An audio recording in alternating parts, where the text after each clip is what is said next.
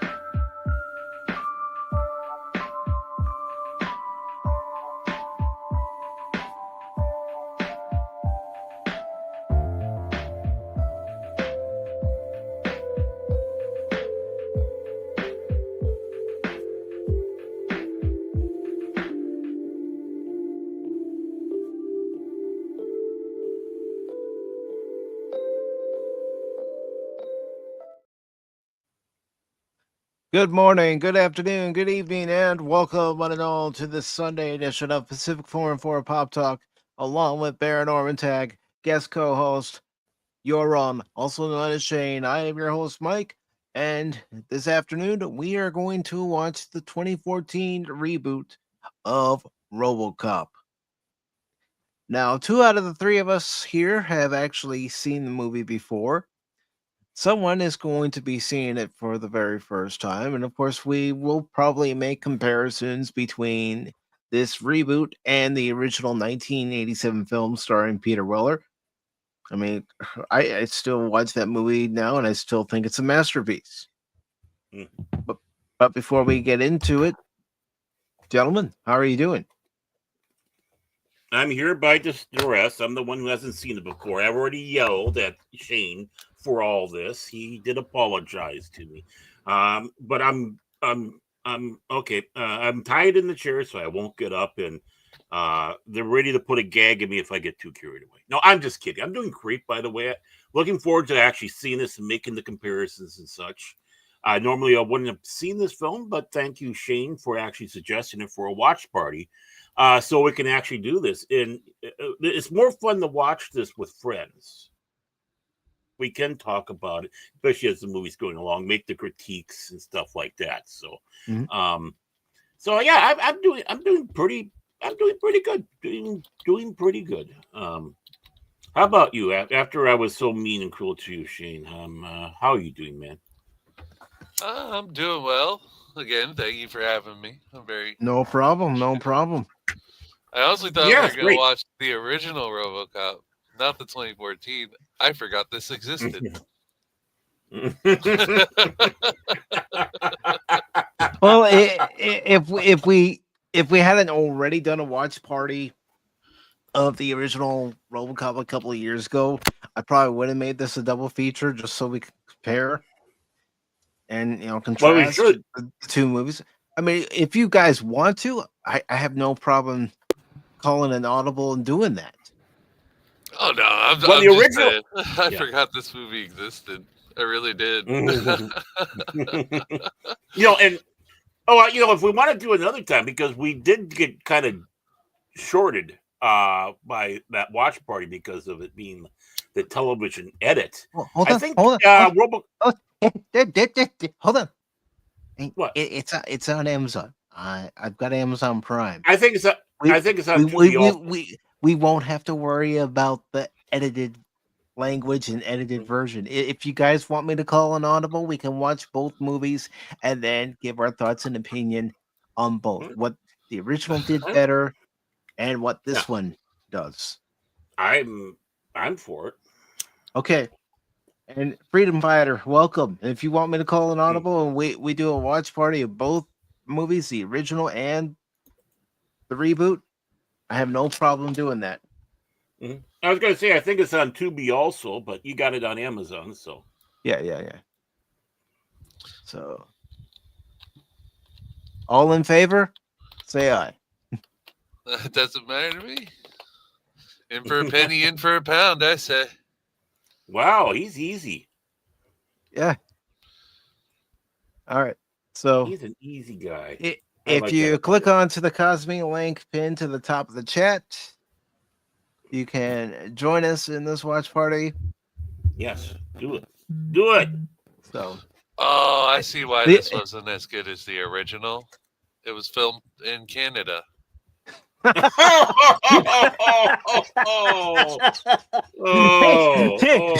buddy, we're gonna make a Robocop movie, guy. Dead or alive, you're coming with me, eh? Shots fired. And somewhere there's a Canadian that we know that's saying, "Fuck you guys." Oh, several Canadians, starting with Fat Steven, Comic Relief Crusader, Canadian Spider-Man. It's like, yeah, I mean, and the list continues on. Yeah, there's a lot of the people up there in the Great White North, eh? All right, so I'm just fixing the title on everything real quick. Oh, he's so changing. Just bear with me. He said he was a bear? He said he was a bear? I am a Cub fan, but I never said I was a bear. Baron. Orman. Tag. All right, so let me just do... That's why he's not with us. Here's Cash again. Yeah. All right. So let me just fix this. And I'll just update the thumbnail later. That won't be hard at all.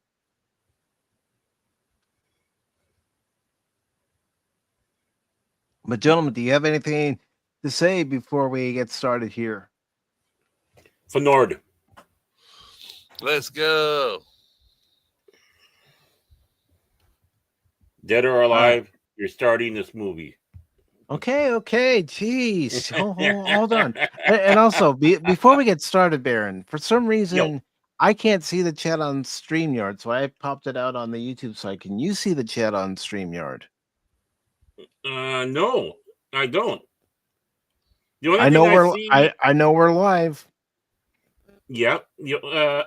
And there's stuff in the on the YouTube side, so no one's saying that we are not online. But no, it looks like the chat ain't working at all. The only one I have is yours going in there saying about watching at 11:17 about watching your Robocop 2014. So we might have to look at the YouTube side for. I already got a window popped out so I can see who else pops into the chat. But I do want to welcome Freedom Fighter 76 once again to the stream. Let me just get things fixed over on YouTube as far as the title is concerned. So bear with me, folks, and then I'll hit play. All right.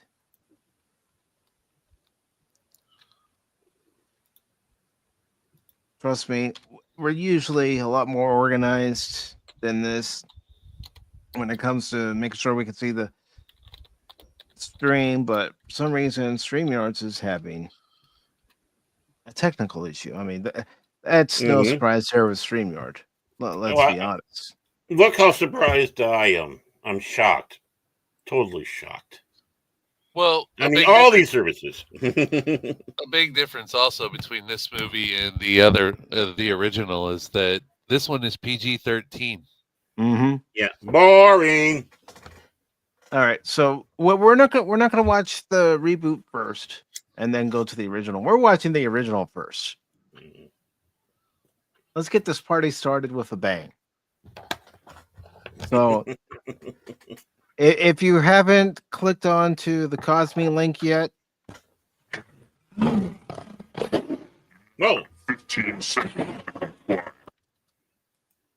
What was that? that was a soundbite from the original Robocop. It was at 209, saying you now have 15 seconds to comply. Mm.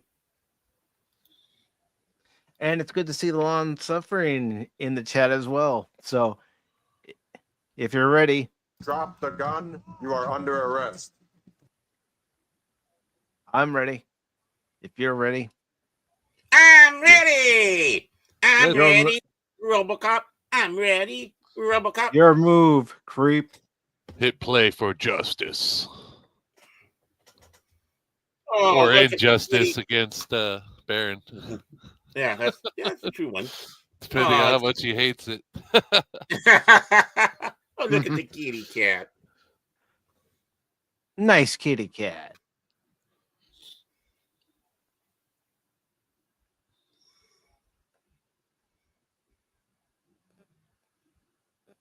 Orion. Ooh. The shoulders of Orion? I see attack ships over the shoulder of Orion. Ooh. Detroit. You'll never find a more wretched hive of scum and villainy. We must be cautious. I mean, let's be honest. Of the new RoboCop games, Rogue City and Rogue City Unfinished Business, they got some elements of RoboCop right.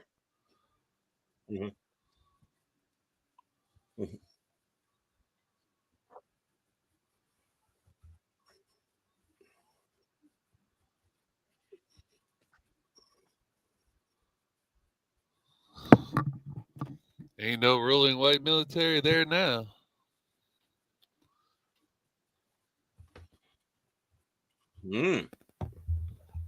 Happy news. Oh yeah, real happy news. Of course, that's Lisa Gibbons, who was on Entertainment Tonight. Mm-hmm.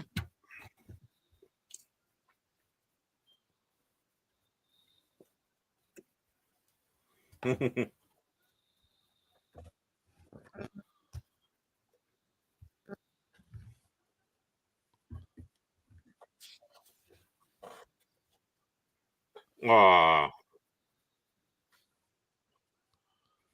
Remember the Jarvik? Yeah, Baron. You don't hear anybody talk about Could you that imagine now. that giant thing in your chest?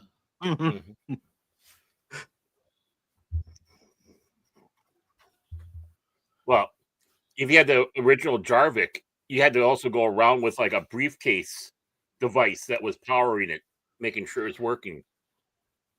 Mm-hmm.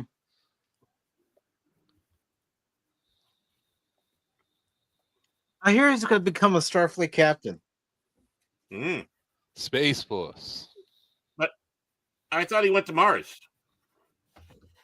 You know, he might have gone to Mars too. And become a country singer.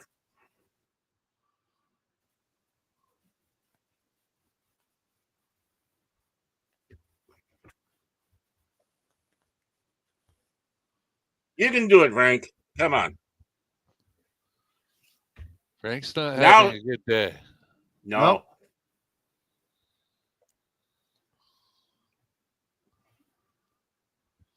That's why it's attempted murder.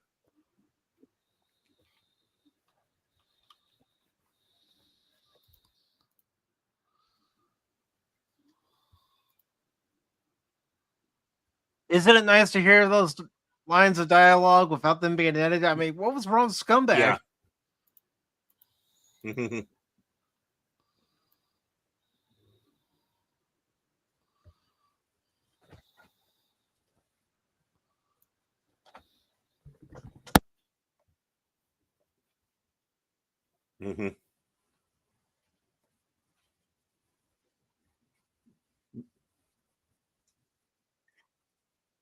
He looks like he might have worked for a buckaroo at one time. Mm-hmm.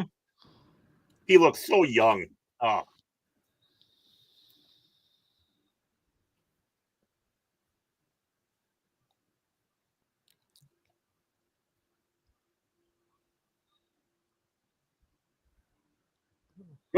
Whoa, butts.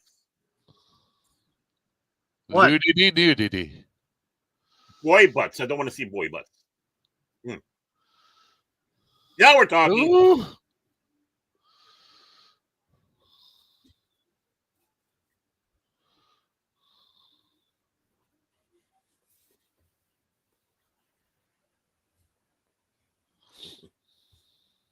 Mm-mm.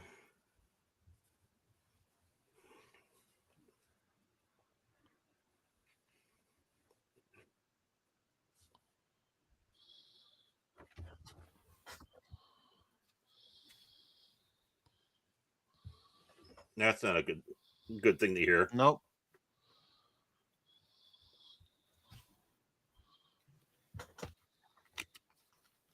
But that is the plot line that would carry over to the sequel. Mm-hmm. Well, under message of this movie also is the dangers of privatization of police. Mm-hmm. Because at the time, prisons were being debated on privatization. Mm-hmm. Well, yeah, I mean, good. yeah, I mean, this is definitely Verhoeven's social messaging film. There's a lot of social messaging that he has. Oh, yeah. And satire. Oh, Karen Allen. Yeah. How could you not like Lewis? Yeah, if you're not turned on by that, then either you're dead inside or you're gay. That's all I gotta say. Would smash.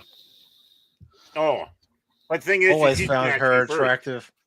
Yeah, she got that girl next door, which that contract in this movie is great. This girl next door, but she's this tough cop too. Mm-hmm.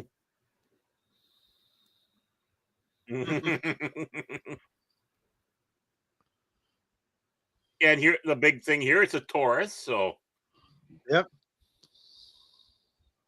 which is kind of prophetic. Because it became the new cop cars today. Yeah, they did.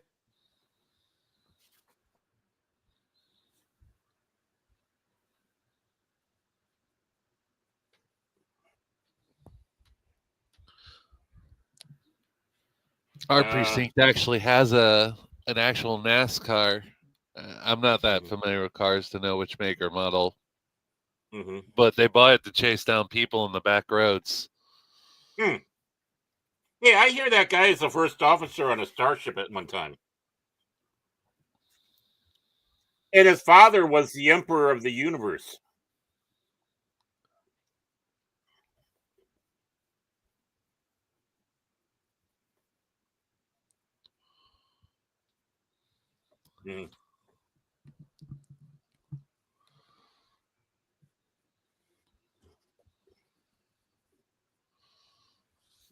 Yes. He was great at the space lizard. Yeah, he was. Yeah, Gung Ho Iguana. The Gung Ho Iguana. What a voice.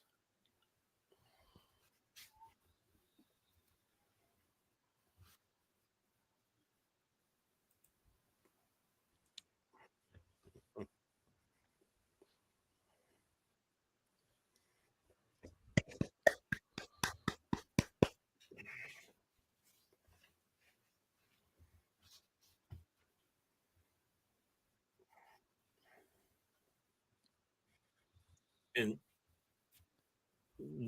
there's the other thing too. Destroying over to build something new. Even though how much history and architecture that's great, that's in old Detroit.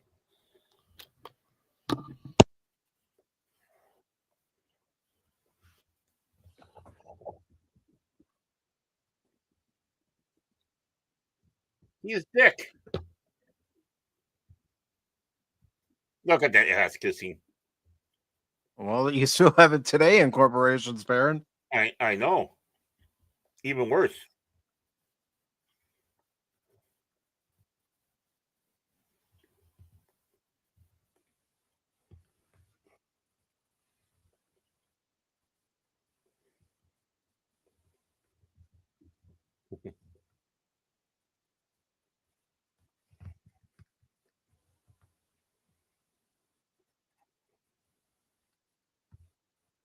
I believe he's going to tell a certain counselor to put on a proper uniform one day.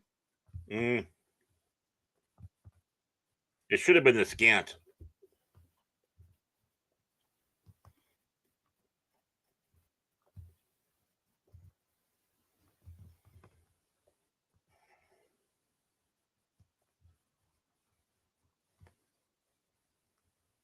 Pee Wee Herman? Huh?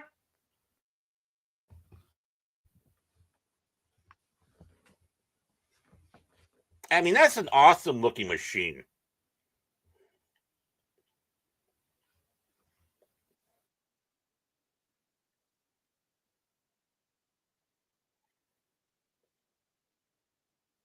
I'm considering that stop motion and not computer generated effects. Hi, everybody. Where's the donut? Hi, my name's Ed. I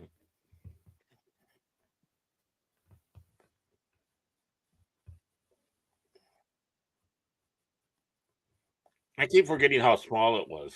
I keep on thinking it was bigger.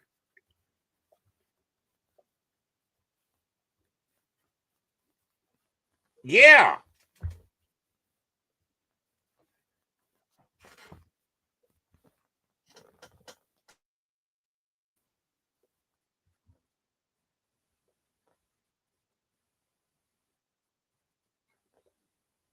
Desert Eagle. Well, he didn't know. It's logical. And about the remake, Freedom Fighter 76 is saying, I love the reboot for many reasons, like the Kawasaki Z1000 bike, the Novak element, action scenes, and what else? Several Ed 209s defending OCP building. And what else? Robocop single handedly took down crime. Yep.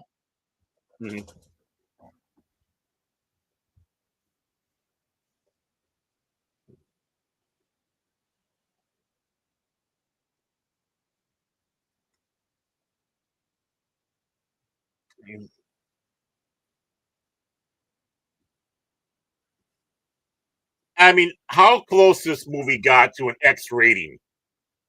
Yeah. But the thing is the graphic violence is not gratuitous in this. It is meant to play a purpose, just like this. Mm-hmm. I think you're beyond a medic. I think I hate to say it, but he's no longer of this earth. No.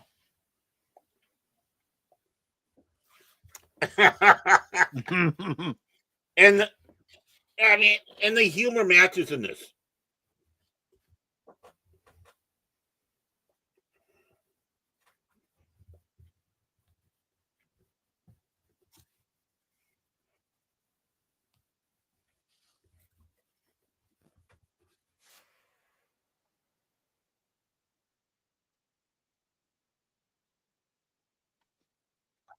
Shut up, Dick.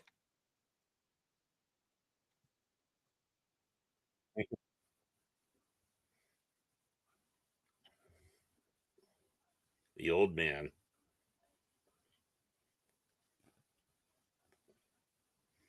And I'm glad he made it. He came back in the second one, you know.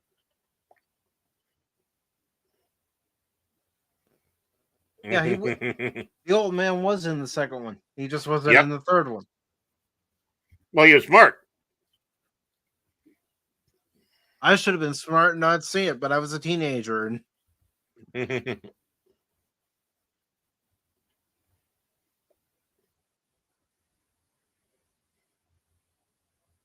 Look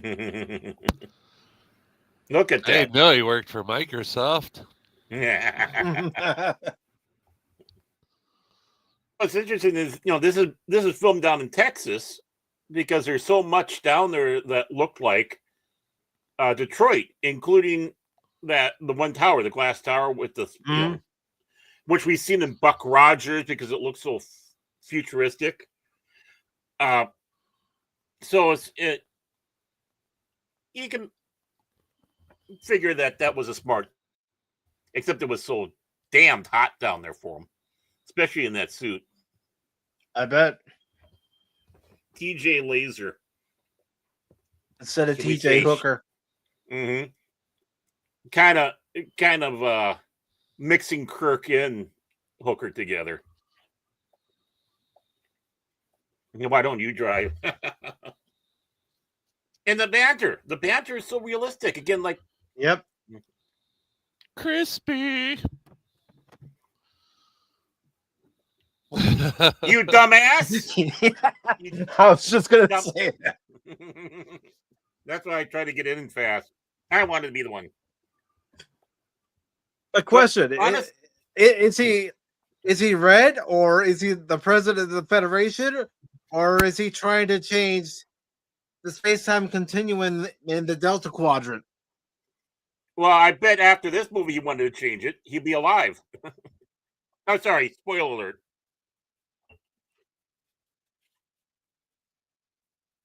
He was almost starting to sound like Robocop there when he was speaking in the radio. Yeah. Which is, basically when they start doing that like a cop, talking like a cop. He's got two guns, one for each of them.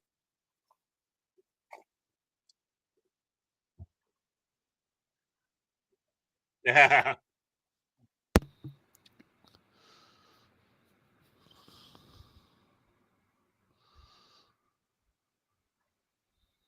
Don't they know how to do a pit maneuver?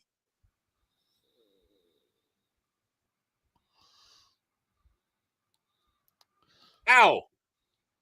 To quote Danny DeVito. So anyway, I just started blasting. Yep.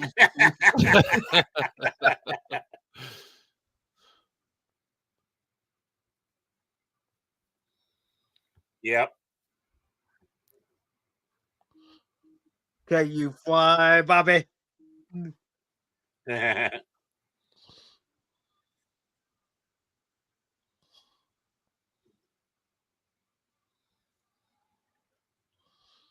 You can see where the stuntman was holding onto the window. As an armored vehicle with the doors wide open, those bullets would have been ricocheting all over the inside of that.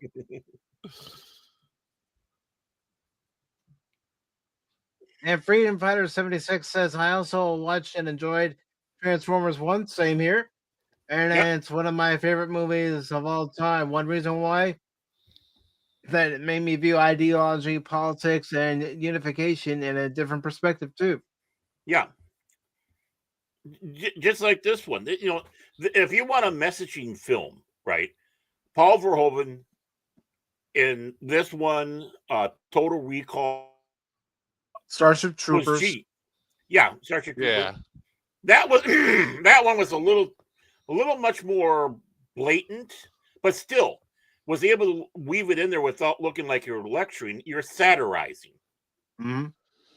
Starship Troopers made a lot of people mad because it didn't follow the book at all. Oh, yeah. I mean, I'm kind of the same way because they basically took one movie, then they realized they had the rights to Highline, and then said, hey, why don't we turn this movie we already kind of got going into Starship Troopers, and he never read the book or anything like that. So, such a good book too. And Lady Mist, welcome to the Cosme side. Hi, Lady Mist. It would see. That's the big problem. She got in too close. Rookie mistake. But it doesn't mean that Starship Trooper wasn't in a... Oh, geez. She had to look. Yeah, she had to. I forgot. And they say men are bad. They say men are bad. And But Freedom Fighter 76 also says the movie to me, in terms of idealism, ideology, politics, unification, it's way better or similar either way. I find myself agreeing to both Orion Pax D16 and Starscream of their views. Yeah, you can see it from each character's perspective, and that's how right. movies should present Yep. different views from each Are we ready? perspective. Oh, I can't remember. All right, we didn't get to hear him say the line, but we'll have to be ready when he does say the line because we got to join him. He just said it. No. I'm talking about the guy on TV. Oh, You know. well, we'll hear him say it when they're at the gas station.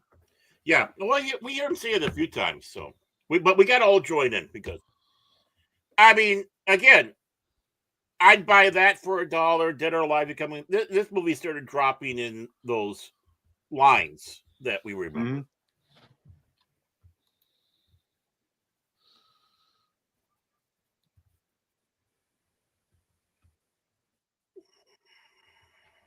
Oops, we lost Shane. Oh, I love that there was still blood in with the money. Did I say something? Sorry, Shane. No, he's still on the Cosby side. Oh, he's might have had to. He might have had to get up and do something.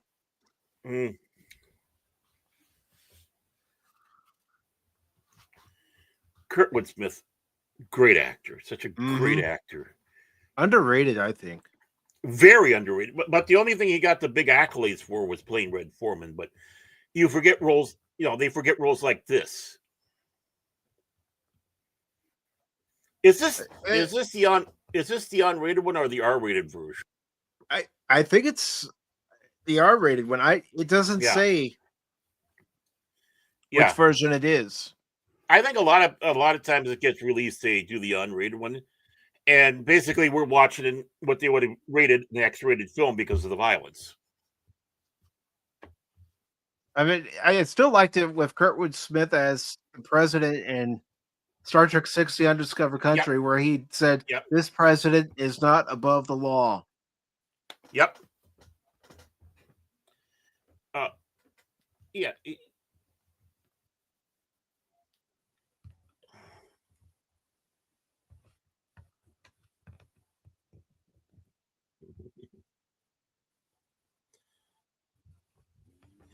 And this upcoming scene was the one that they were going to really give it to him for the rating.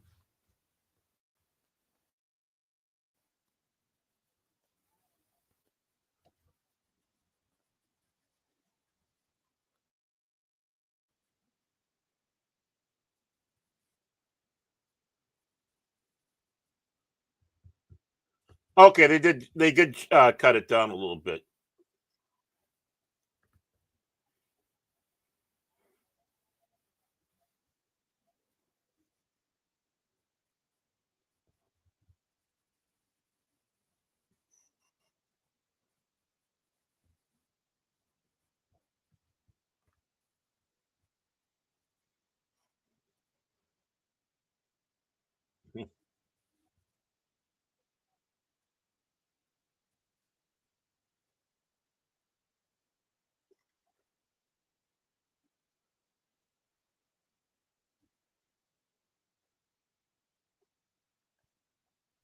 There we go. The fall of the hero right there. Yep.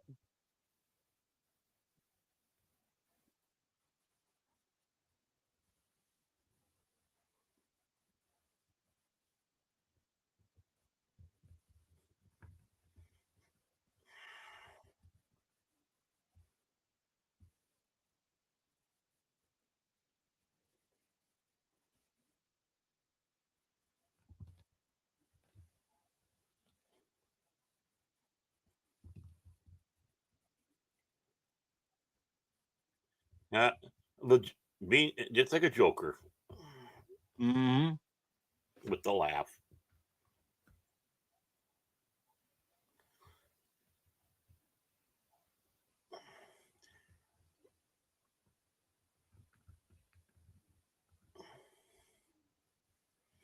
Now, this is one of the problems. They knew that she was still around. Why didn't they go hunting for her? Right. You would have thought that the one guy would have,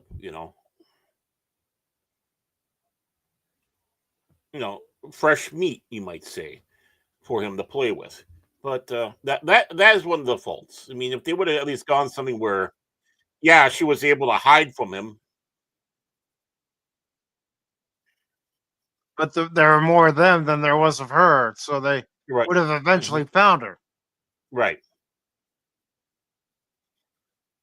I mean, I can understand them getting distracted by playing around with, with Murphy there, blowing him away like that.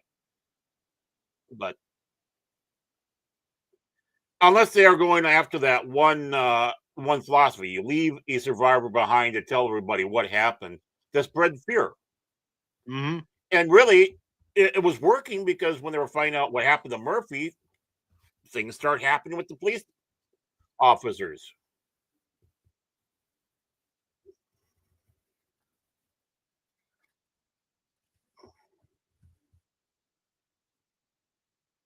Well, is that him? Shane's back. Now he's Robo Shane. Robo, you're wrong. Mm. Oh man, I didn't realize that window was closed. Mm. I was so into watching the movie. And of course, watching his life flashing before his eyes. Yep.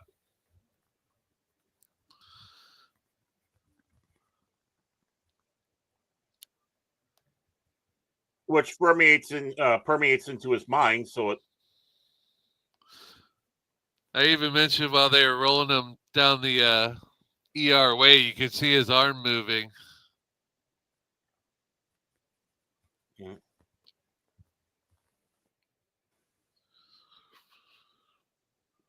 Remember the itch face of the person that did that?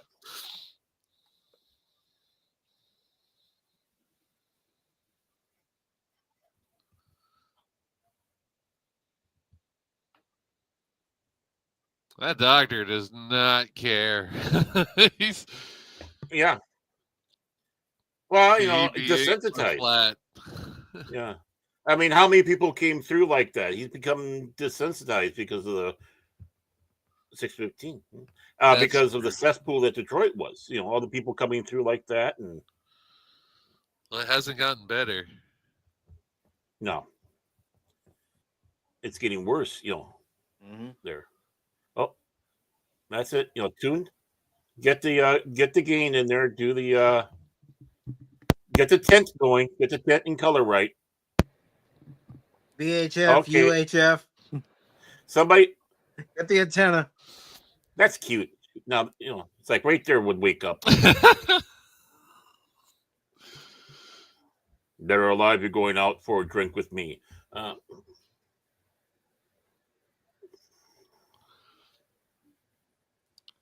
Reminds me of those old first-person VHS games. Mm-hmm. Yep.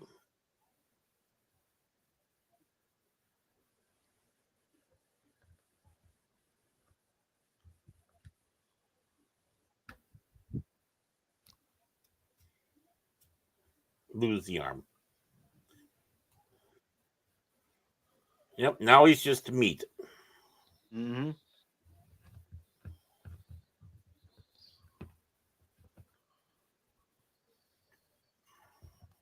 By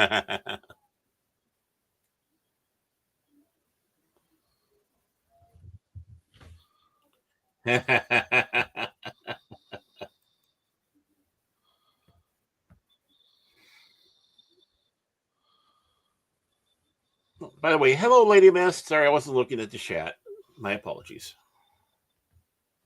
Baron's being bad. Well, thank you. Oh.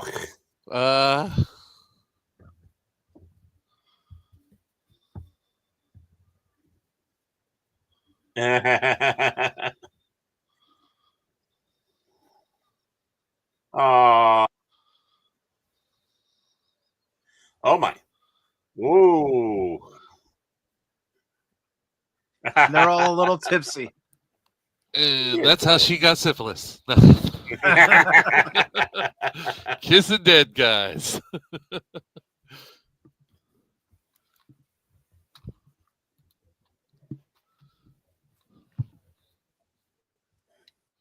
I love how through all this you're just getting the camera perspective, looking at Right. everybody. Keep in mind, they're clapping the desecration of a dead corpse. Well, Yeah. do you have to bring everything down? It's just being real, Baron. I know. The shallowness of it. Yeah, well, yeah, human life means nothing. Look, that's what I say to Mike every time before we have an episode, every time. I'm a repeat offender.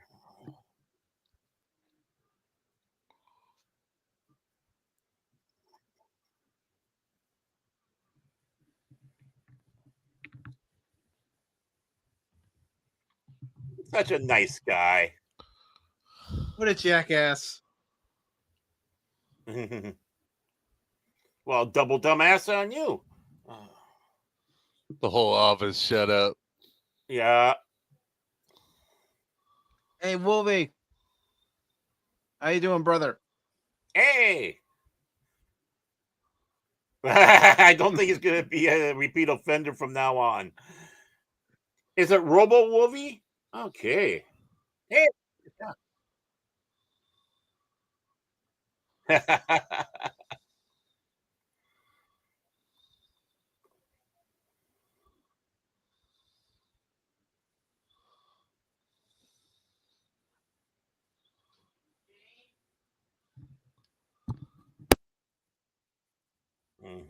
Yep, even Robocop had a GPS.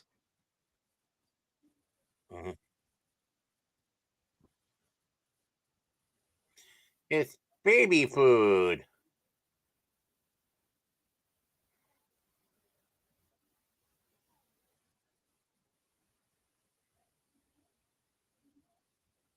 He likes it. See, again, the little banter.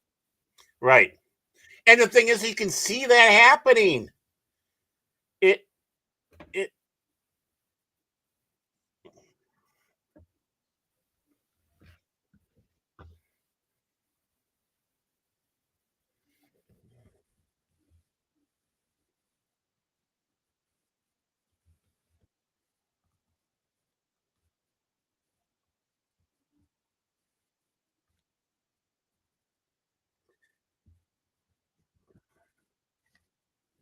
yeah, this is seen.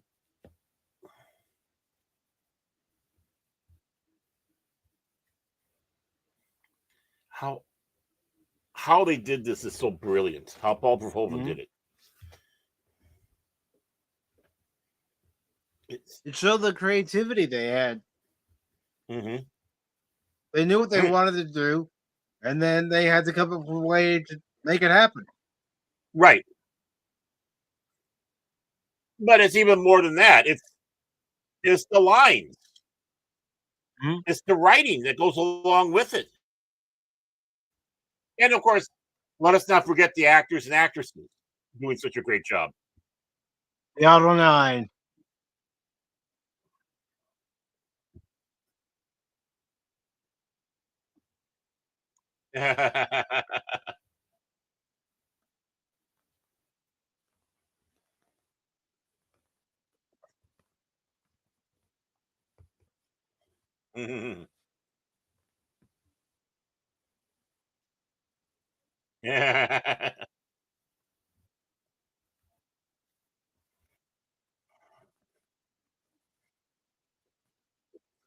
Kind of funny how he was kind of doing it like it happened. The arms getting blown off.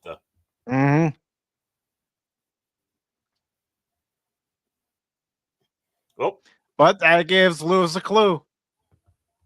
Yeah. There's rudimentary things that are still in that brain that defines who he was.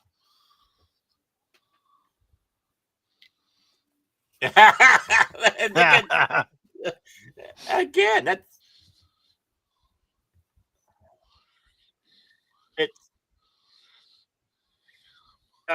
again, funny but believable. Mm-hmm.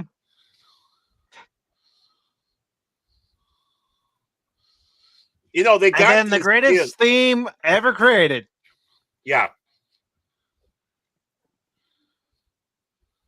My own personal opinion, but it is. Mm-hmm. Oh, it's definitely in the top 10, if not 5. It's almost Conan-ish, you know, when you listen. Oh, I buy that for $1. There we go.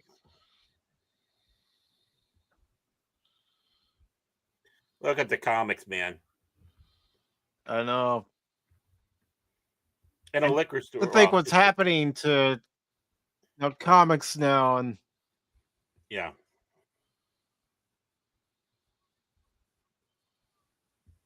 Ooh, he's got a Sterling Mark 6. On outwards, a Stormtrooper rifle. Mm-hmm.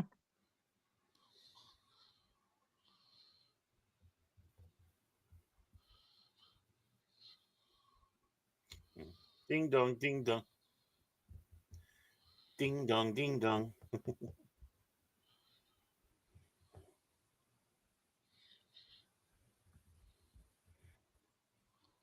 Hello. Hello, how you doing?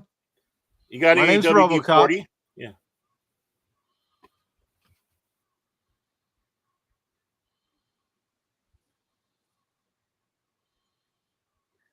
No, don't have the booze shoot up.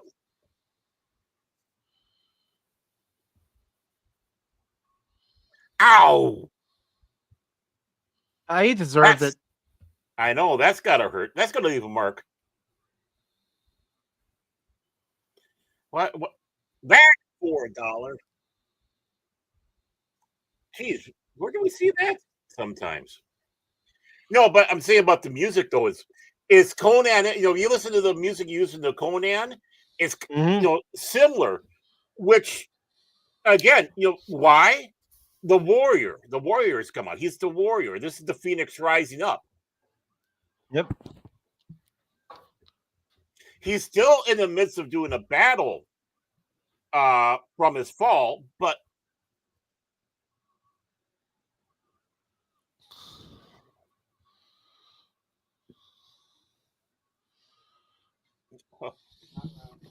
sexual harassment, panda. Sorry. Don't worry. This could be some spade and neutering come up. Yep. Well, you know, he listened to Bob Barker.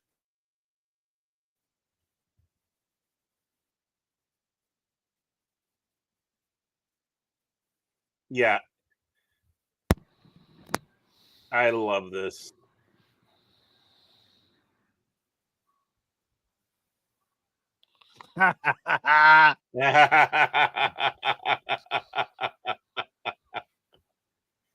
Creep.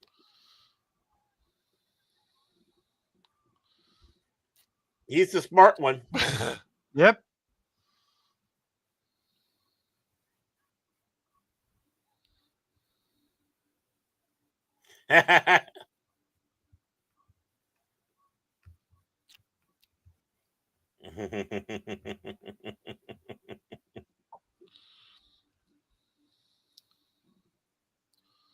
Yeah, I mean,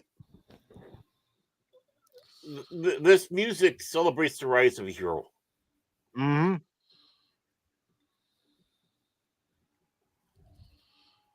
Not that Murphy wasn't one, but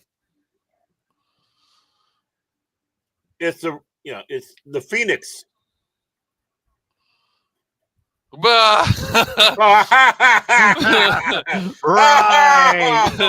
Oh, you're serious. Something to laugh even harder.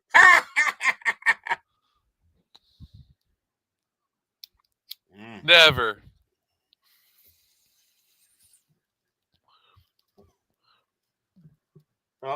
Hey, wait a moment. How are they letting him get that close? I mean,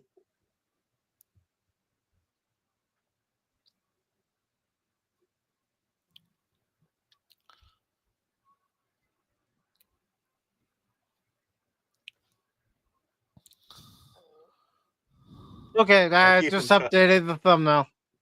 Nah. Are you invincible? I like some of the questions they ask.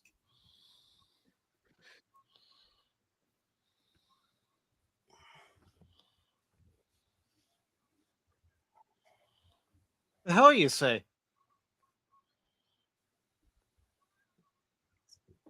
A free.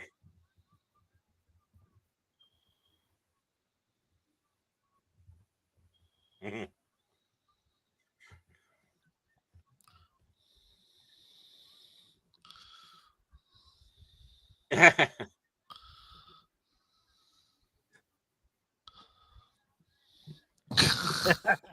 Yeah. Perfect name for a car. Yeah.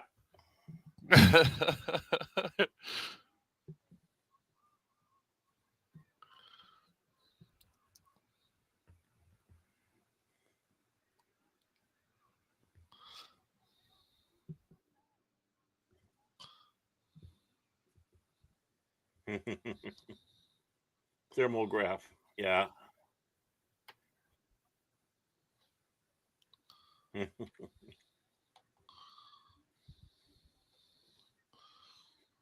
Nice Uzi he's got.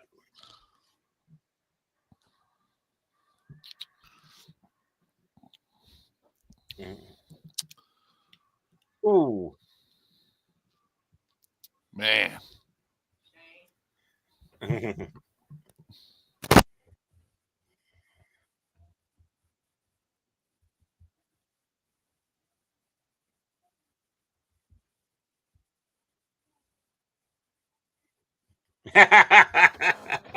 Yeah.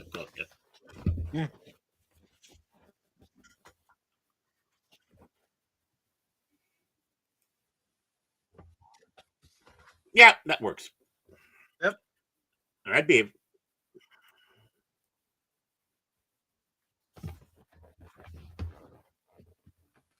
Acapulco.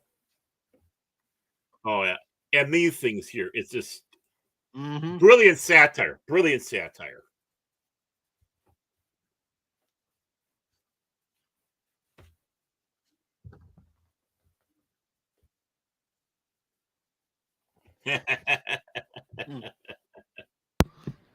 Here to chew gum and kick ass, and I'm all out of gum.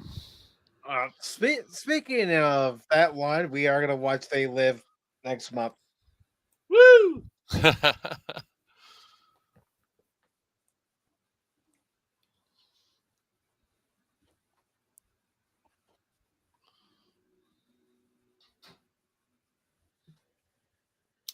Wow.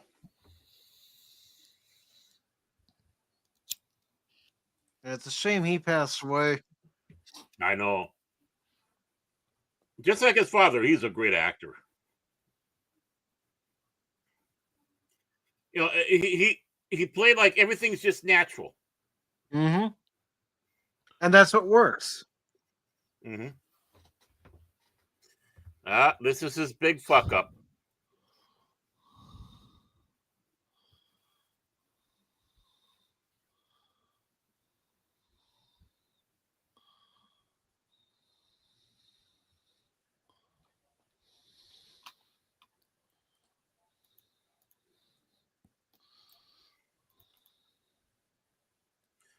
People know. Look at that. Let's get out of here. Let's get out of They here. know he's in there. Yeah, spineless executives. Actually, pretty damn smart executives. They don't want to be part of this. Yeah. They don't want to be part of this fight.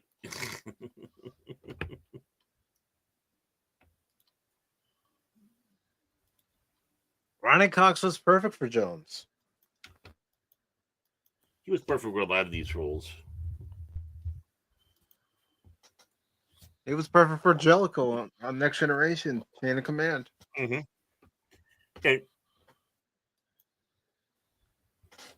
And you know what? Jellicoe did nothing wrong. There, I'll die on that hill. No, it wasn't Picard's ship at that point. No, Was and he was a different Picard captain. left for that mission? It was Jellicoe's Enterprise. Mm-hmm.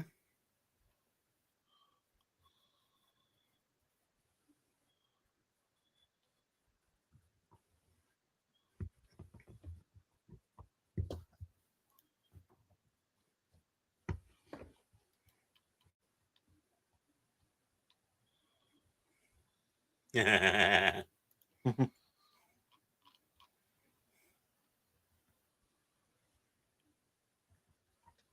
how are you doing?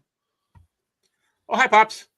He's tuning in. Well, the Miss Shops. Well, if you want to join the panel, brother, just let me know. I can send you the invite link. Yeah. And that goes for any channel members that might be lurking too. Hey, Wolvie. Hey, Mist.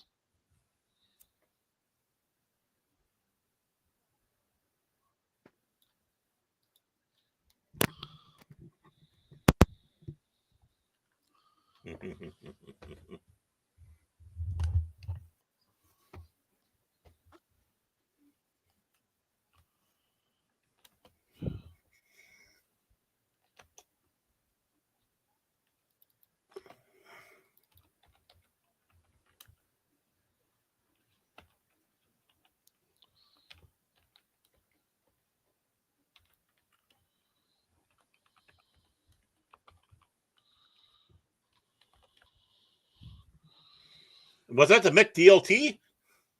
I think so. And here comes the big problem here. More of the awakening. Of the man he used to be. Mm-hmm. And in some ways still is. Right. Now, if he's still in there, it means that, yeah, it is truly still him.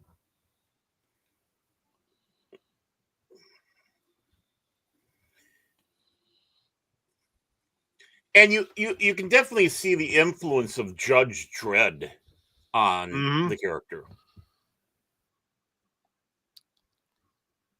This is well that's exactly what people were saying about the Robocop game. Is it feels more like he's Judge Dredd than Robocop. Mm-hmm. Well, this plays an important question too. The role, like, where does man and machine end as we start to delve into AI? Yeah. All right, Pops. I'll take a look at that. Oh. Pops found an Optimus controller holder, cell phone holder. He wanted. Send me the. Yeah, I was supposed to tell you about that. Sorry, Pops.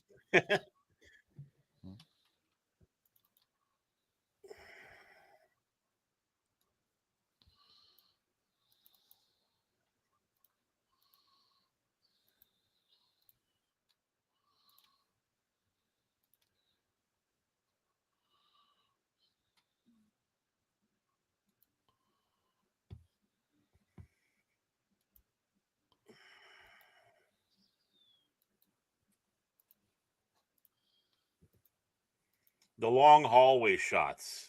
Mm-hmm. But they're effective. This gives Lewis and Robocop a chance to have their quote unquote first interaction. Right. But even when he was in the hospital, there is something about that, that tunnel, like a wormhole or whatever, from one world to the next. For Murphy, it was him man becoming machine. Right. And now to follow up on what Shane was saying about AI stuff like that, what is this going to go with those that believe in the transhumanist future?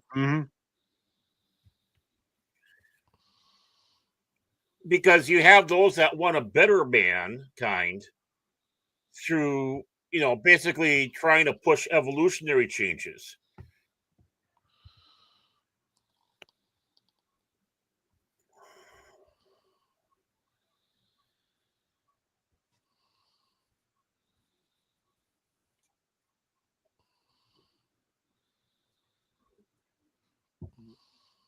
We're watching the movie. That's why the Cosby link is pinned to the top of the chat. Yep.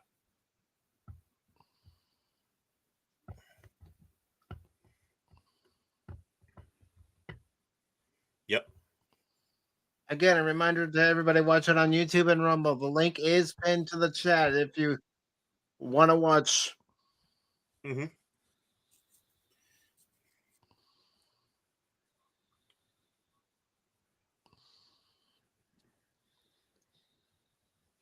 It's classified, but everybody sees them.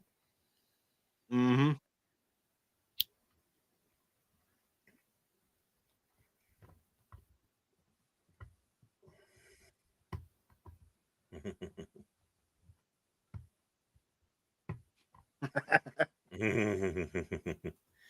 And again, you're seeing that how what affected one man is starting to cause ripples within the force he was with. Yep. It's not immediate. It builds. It's kind of their fault. Mm-hmm. They picked a cop from the same precinct that they were doing the program in. Mm-hmm. I mean, these people know him. But they don't know. Only one person suspects who he is at this time. But it could have been anybody coming in there. But it just happens to be, someone who just joined that force. Mm-hmm. But he had already been a part of the force at a different precinct. Right. He was, there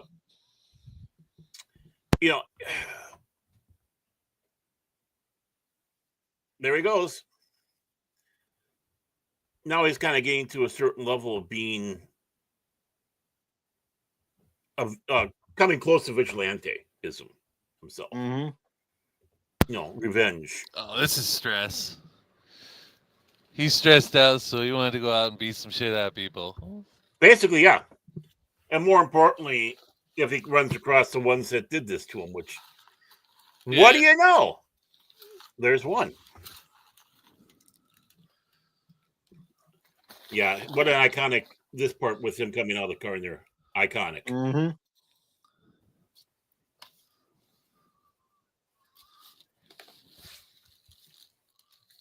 Emilio knows. Yeah, because of the phrase.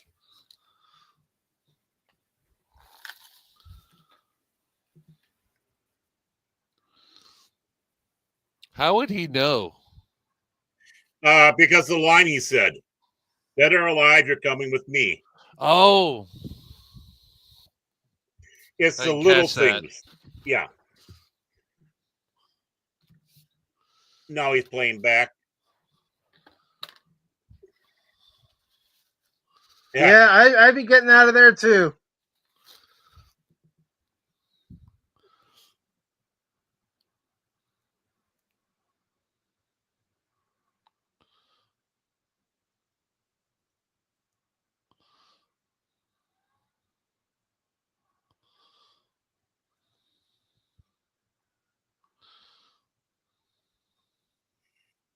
And no helmet.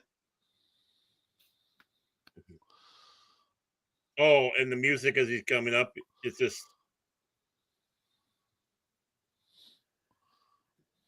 And just the lighting too for the scene. Right. Ooh, sorry. Like, who's anybody, man? We're all trying to figure it out on this crazy ball of dirt. Come on, Shane. It's not the existential who are you. Come on. This isn't directed to an individual. Come on. It's not that philosophical.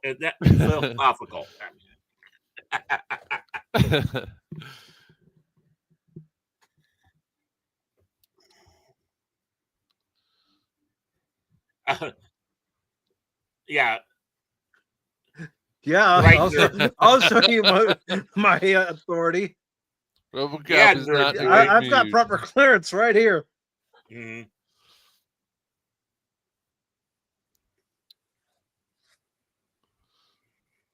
My interface spike. Mm-hmm.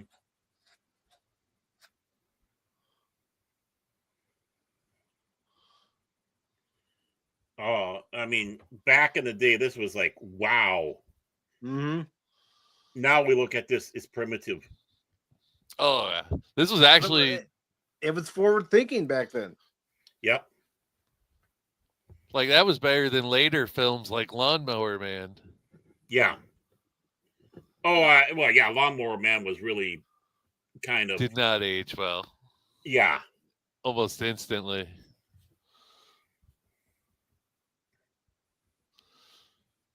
That's what's went wrong with the Spawn movie.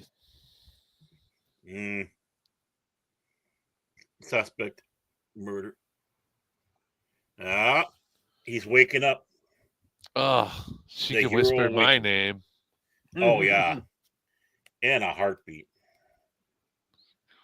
And she's still beautiful today. Oh, I bet. I'm surprised they didn't ask her to voice her character in the game. But maybe they did and she declined. I don't know. Yeah. I mean, if she declined, it'd been interesting to know. I mean, she doesn't seem to be adverse to the character. I mean, even beforehand and all that, she goes to the convention. She talks about the role. She's been with Peter Weller at things, and you see those pictures. So, I mean, if they did not ask her, that's pathetic. If she didn't want to do it, it'd be interesting to know why. So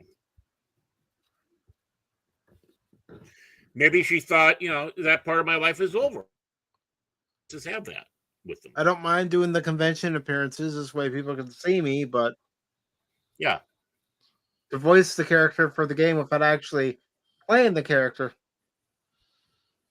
Yeah, he's got great weapons. And Freedom Fighter says that they love the weapons Robocop has in the movie. I'm surprised they left that a mess by the fireplace, because they usually try to keep places. I don't know what. Yeah, I don't know what they were trying to imply with that, but there's some symbolism behind that. Mm-hmm. Maybe it's the fact a funeral. Yeah.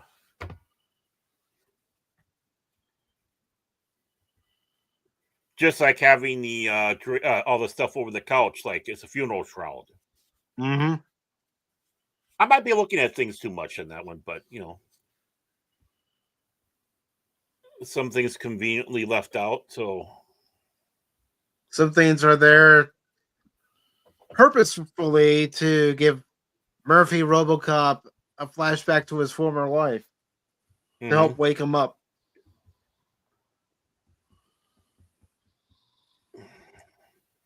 Now he's remembering what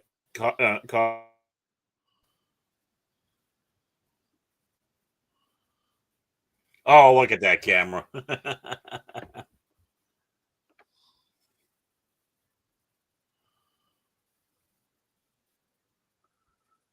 That's how he used to do selfies, boys and girls. You can afford this house on a cop salary? Jesus. I know. But this is just how Verhoeven tells the story here in the original Robocop. Right. This is to give you an insight to the character. Right. This is brilliant. Bro, remember, he was in the Cushy didn't have a mansion this nice. Well, he was in the Cushyville.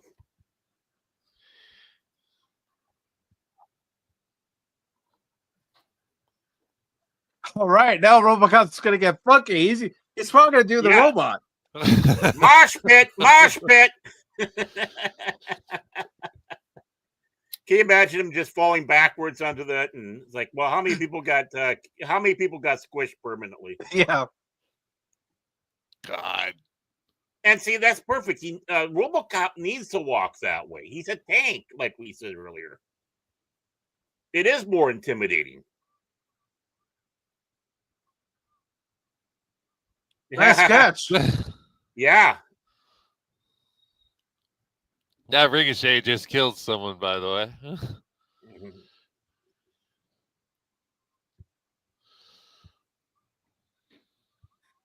way. Let's talk.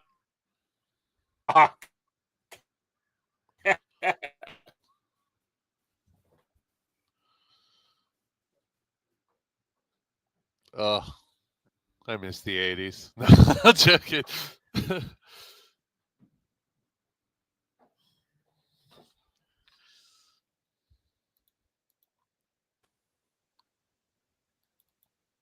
Am I back?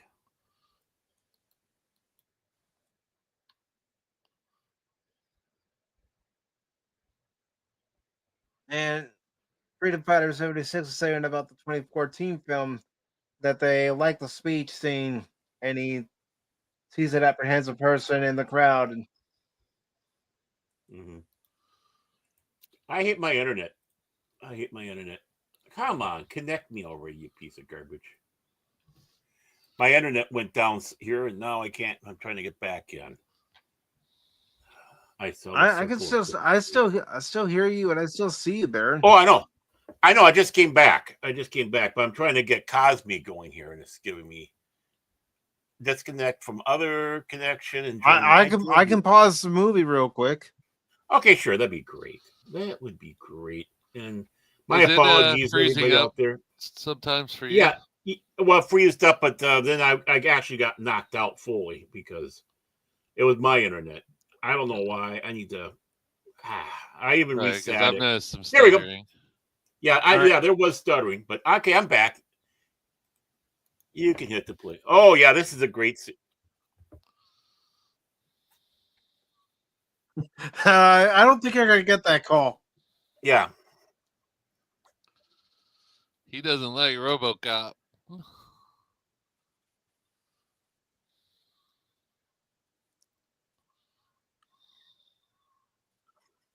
He's going to need to have some knee work.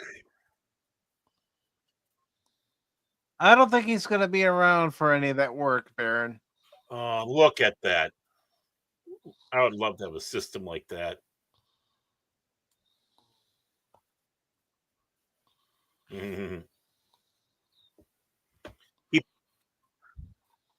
Holy, a DVD before DVDs? Well, there was Laserdisc at the time, and yep, there were CDs at the time. Right. They're working on the stuck technology. With my beta player as long as I could.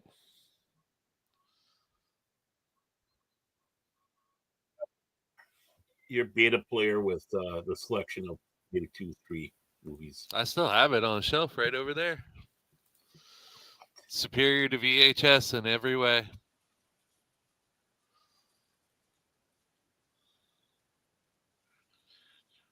And yet, VHS caught on. Unfortunately, beta died out. Even though, like you said, Shane, it was superior. It's like some people said that the Sega Master System was superior to the NES in sound quality and picture quality, but VHS won because ultimately China could make VHS tapes way cheaper than beta. Yeah.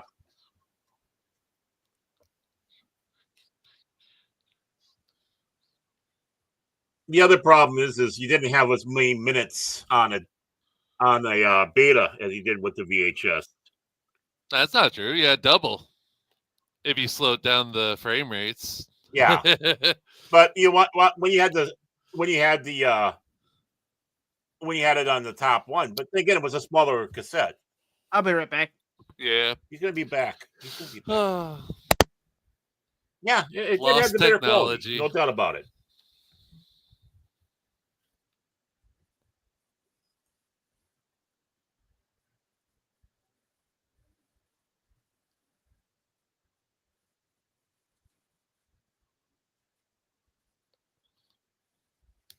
Yeah.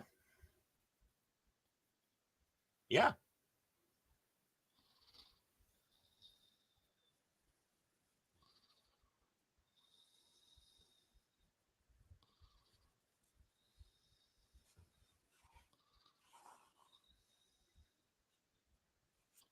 Yeah, come on.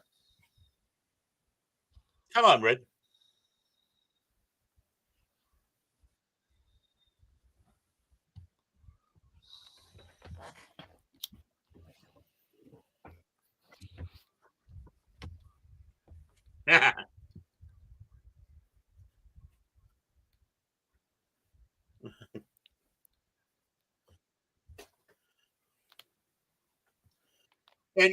And that's the thing too. The racial slur is important. These are people who are not good, and that's how they talk. Just kidding.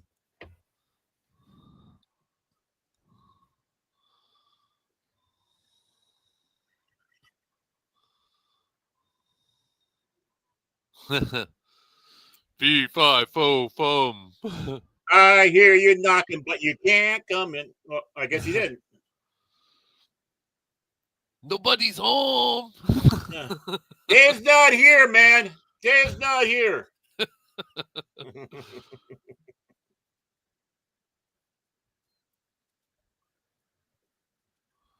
Oh. Ah!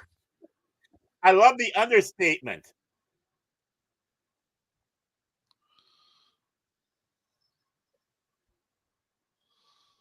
See, he's a tank. Tank of justice.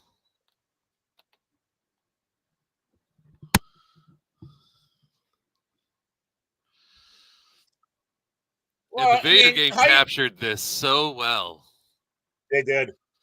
But, really, honestly, Robocop broke in, and, Robocop's the bad guy here. These poor guys are just trying to run their business. And he just comes in like this.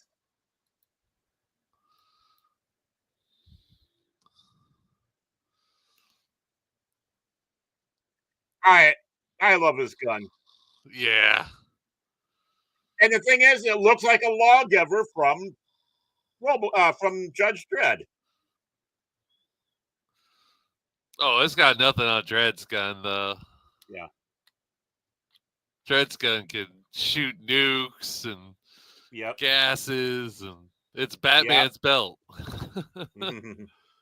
I mean, I'm not being critical about them, doing having Judge Dredd as the inspiration, but it's where they take an inspiration and they go in their own different direction with his story,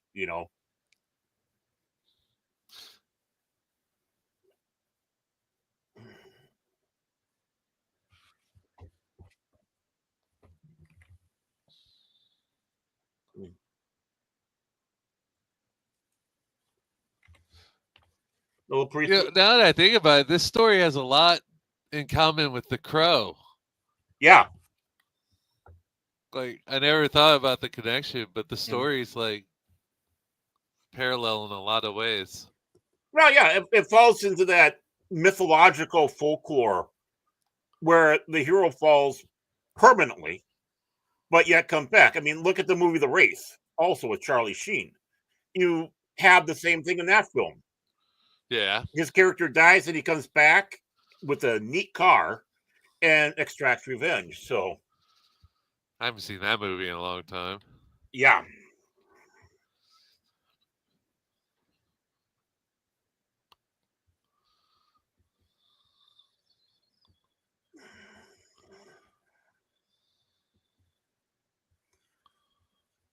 Boy, there we go with the battle between that primal urge for vengeance and having to do your job, the program.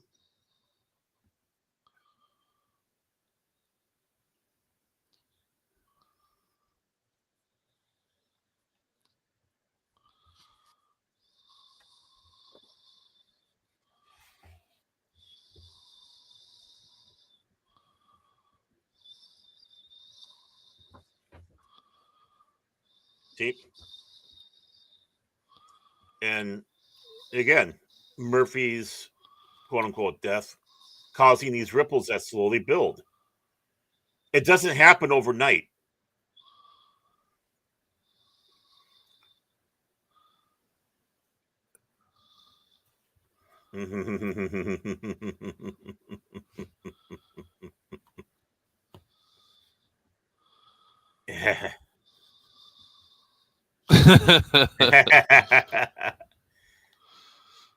Cocky and arrogant. I'm back. Hey.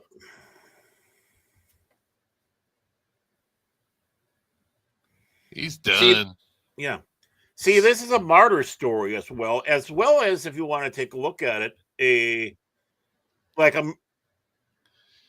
resurrection story. Obviously the biblical parallels with that one, but take a look at Gandalf in Lord of the Rings. He ceased to be Gandalf the Grey and became Gandalf the White. Eh?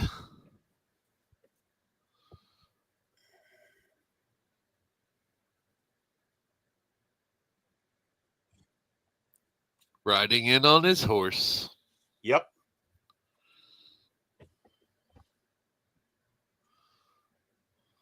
Filmmakers, watch these films. Understand it.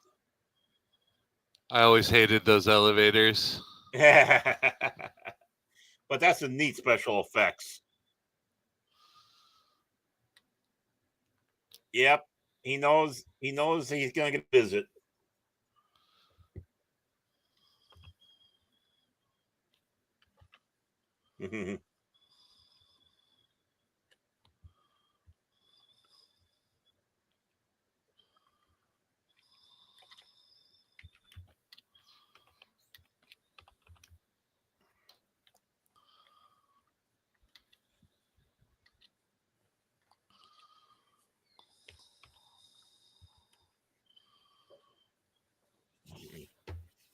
You are.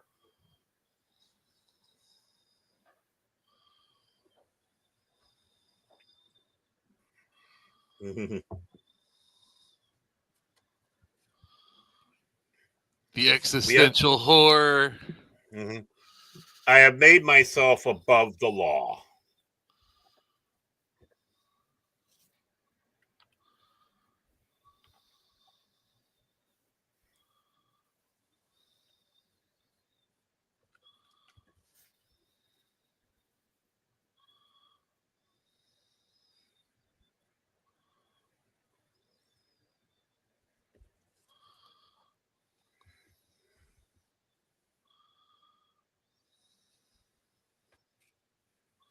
He really is a dick. Yes.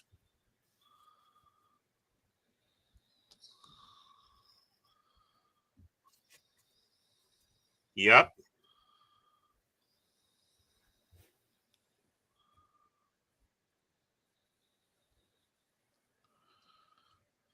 Yep. Eddie.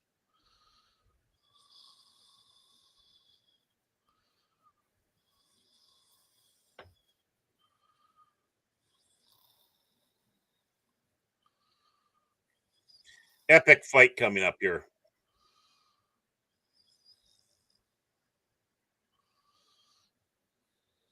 Again, it builds up more of the story.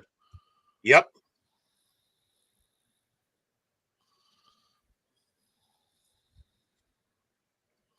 Now we have the battle between quote unquote brothers on, who's the favorite.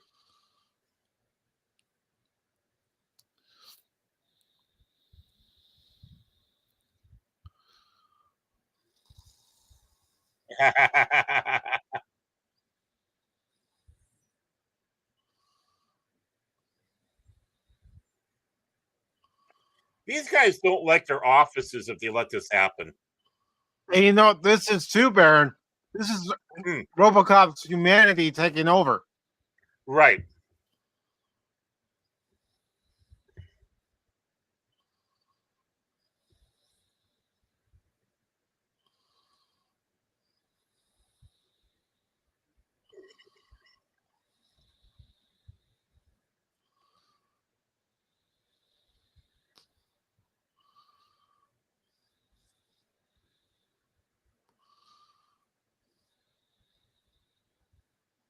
And then a moment of levity.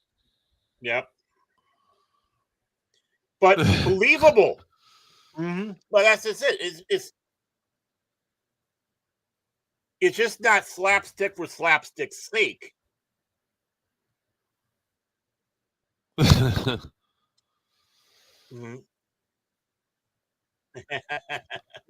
All your billions of dollars of technology and death, and can't even handle stairs. Yeah. Daleks can handle stairs better than you, Ed.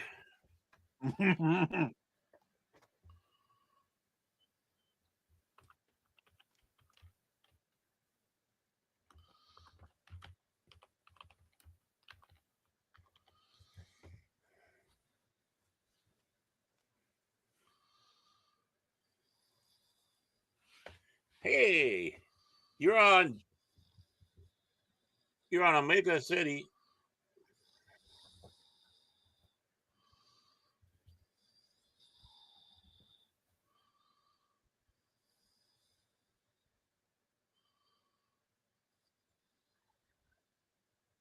Of course, he's got a grudge against the Robocop because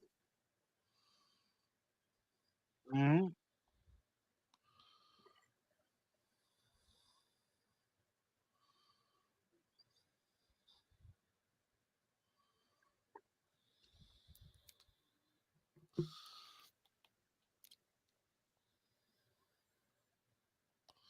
He's like, fuck, not again.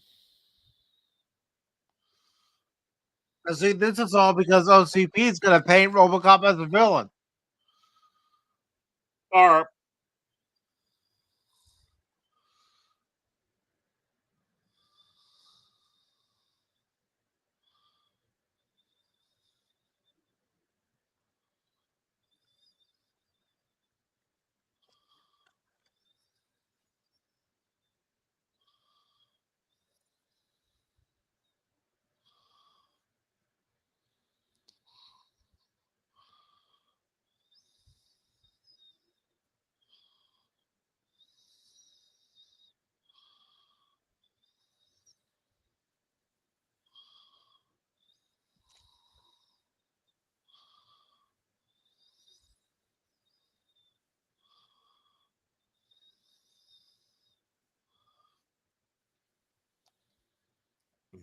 Because she could really carry that. no. There's no way she would be able to. She'd be flattened. But No, for the sake of the no. movie, you're supposed to believe that she can. Oh, yeah, No. girl boss. We Let's need- go. We need Robocop. We need Robocop. Look what's happening.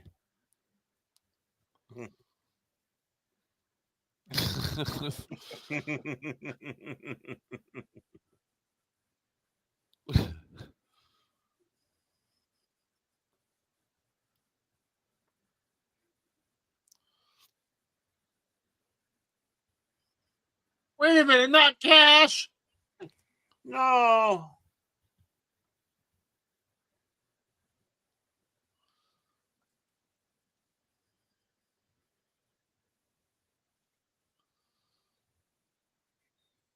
And look how ghoulish they make them look. They're smiling and all that.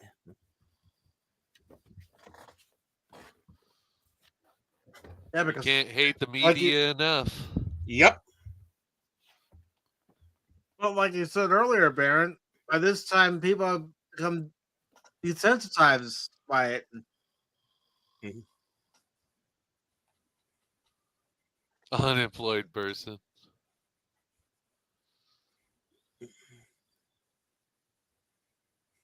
How apropos. Got it nailed. Do. Ever notice that there was a slight resemblance between Murphy and Boddicker? I'm talking about with looks. If you look at their, jawline, Yeah. there's some similarity between the two. Yeah, and his cut, the cut he has in the suit, like Murphy did, and all that. It's almost like you have the evil and the good. Mm-hmm. And they're basically kind of wearing that same face. I don't know, maybe I'm reading too much into it.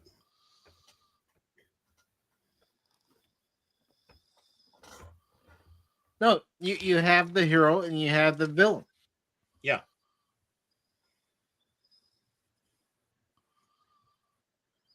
And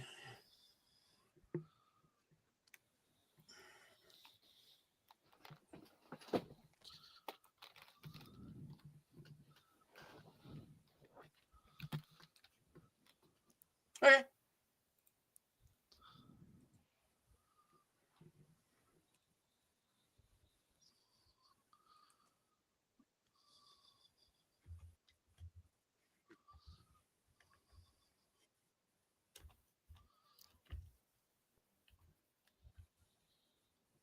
Yeah.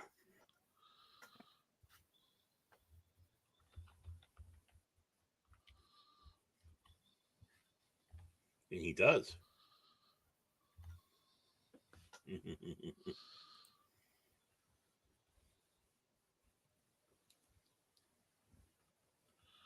Richard.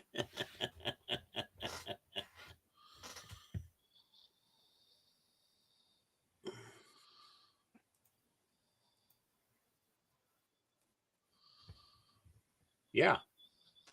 Dick. Mm-hmm.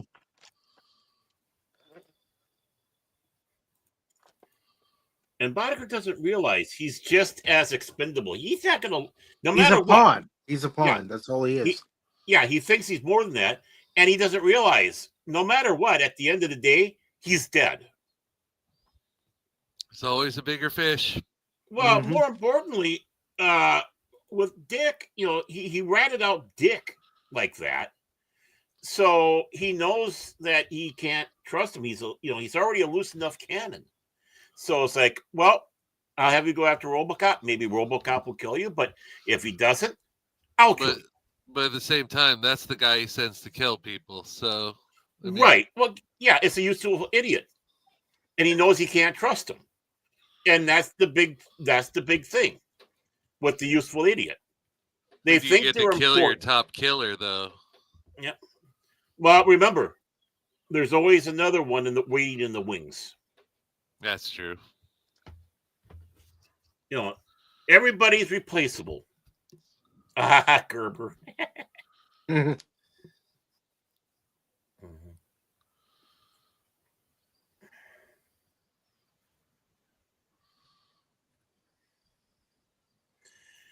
the ghoulish thing what you really know about with this is that's just like skin wrapped around a metal face. Yeah. Mm-hmm.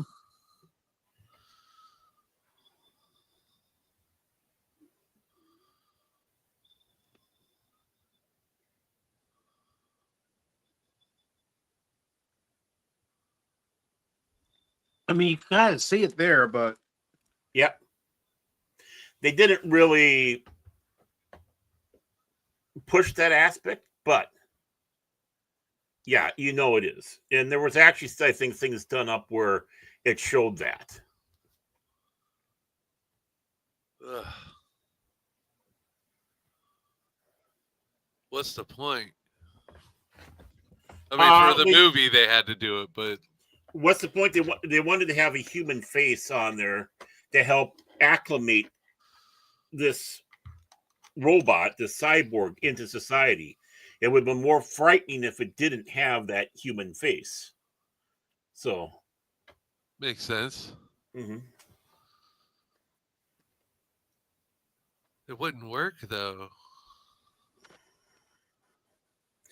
Well, maybe not in reality, but for the purpose of this film. I know, I'm overthinking it. Well, again, with the proper amount of propaganda and constant drilling into a society, it would eventually work, especially if it shows that he's actually doing a job and making I'm talking about all the extra processes you would need to keep that skin looking. Oh, I understand. Sorry, I thought you were talking about the psychological. My fault. No, the physical ramifications of trying to keep a piece of flesh alive like that is... Well, that's why he eats the baby food. It's like giving your dog cheese. It makes the fur nice and shiny,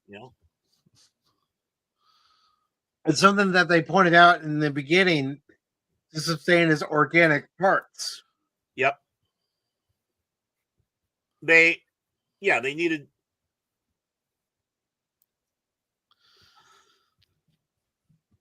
Ooh, I'll buy that for $1. And that guy just still revels in that. I mean, people clamor to him, and he just.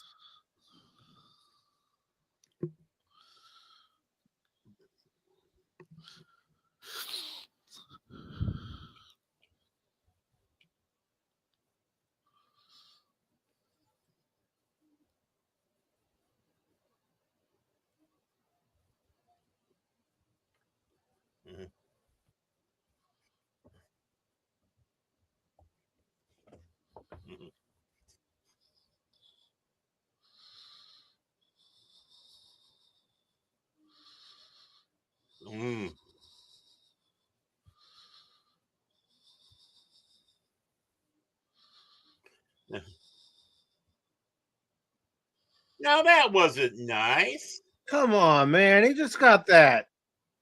It sucks. Yes, it really does suck. Oh.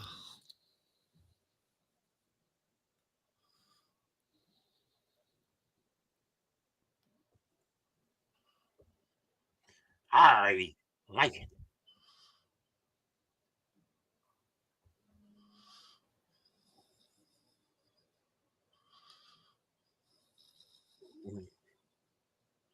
Well, he was doing his civil service.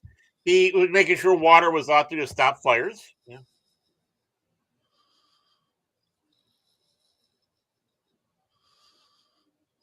Oh no, not the nudie place!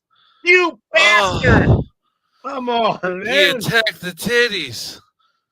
Sure. Why did don't? Ah, now he needs to die. In the movie, YouTube.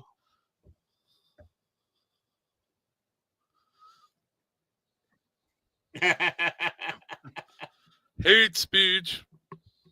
Yeah, Man. but it serves a purpose, you know. It does. You know, you if you want it get raw and dirty, well, there you go. No, I can't. I want it, but it gets too. It hurts my feelings too much. And don't say you want raw and dirty. Why'd you bring this? I like the pumpkin one.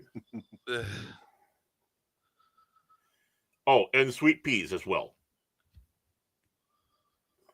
You got butterscotch?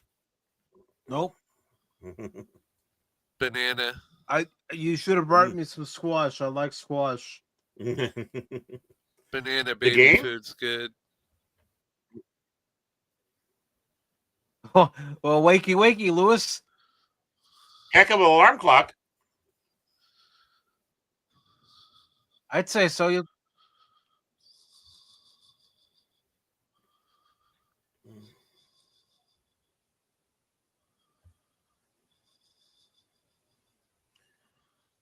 Oh, it's just like Ghost when they're making the hello to the lawn suffering. Oh, hi, love. She's coming by to make sure that Baron behaves. I have been, I think. You will behave, or there will be trouble.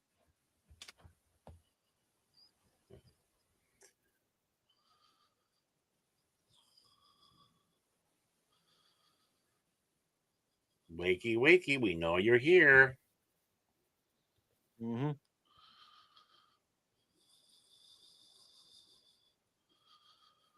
Oh, look at those door locks. Oh, yeah, door locks like that.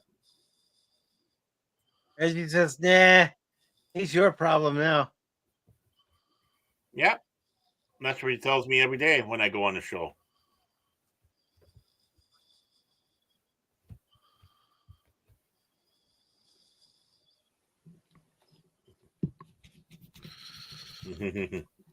Get the car.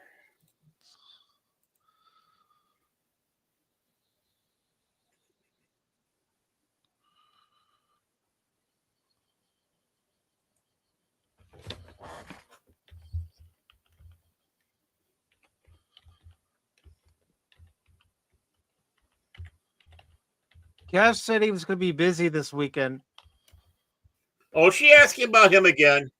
Yes. My God. You know she's his number one fan. I know. Ooh. Remember me, mother?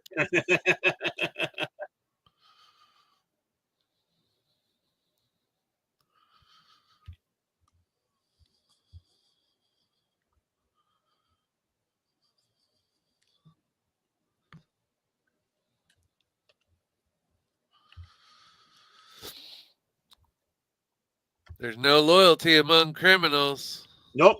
No honor among thieves. And that's why no matter what, Boddicker was going to be dead at the one way or another.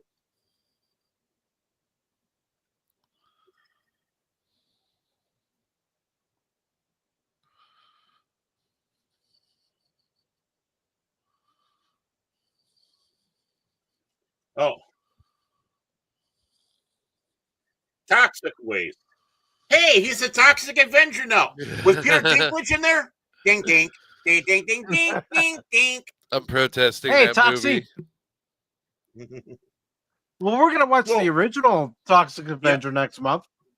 And really, in some ways, he does become Toxic Avenger for a few moments.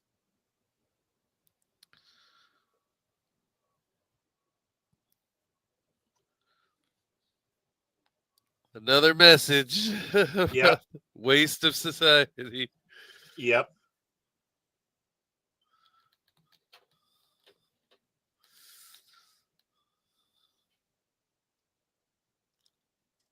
Wee woo, wee woo, wee woo. That's not how you do a pet maneuver, Lewis. Nope, there goes the Hellcat. Go get the Hellcat. Yeah, I wonder if that was an accident or. Let's see what's still on there. He just wants kisses. Kiss me, I love you. You're my friend. I've always had a thing for you, man. When our gazes met at the urinal. Here's a great scene. It had to freeze there. Damn it. Yeah. God dang it. I didn't get to see the splat. I'm sorry. Why does that always happen to do it at the great scenes?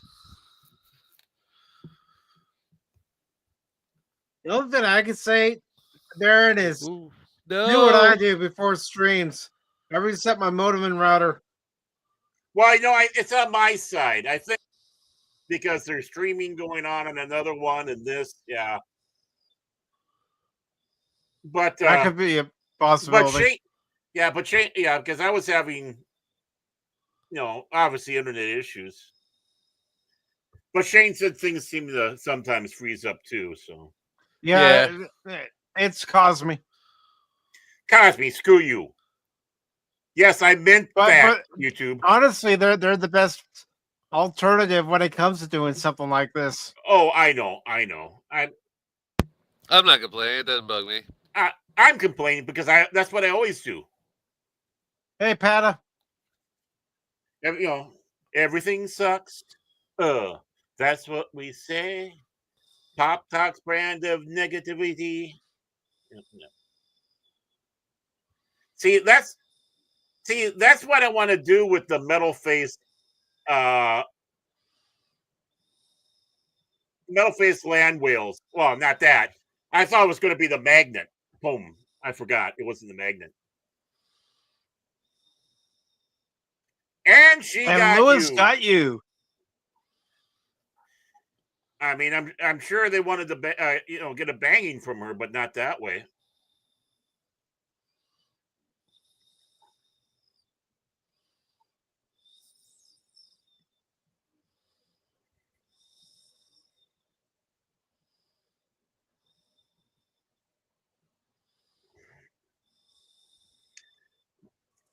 Fascinating that he would feel pain. You just got jacked. Yeah. Yep.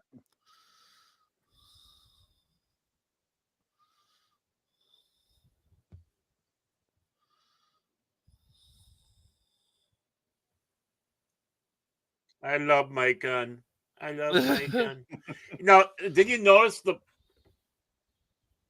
mistake there? Earlier in the scene, in the background, you could see her standing. Yeah. That'll fix you. Well, here's the thing. She could have fallen right off camera. Right. Exactly.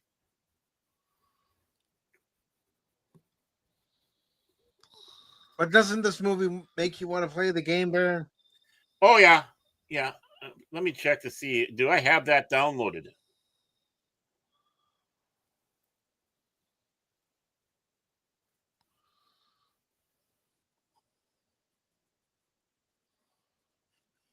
Oh, yeah. Hey, listen, brother. F you. No, I need to get that down. You get to use it in the game. You get to use that gun in the game? Yes. Woo! Nice. Woo! Yeah, I love this. Again, appropriate humor. Yeah. Yeah. Rest in peace, Ed. And the little twitching afterwards. And Pat says he still needs to get back to the game. Mm-hmm. You know, it's fascinating that he would feel pain when he got jabbed like that.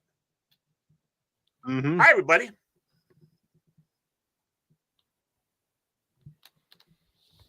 What's wrong, Dick?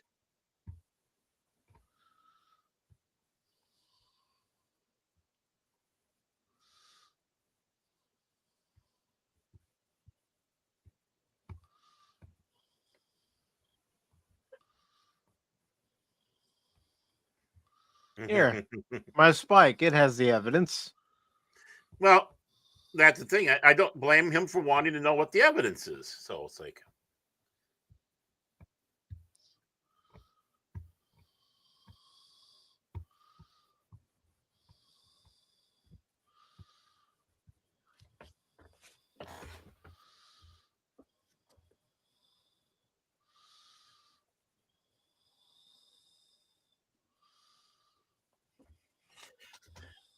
interesting how this is kind of almost a replay from earlier with Ed. Mm-hmm. I mean, Chekhov's gun was literally still there. I love this, though. Yeah. Thank you.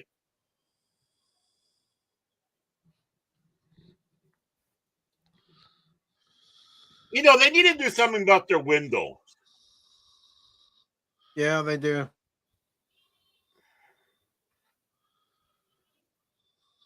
It's kind of sad that his son will never see him do it, though. Nope.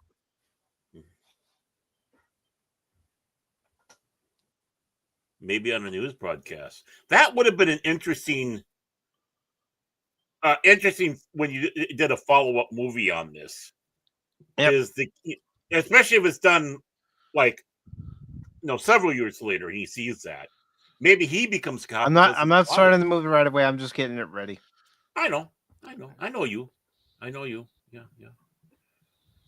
What a brilliant movie. I mean, that movie is a true hero's journey film. It's a true and really he rises, basically he fully rises up like the Phoenix at the end. Yeah, he does. Psychologically and physically. He gets his redemption. Yep. And becomes that true return. It's like everyone's saying, we're waiting for King Arthur to return. In this case, like I said earlier, Gandalf the Grey to Gandalf the White, and various stuff like that you'd see in the old sagas, folklores, even movies. They need, again, people who are going to write movies, do these stories, they need to look at this, kind of bring this, and I hesitate to say trope, but really it is, back and do it properly. I mean, The Crow. I mean, I know the Crow movie, the new one, did not fare well. And the original one is more of a cult following one. I'm sorry, Jace, it's a great film, don't get me wrong, but it didn't really grab the public like it probably should have. But how do you do that? A redemptive arc, a fall. Look at Spawn. He's a guy who goes to hell. Now he comes back. To do what it is because of his fall. Well, you also have to do it in such a way to where your audience actually feels for this character, and right at the end of the story, you're happy that the character got his revenge. Right. Exactly. And Peter Weller. How can you not any character that Peter Weller plays? It's like, it's Peter Weller. I mean, I didn't see that stinking Star Trek movie, but so I know he was the bad guy in it. But I don't know if the character was playing, because obviously it's piss poor writing from Jar Jar Abrams. how people reacted to him being that bad guy. And I don't think there was a redemptive arc for him. But everything else, I mean, that is, you can't help but like Peter Weller. Buckaroo Banzai, this. I mean, it just down the road. So was he like excommunicated from Hollywood for something, or because he just No. kind of disappeared off the screen? He went into teaching. Yeah. But he still came back for stuff, just not as active. But that's why when you see him again, it's like, oh, it's Peter Weller.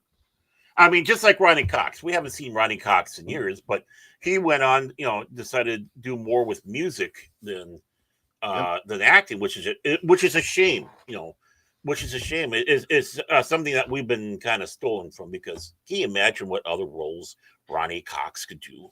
And the thing is, Peter Weller was in what a lot of fans consider more of the last episode of Star Trek than These Are the Voyages, with the last episode to center around the Enterprise crew in Enterprise back in 2005. Right. So even when he returned in Star Trek Into Darkness, it wasn't his first go around with Star Trek, but it was still proper Star Trek. Yeah. He went from heaven straight down to hell. Jar Jar hell. But a lot of ways, a lot of ways, the original film still holds up in many ways. The first Star Trek Jar Jar film? No, I'm going back to Robocop. Robocop. Okay. I was going to say what? Saves me from having a slap fight with you. This Robocop holds up well. I mean, I hesitated to say things that you saw in here because recent events. Yeah. I was refraining myself from saying anything. And right, but this is the only thing I say is, how old this film is shows that nothing is new, and you can see parallels to real life before it happened. But again, it was happening then, and it happened before. So in some ways, watching some of that biting tongue, it kind of hit home. In that aspect. So it makes you realize how slow we are to change. Or never do. Well, Detroit still looks the same. Yeah. Actually, Detroit looked better in All right, it's great though. They do have skins for this, for those cars and such, and uniforms for that police simulator. So maybe one of these days when I play, I'll bring out the OCP car. Nice. And I bet you're gonna title your stream "Your Move, Creep." Your move, creep. Yeah. Well, you know what they're bringing in there? One of the new updates they're going to be having is where, we have the pistols, but now there will probably be opportunities to have to use it. It's not going to be turned into GTA. They're going to try and keep it as quote unquote realistic as possible that you can have in a game like this, because many things isn't realistic. But it's going to come down to where, you will have to defend yourself with your firearms with somebody. So that's where it is, dead or alive. You're coming with me, creep. Throw a little Judge Dredd with it. Shane, anything you want to say about the original Robocop before we get into the 2014 reboot? Just the timelessness of the messaging. Like, you could watch this movie 5 times and find 5 different meanings to every message in the film. It speaks to the ultimate evils of society without pinning an exact moment of time to it. You know what I mean? Mm-hmm. It makes itself timeless. Yeah. Like, we still have poverty. We still have crime. We still have corruption. These are endless problems of any culture. Mm-hmm. And that's why this movie will always speak to people. Oh, yeah. I detect no lies. No, I don't detect anything wrong. And I hold no reservations that the 2014 kept any of the messaging. Well, I, when we start the 2014 film here in a few moments, I don't want anybody to hold back. Point out the things that you like about it. Point out the things that you think the original did better, and point out the things that you wish that they had put in the original, but you see in this one. Yeah. Well, the funny thing is too is just seeing some of the aesthetics they have for the movie. I already have stuff on my list to say, but of course I'm going to hold it for the film. Yeah. Being such an old nerd, I actually could name which of those monitors were Apple. Yeah. Can we say flashback? Oh yeah, there was a couple of Commodore 64s hanging on shelves. Yeah, but if you guys are ready, I'll go ahead and start Robocop 2014. I'm ready. Here we go. Put the money in the bag.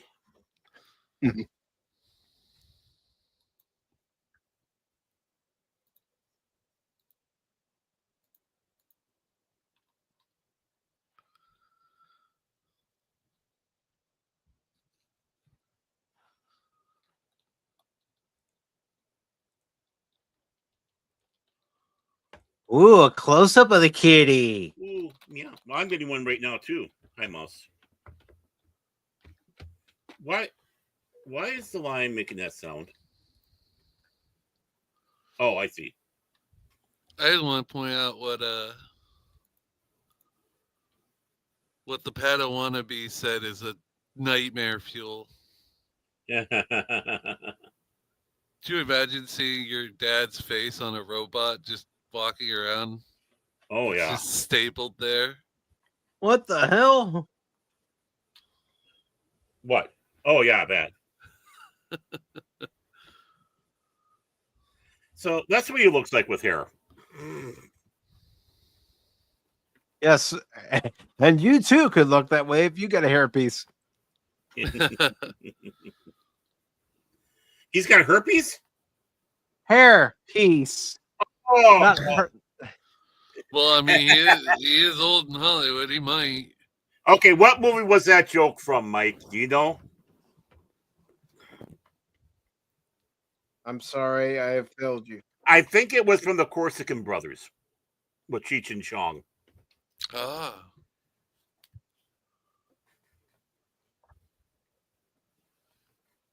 No, you can't text. Get my phone back, you little.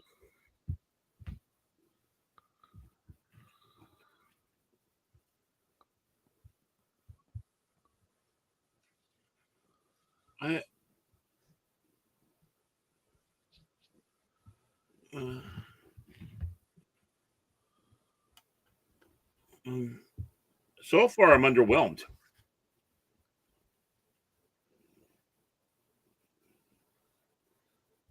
Like I said, I don't hold back. If you see things that you don't like, speak out. If there are things you do like, speak out. So basically, all the technology has already been pushed ahead. Okay. Yes. Is that supposed to be Murphy? No. No. Okay. No.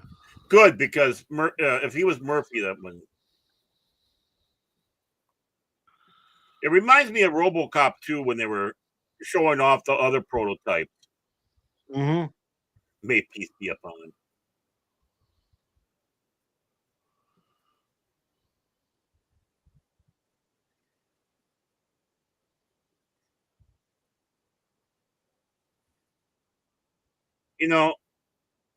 They look more like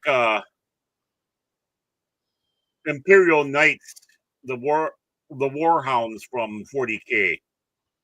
Why didn't they keep the original design more? Because I'm sorry, the original design I think was more frightening. Well, I was reading up a few things, and according to this film's director, the executives in charge weren't really listening to his ideas. Ah. It was their way or the highway. For every one idea they did accept. There were several other ideas that they went, nope.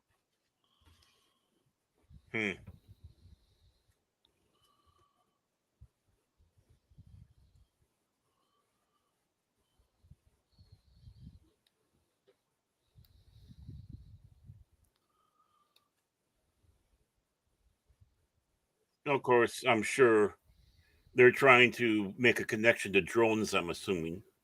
Mm-hmm. Could be. It is the state of war now.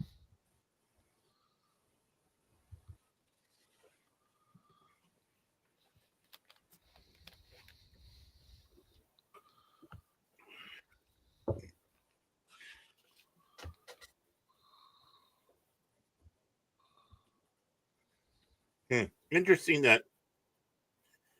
All it says is arguing in Farsi. Yeah. It's interesting that they have no subtitles for this here. The original film would have the subtitles. Yeah. But, it's kind of interesting, though, and that way it does give you a little bit more of an immersion as a viewer. Mm-hmm. It's probably omitted on purpose. Yeah, I would have done the same thing.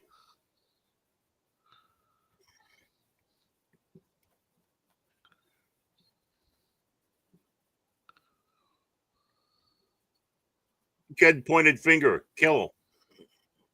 And the movie, YouTube.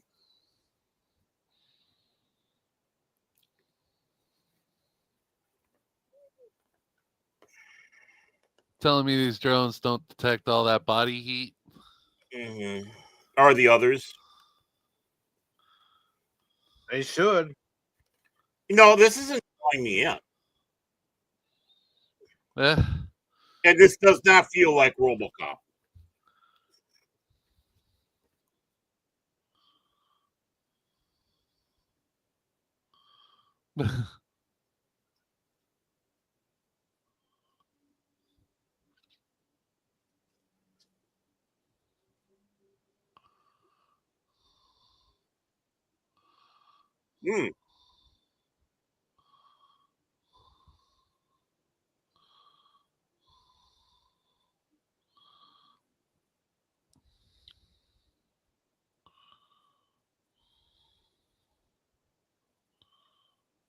Hey, Tommy, what's up, brother? Oh, and there's Robo Guinea Pigs. We finished watching the original Robocop. Now we're watching the 2014 Robocop. Yeah. Hard to believe, 10 years old, eh? Yeah.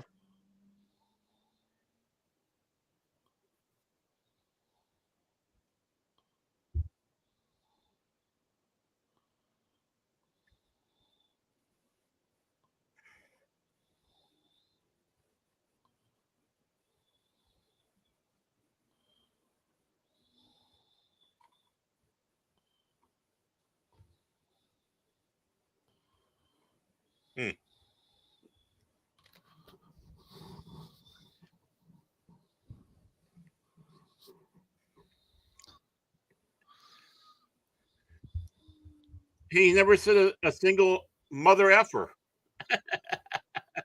Just wait.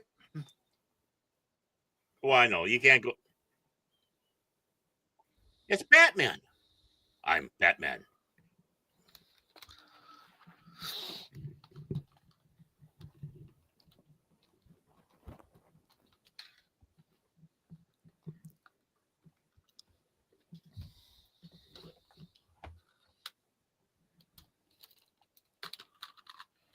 I'm starting to feel the same way, Tommy.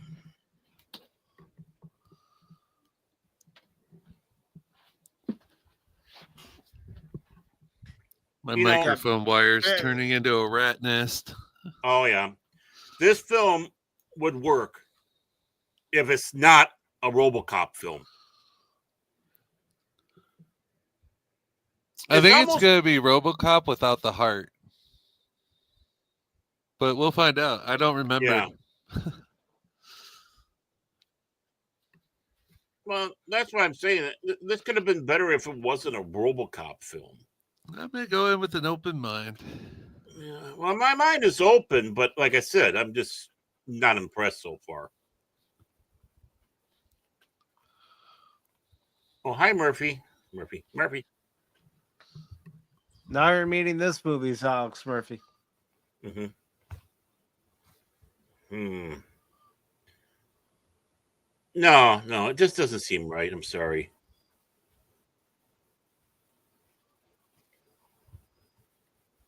Oh God. Lewis in the hospital.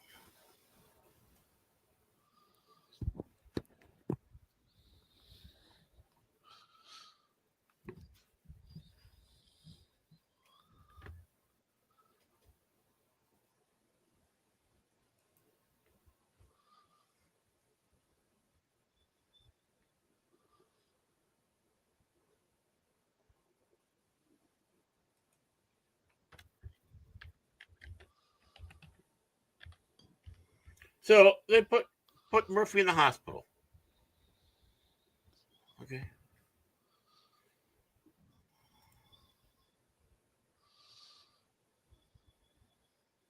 Just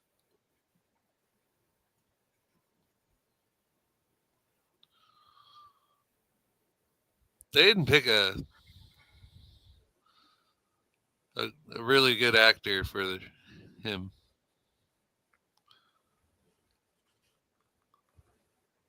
That is one of the things I hold against the 2014 film. Yeah, he doesn't seem to fit the role physically. no, not at all.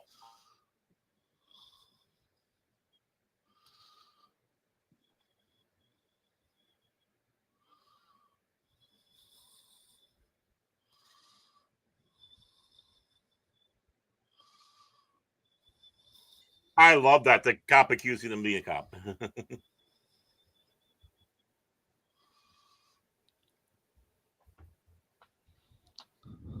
No, he has no charm or anything of Murphy.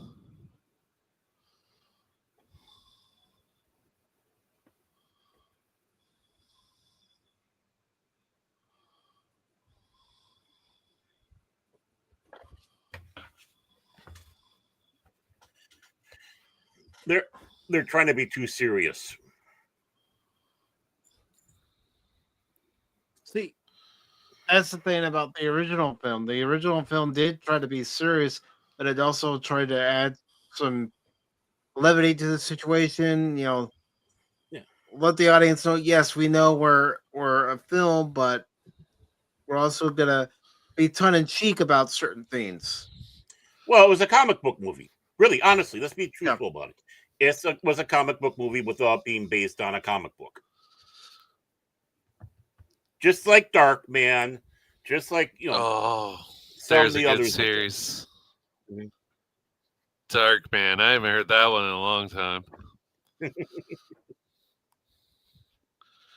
bring up all the nostalgia tonight on me. Oh well, yeah. Because it needs to be pointed out. Okay, I mean,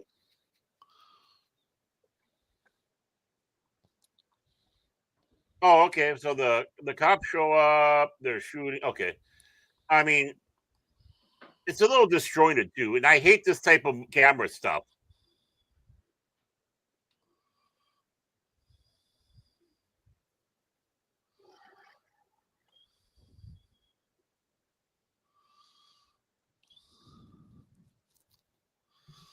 If you have to resort to that to show disorientation, you're a piss poor cinematographer.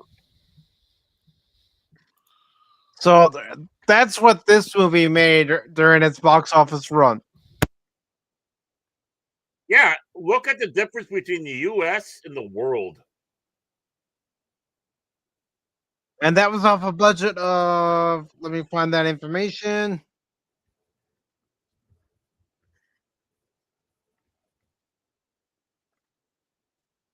That was off a budget of 100 million. Oh God. So yeah, it wasn't really a big success. No. They made a little money probably off of it, but oh, that's Lewis? Yes. Oh God, that's an insult. Now, Robocop 1987 was made off a budget of $13 million. Okay. And its box office for the time. Mm-hmm. I'll bring that up here shortly. Yeah.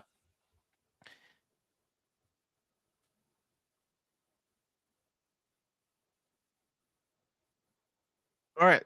So off a budget of $13 million. Yeah. Make sure I share the right screen here. Oh yeah. The original Robocop made a grand total of $53 million. Mm-hmm. And it did not. The original Robocop has gained a lot of popularity over time. Well, yeah, it was a success. It wasn't a huge one, but again, it was one of those that started building up afterwards. And of course, that's from the day. I mean, it's not counting in the inflation. It'd be interesting to see what that would be. But I could try to find that out. Yeah, but if we take a look at the percentage between the two, the original did better. Yeah.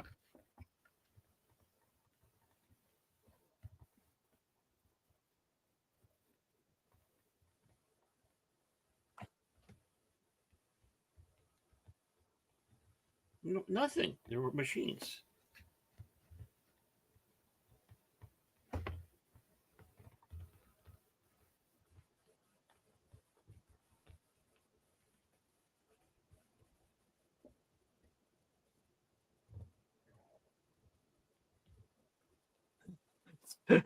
Sorry, Tommy. I know you like your spam.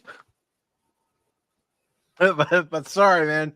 No, I've had a few people come in and just spam messages and spam links before, so I'm putting my foot down on that. Sorry about that, man.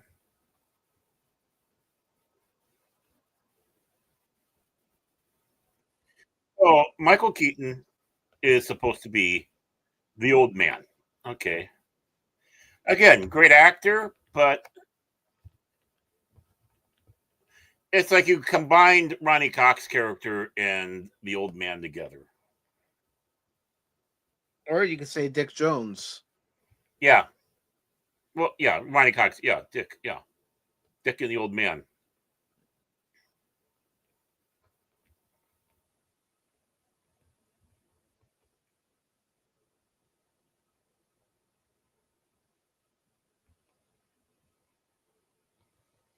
Why do they need a half man, half machine? They got Batman.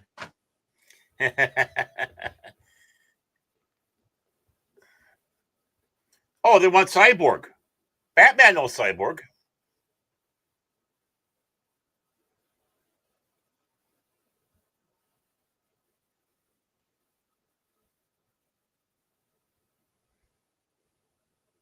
My God, man, they got Commissioner Gordon too. They don't need Robocop. This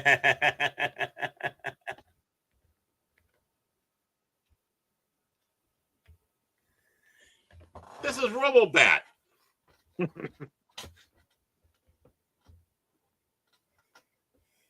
want to get nuts? Let's get nuts, creep.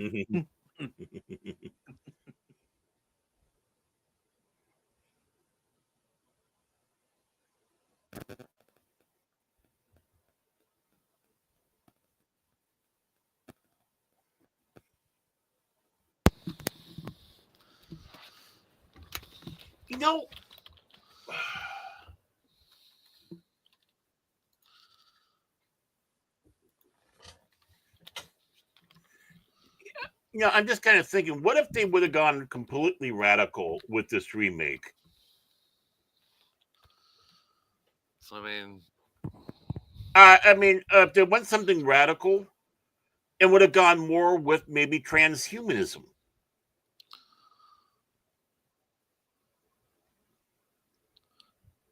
Be interesting. Yep.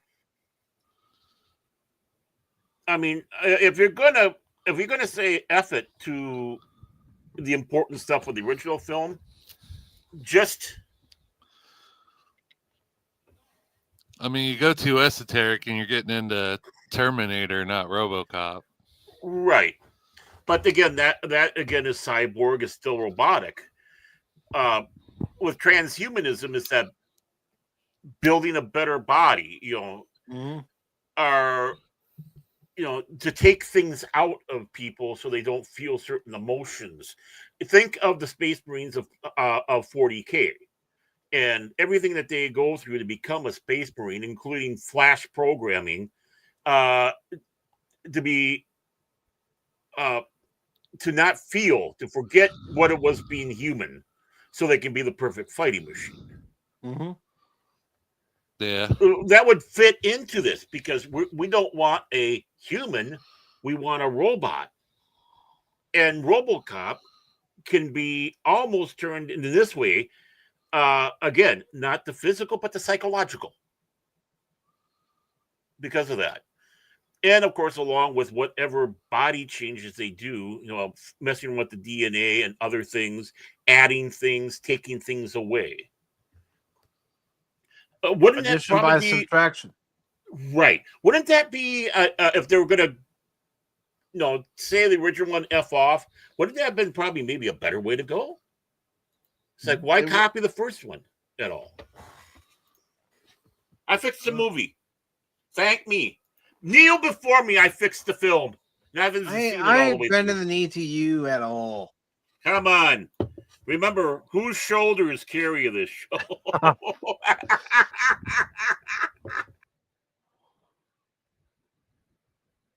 And you forget who could delete you from the show. Remove you from the panel at any time. Yeah, I know. But, I was... Whoa. Hello, that's me. Where the hell did I get that? You gotta warn me before you say a joke like that, Baron. Oh, we were drinking? Well, I didn't know if you were drinking. I didn't know you were. It's disgusting what they did with Lewis, though. I mean, they say we don't like strong female characters. And I'm pissed that they took her out. But in some ways, it's a good thing. If they're going to be keeping her in a friggin' hospital bed for this whole film, that's even more of an insult. She was so integral to the first film, the real one. You also have to give credit to Nancy Allen for portraying her the way she did. Yeah, but she was the one who was helping bring out the humanity.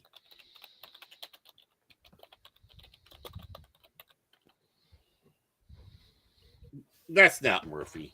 Come on, that's not Murphy. I'm afraid it is for this film, Baron. Yeah, for this film it is.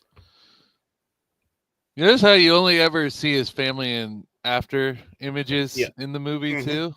Yeah. It plays an emotional part on it.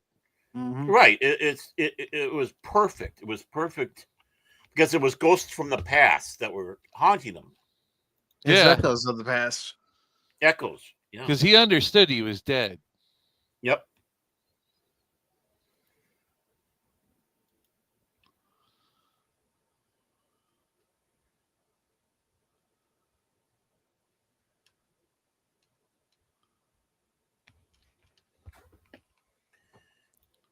I mean, again, the first film was satiring, which was still serious, but you had those levity moments. This, where is it? By now, Verhoeven would have dropped about already 5 things at this point in the movie, if not more, because he did little ones too. There was still some heart to the original, still soul to the original. And that's the other factor in it. He knew how to bring that in because that was the most important thing to it. Does this man, even though he doesn't have one, does he have a heart? Again, psychologically, not physically.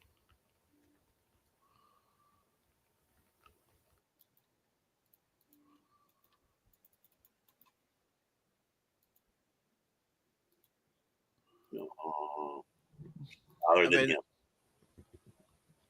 I'll be honest. I don't think we needed to find out about Murphy's home life like this in the original.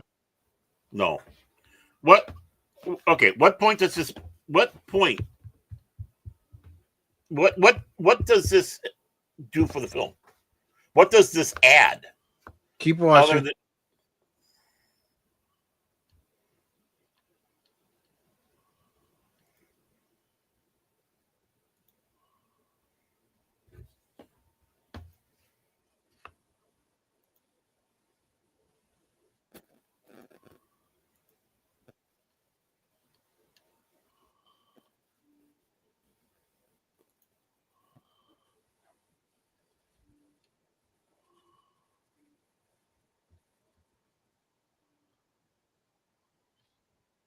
Is that the SUX? I don't know. I don't know what model car that's supposed to be. It's the 800 SUX or 8000. Just some levity. And Pat Wannabe says, interesting to see this today. We are watching Batman Returns tonight. Where is that on Apion's channel?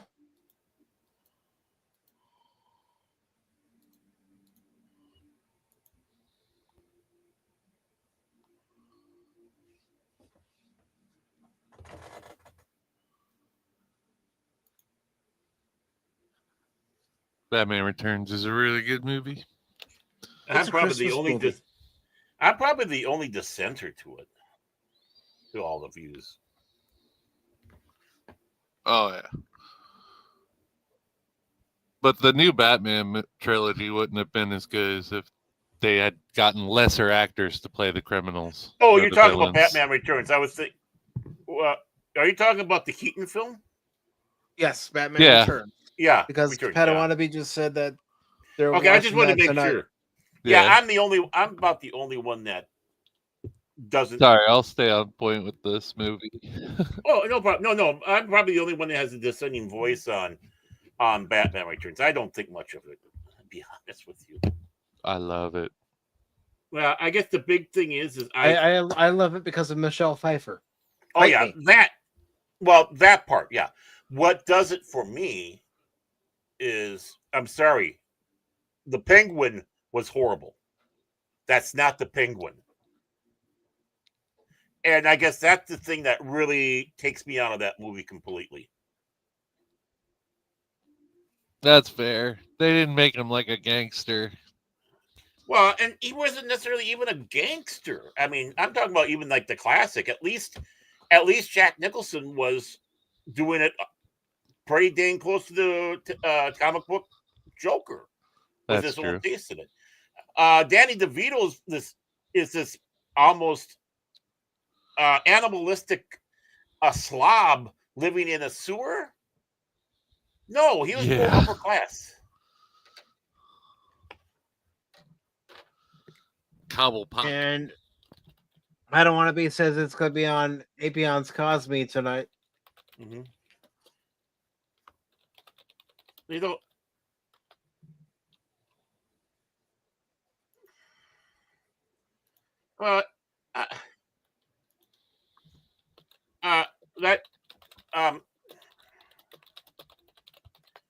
you don't want them to have the memories. What do they do?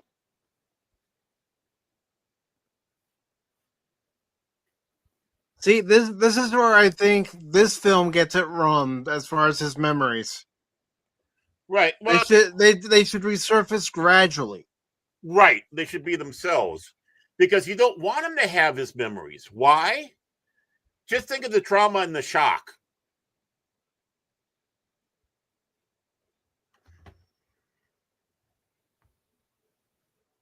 Why does he have a human hand?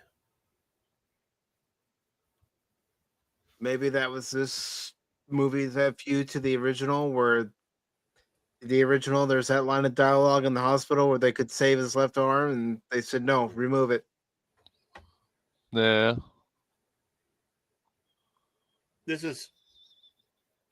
Oh no, this is all wrong. This is all wrong.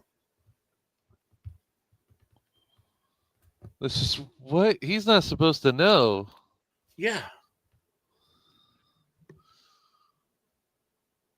What is the psychological damage that'll be going through a person? Madness building up. I mean, he's trapped to a... Right. He's in mechanical body. With some human parts, it looks like. I mean, they said reconnect the spine. So how much inside him is still human? I mean, like Not much. the original.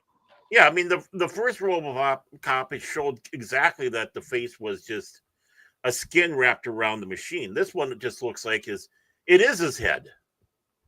You know, it is. Yeah, they say like his internal organs, I think, and like his spine. Yeah, and obviously his right arm.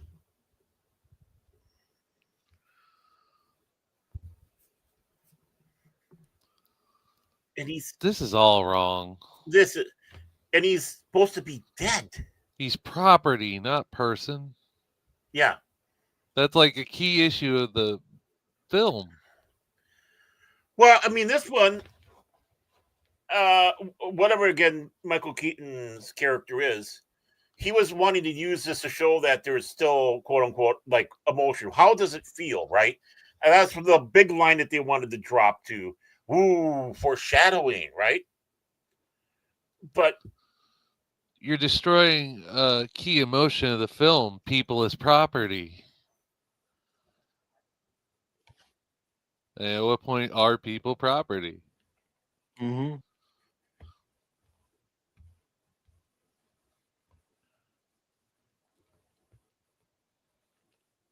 Do we even have agency when we're dead?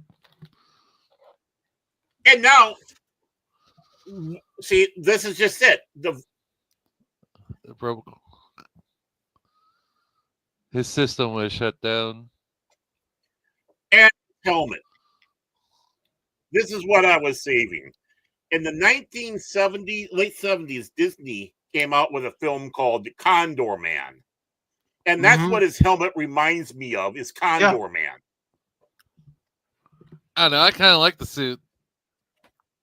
It's a nice little update. It looks a lot less authentic than the original. Because the original was a prototype, and he looked kind of prototypey. And he's supposed to be a prototype still here too. You know, he's still very polished. Mm-hmm.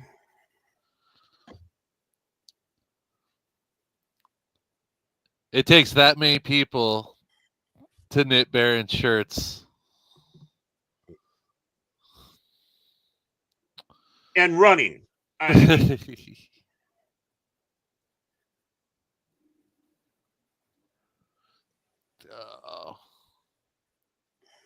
See, this is your big mistake. You didn't have a proper kill switch, and you're trying to put memories into a traumatized man.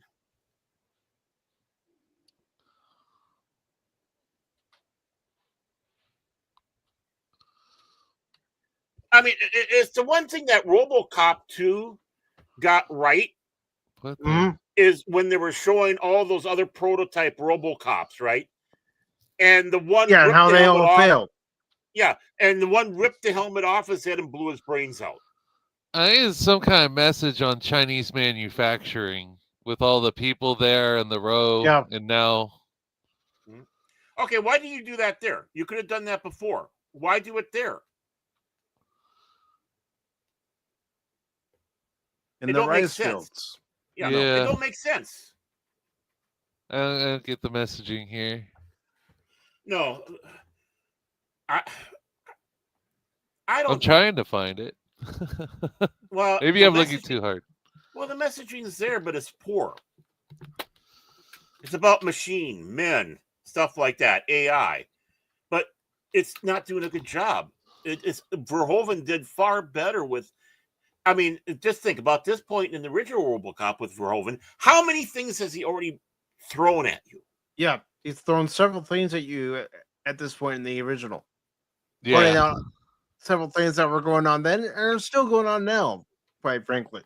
Right. Which I haven't seen the film, not all the way through, but I'm sure in those small moments beforehand, is going to outdo what this film completely done. Oh, why have a human hand then? Why?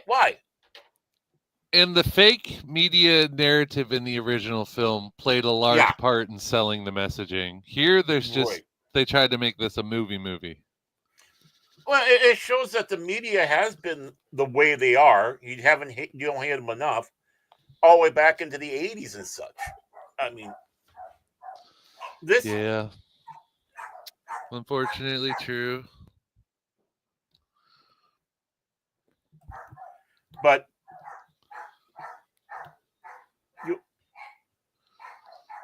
this is all wrong.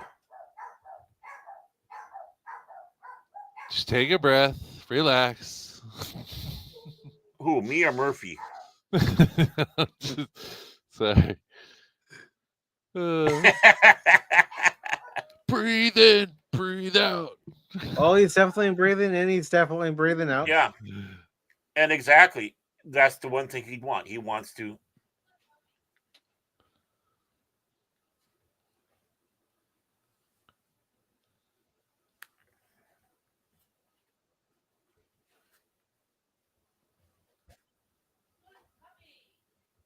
Yeah. Mm-hmm.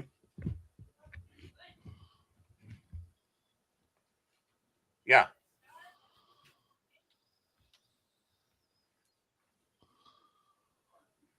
Come on, dude.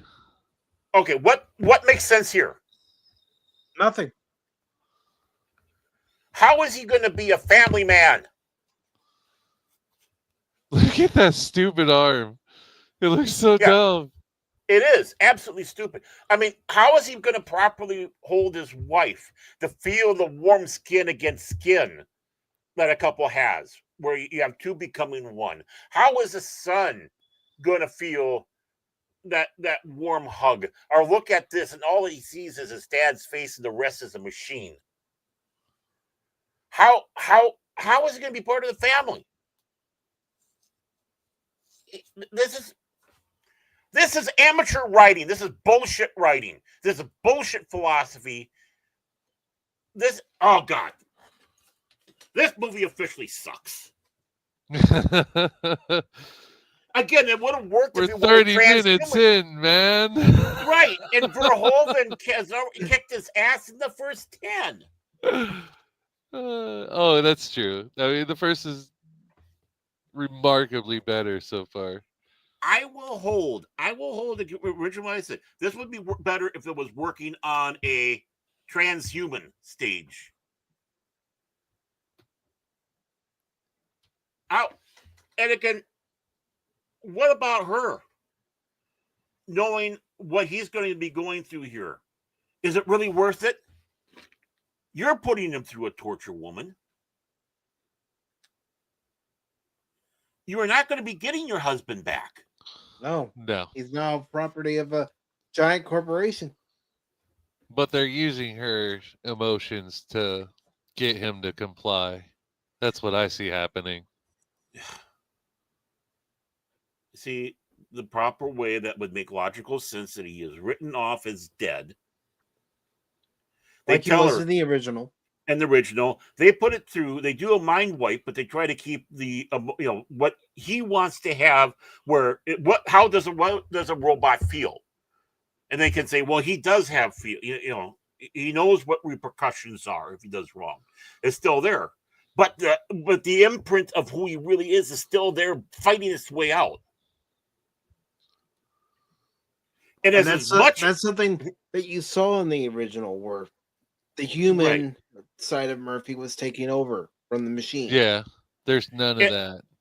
And even though I'm against it, it would make more sense that if he and his wife met up, it'd be part of the thing of his awakening, and she would be horrified by what happened to him. Well, the first thing he does is grab that doctor's throat, proving that he has no programmable conditions. Mm-hmm. Right. That takes away a lot of the body horror. Well, I also want to touch on something that Baron mentioned, because Murphy does meet his wife in Robocop 2, and she rejects him. Mm-hmm. I forgot about that. It's been so long since I've seen Robocop 2. What would have happened if they kept it more towards Frank Miller's vision that he wrote? I don't know. Would have been interesting, though. It would have been better, definitely. Just think Dark Knight Returns.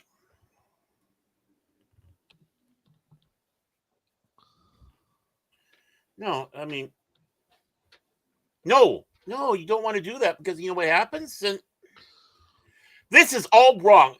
What psychological class did these motherfuckers go through? Forget my French. I was trying not to swear through this. But I have a question. Given that there's like nothing left of him, does he still have to take a COVID shot?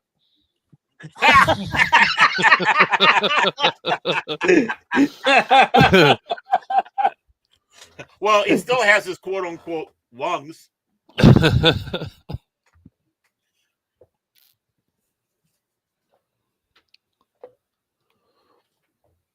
That's Rorschach. I just got that. Yep. Oh, he did?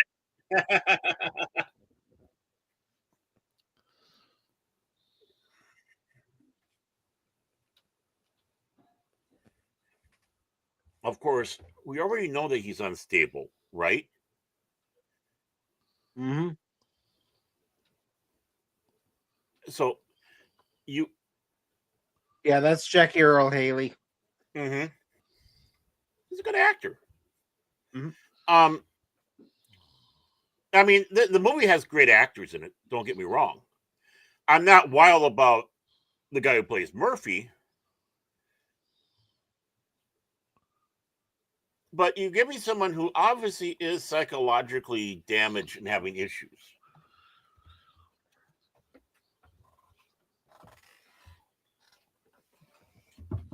Giving weapons and all that, you know, understandable. His first thing is to go strangling, you know, who he sees.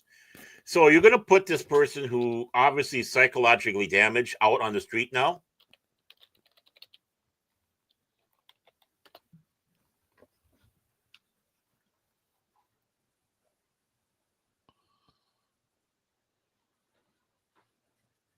Yeah.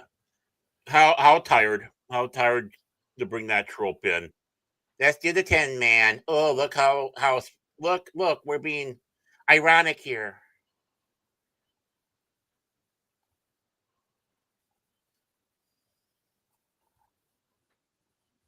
You know, really, the Clone Wars did a better job of this.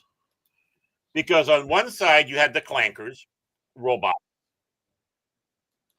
And on the other side, you basically had a form of transhumanism, the clones, who were programmed, flash programmed, tried to take certain things out of them. Of course, a quick lifespan, right? And when the Clone Wars series comes out, I know there's people that don't really like it, but you did bring in those things like, you know, like the one that did, go AWOL and started the family. Are others, or some that the programming started faulting and, you know, wiping out the Jedi beforehand. It doesn't matter. It's done a better job than this so far.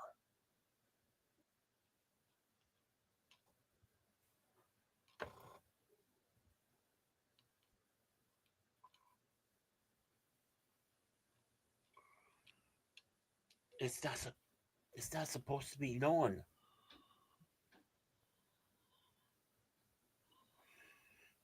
Okay, so he blew him up. Okay.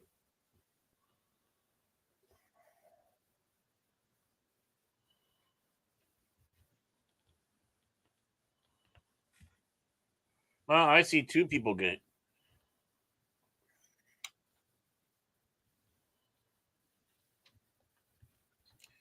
I'm sorry. I'm disgusted that that's what they did to Lewis.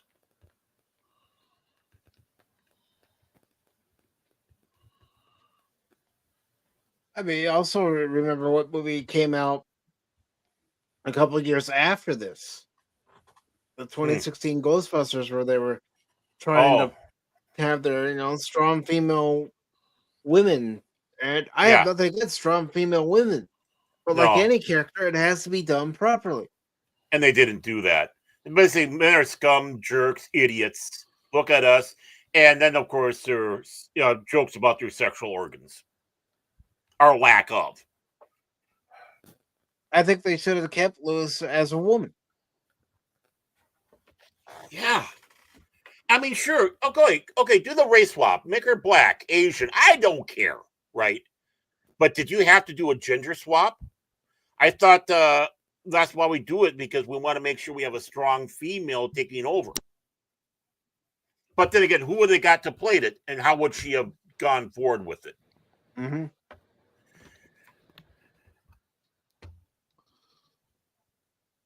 He wants to go nuts. Come on, Keaton wants to go nuts. Yeah, and that's all wrong too. The cold, calculating old man is much more imposing than this. Mm-hmm. Even Dick didn't act like that. He was more menacing. And that's the other thing. Oh, if we're going to have a bad guy, we got to have him act like this. He was more manipulative. Yeah. They don't understand how to do a villain like that anymore. They're going for the Steve Jobs kind of modern corporate villain. Steve Jobs, rather than Bill the Gates. executive board 80s. Yeah. Well, yeah. You know, like they did with Lex Luthor when DC restarted the superhero line and made Lex Luthor the head of corporation instead of the mad scientist. I'd like to see him come back as the mad scientist myself. Are both. But yeah.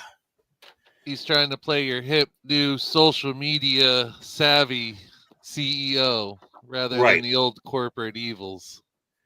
Right. And the thing about those quote unquote, corporate evil are like the master, the original master is they're frightening because of the calculating you can see in there and not afraid to get their hands dirty. But when New Who came back and brought the master back, he basically brought him back as a lunatic. The master's not a lunatic. Even in the 97 movies, he wasn't. Real quick, did you see that little? They steered away from the crime too because they didn't want to be racist, and at the time, people were protesting police. Yeah. This movie came out in a time where people wanted to fire all the police in the country. Yep. Mm-hmm. And still do, by the way. Yeah, there's many that do. Thankfully, they're getting shut up. Well, again, be careful when you make a martyr. Murphy was a martyr in the first film. And Christian warrior of the truth. Well, and this is just it. People take notice. He knew how the martyr effect worked, Verhoeven. And so please, take your notes here, people who are listening. If anybody's listening. A martyr does not cause something to happen overnight. A true martyr. Not an instigator, a martyr. And it slowly builds in heaven help it when the dam breaks. Just like they showed in Robocop with the cops and all that. Mm-hmm. Even though the martyr was amongst them. Beware the martyr.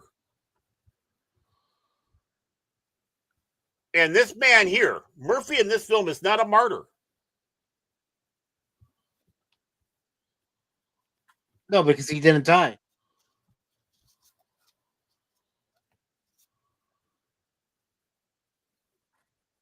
There's no resurrection story.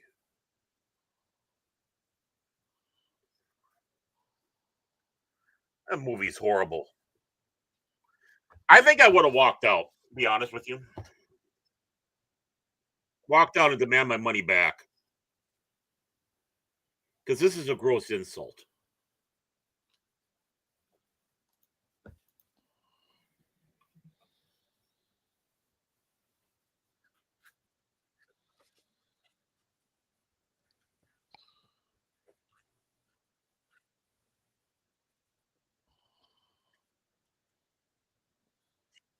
Uh-huh.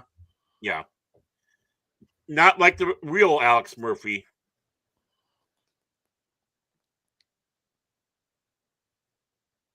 And yeah, I mean this. He's a fucking tank. And this Sorry, is I a will waste. die on this hill. Yeah, he's a tank. He's not this. Now, He's a giant robotic tank. Why are we seeing all this? It's not necessary. This is John Wick, not Robocop. It's Robo-Wick coming soon. No, Robocop took a machine gun to the face and said, "Please put down your weapon." No, he got shot in the face and said, "Harder, Daddy." No, where did that come from? I'm sorry. I'm so very sorry.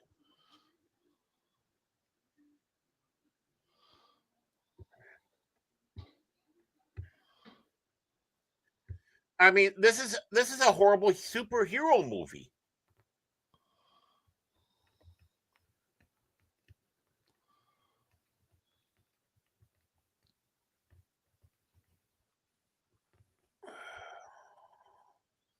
I know they fucked with his brain. I was too busy ranting to get the full implicate, but again, it was too little, too late.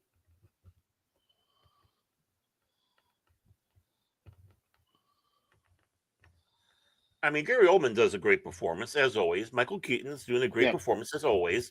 Again, you got these great actors, but they're not phoning it in. But this is bullshit. No, they're getting into their characters, which I do appreciate. Yeah, they're professionals.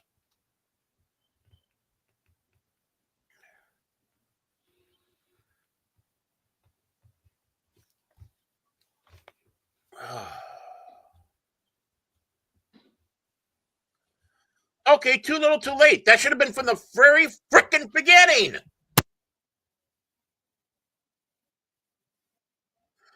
Again, who wrote this has no understanding of psychology. What a human mind can go through, your psyche can go through before you have a breaking point.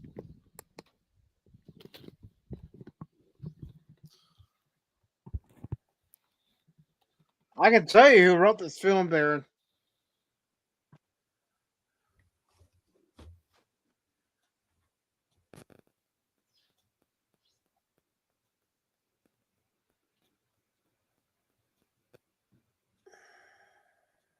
Well, your book's not right.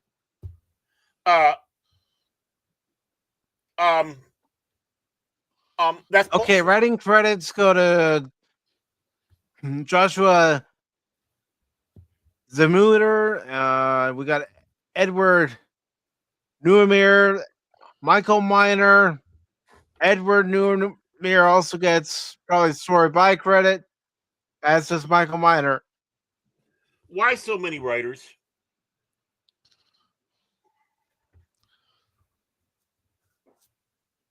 Yeah, and this movie only had a domestic opening of 21 million. Well, way too much. Way too much. It's missing so much without the context of the man versus machine. It's like the heart of the film. Right. That's why this film would actually work better with the transhuman thing. No, no, man, Superman.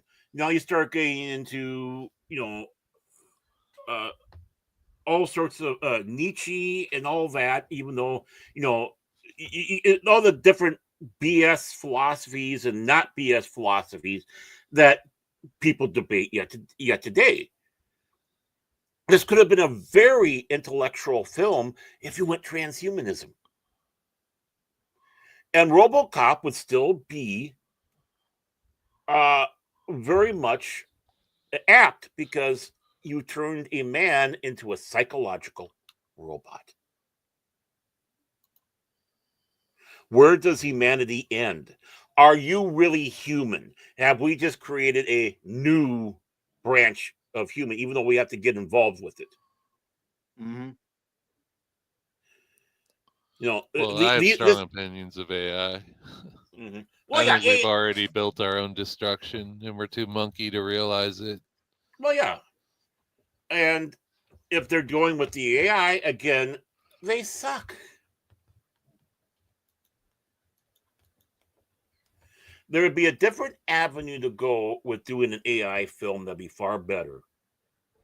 And I'd welcome. Robocop isn't one of them. Because he's not an AI. So Nope. now we got this. How is he supposed to live at home? Is he going to go and fetch me a beer? I'm going to watch the game. No, he's gonna ask for a can of 5W30. Yeah. He's going to sit back and say, hey, he's going to bend over and say, can you plug me in? I need some power. Interesting place to put the power port. Yeah, I kind of like it. Hey, Dad, how many channels can you pull in? Yeah.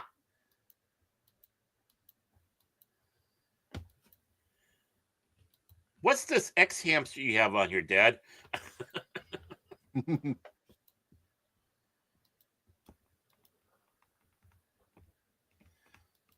The kid should be more horrified, in my opinion. Yeah. The kid should see him and actually get up from the chair and run. The nightmare of seeing your father's face stapled to a fucking machine. Oh, God, no. Well, the thing is, in this one, his face isn't. They basically cut most of his head. That's what he sees anyway. He sees his dad's face stapled to a machine. Yeah, I mean, I would go saying that it should have gone behind the couch in that classic type of move. But I like this. Nancy Allen, who played Annie Lewis in the original trilogy, did not like the remake, as she pointed to a lack of ideas from major movie studios as part of the reason for seamlessly endless glut of remakes, and stated that she did not think one should remake iconic films. Allen went on to praise the original scripting crew. I second her. I second what she says. I'm sure there was a lot of other things she was not happy with this film. I don't think anybody was happy with this film. The Europeans were, or the world was. I mean, that's where they got most of their money from. Only 50 million here in the States. Mm-hmm.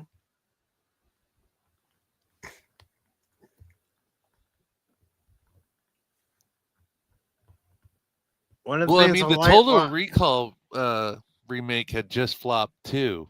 Mm-hmm. Yeah, because that came out in 2014, 2013. Yeah, around the same time. Yeah, somewhere around then.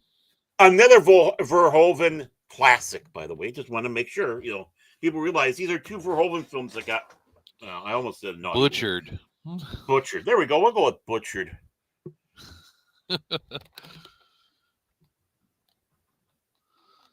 Well, I understand he's not a fan of either of these remakes either. No, why would he? These are dumb, mindless films. I'd even go so far to say this is a bad popcorn film. So far, it's just him standing around in a suit. I mean, there's at least in the original, he was already going out on the street. He already had an encounter with Emilio. How long is this film? He already had his encounter with, other people that were trying to break the law at this point in the original.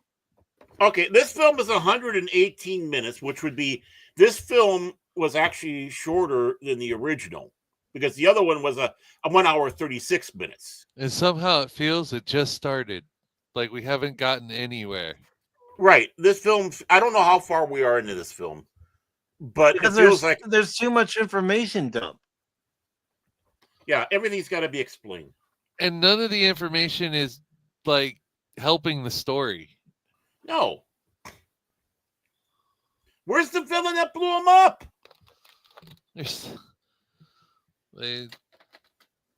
What about the two cops that betrayed him?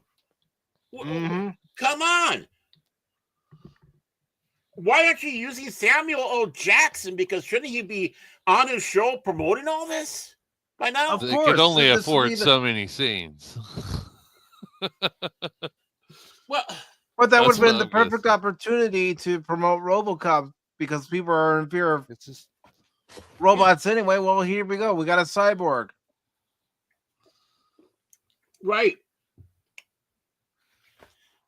For an action film, there's not much a lot action. of action. I mean, just because the bed goes up, the bed goes down. The bed goes up, the bed goes down. That's not action. That's another thing the other movie did well with the media.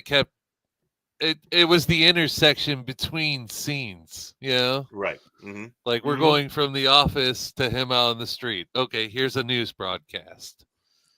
Yeah, in many ways, it was taking a look from all different angles of people. Yeah.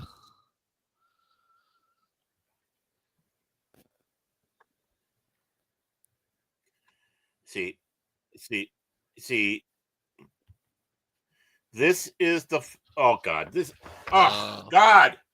Oh, God. Robocop 3 is far better. It's a masterpiece. One of the greatest Robocops ever made. That is something I never thought I'd hear anybody say. Oh, God. Let's go watch Robocop 3. The Robocop TV series is genius. They had 2 TV series, remember? They had the animated one. Dude, the Robocop cartoon is kind of better than this. Kinda? No, it's a masterpiece. The live action's a masterpiece compared to this.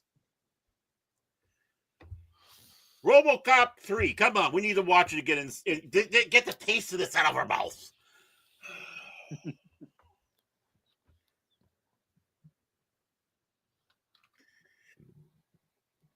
Oh, God. See, I don't even know who the hell just got blown up.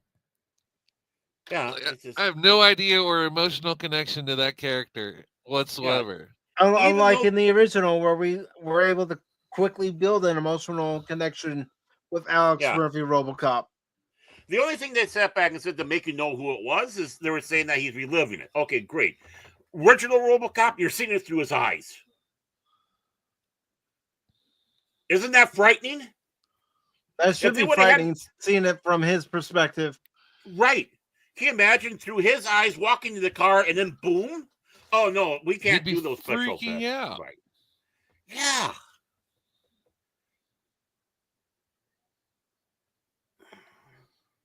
Flashbacks to Lewis in the hospital.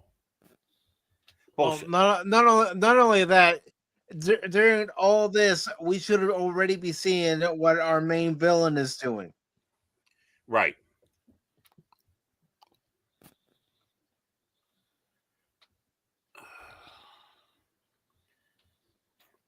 And you need to have the face covered more to show the inhumanity that they're trying to turn human into. Mm-hmm.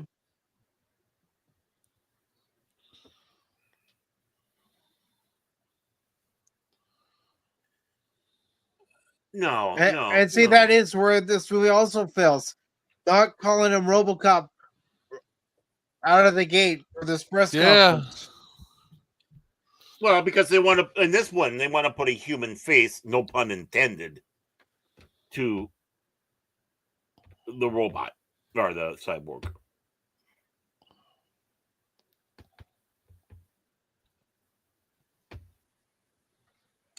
He gave you the cold shoulder. Okay, now we're going to try to make him act like the Robocop in the first movie.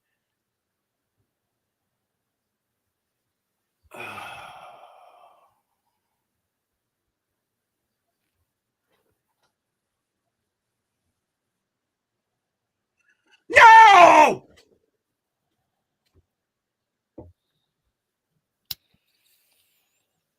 He shot a man in the back! Yeah. That's not how you do it in writing.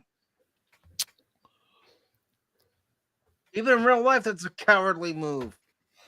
Unless he hit him with a taser type device.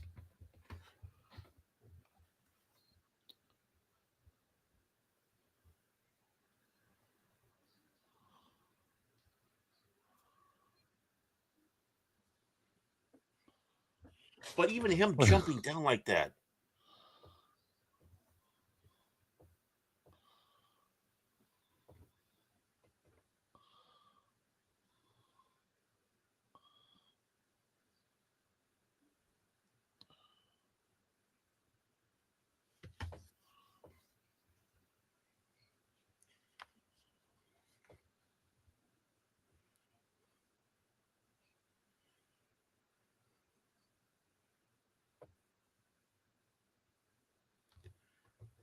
Okay. See, if that happened in real life, I'd figure it was staged. Right. Mm-hmm.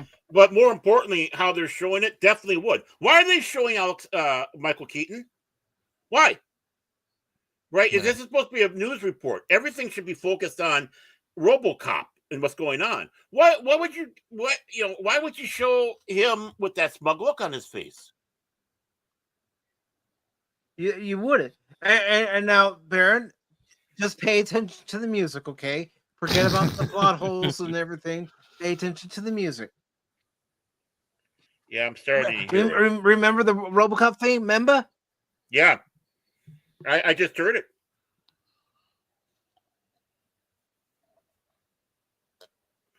See, we've spent more time with this version of the OCP higher-ups than we have with our quote-unquote main villain. Well, I was just going to ask that question. Is this a boardroom movie? Listen, I hate meetings. I don't want to watch them in my freaking films. Or, I know sometimes you have to have them, but I want them to be short and concise. This is like boardroom meetings or being in any meetings in real life where people just talk. And why the F are we here? 90% of this movie has been meetings between those same people. Yeah, you're asking yourself, why are we here? You're trying to keep yourself awake, and the speeches are going on way too long. It's like, okay, I need someone to smack me to wake me up. Yeah. One of the best in-action movies ever made, which means it's in the negative category. And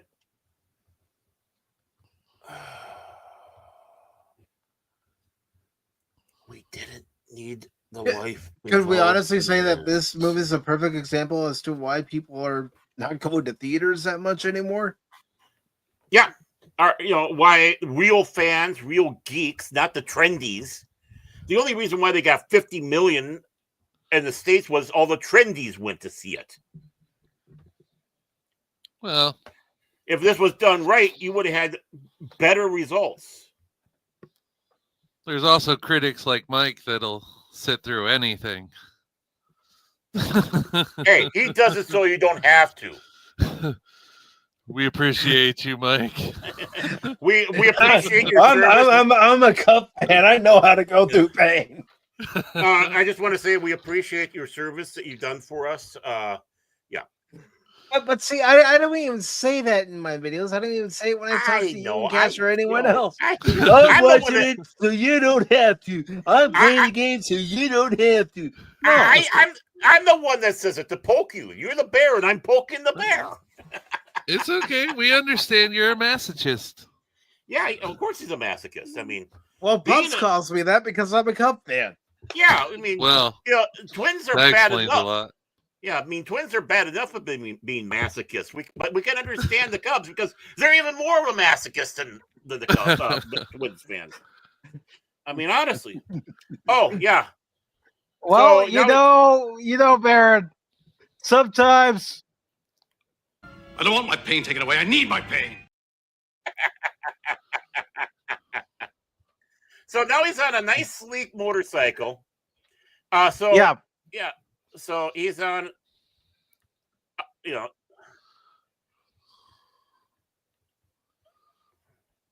like Dread. Yeah. Mm-hmm.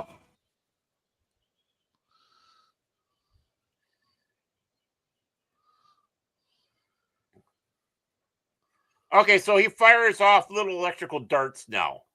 Of course, because it's PG-13. Yeah. The studios, I was reading trivia about this. The studios had 4 executives into the studio to ensure that everything was PG-13. Yeah. At all times. That's why the director was told to even say that, he enjoyed filming the movie, even though he had previously said, I didn't have a good time on this movie because for every 9 ideas I came up with, maybe 1 was accepted. Right. Oh, and it's important to note that the director wanted to take this into a really dark place, like the original film, but was not allowed. I'm not really insulting the director and all this because I realize he got hosed. But here they are trying to recreate the drug den poorly. The studio wanted a RoboCop movie they could sell as toys. They already did. They were selling toys. They didn't sell many. Nobody Well, watched back it. in the day. Well, no, but I mean, no, back in the day, I'm talking about back in the RoboCop day, the original ones. Oh, yeah. They had those action figures and you could put those caps in and go bang, bang, bang. Yeah. They had toys on an R-rated movie. Yeah. And then especially so when it went to the animated show. But when they had RoboCop the animated show, the toy tie-ins was even more so.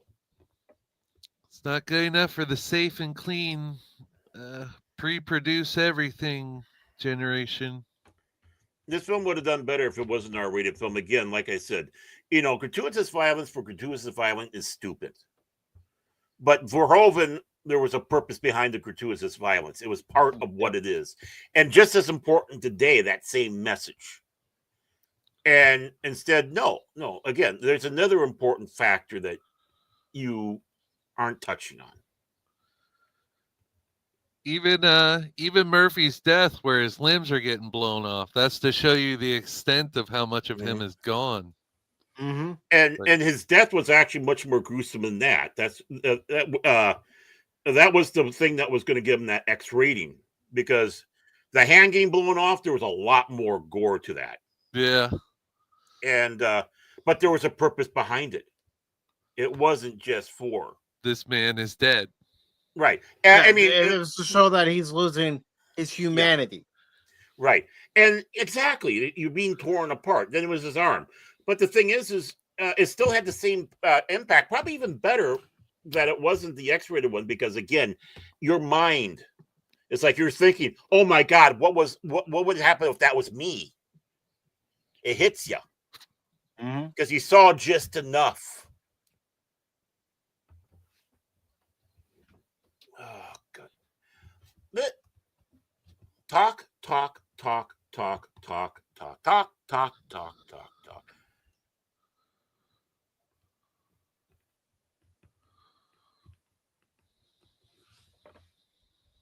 I mean, I don't mind when there's a movie and TV show that has scenes where there is dialogue between one character and another, or multiple characters. Yeah, I love that. But this is called Robo Talk. Yeah. See, even in this film, you could have moments where you had the big discussions. In fact, the original RoboCop did. But the thing is it was used properly. They didn't overdo it. And then we got back to what the film is about. Well, also remember, the dialogue in the original was used to push the story along. Right. This is not really doing that. It just Hollywood lacks the clever writing. They have nothing left in the tank. Well, they also, dare I say, because it comes down to that, the moral clarity, because lacking that, it's hard to write characters. You have to be empathetic and get into some character mind, including the bad guy. There's also the fact that nobody's going to speak out when they have an idea. Yeah. Right. Nobody's going to, even during filming, I guarantee nobody said this was a bad scene. Well, I'll bring up Star Trek Discovery. They had a writer who was a prolific science fiction writer who they fired when he tried to tell some of the younger writers, this is how it was back in the day, back in the 60s. Right. And even in the 80s, 90s. I mean, no, this is what Star Trek was about in the evolution. Well, the thing is you're wrong. You're wrong. Sometimes. Yeah, I'm saying that this jokingly, by the way. But no, someone would say something, but it's like that meme cartoon. He gets tossed out the window after the other two put a vapid answer. No, we need to make this RoboCop. We need to make this RoboCop more accessible to the public to want to watch. Meme. The one goes. I know. Let's have a lot of boardroom scenes. It's like, I know, let's keep it that he remembers who he is and everybody knows who he is. Excuse me, why don't we just get down to the basics? He goes out there and bangs back bad people. Out the window he goes. Okay, what's this about now?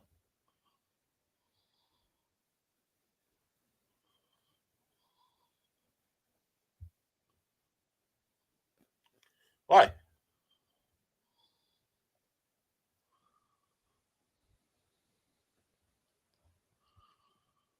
Yeah, it's your fault. Yeah.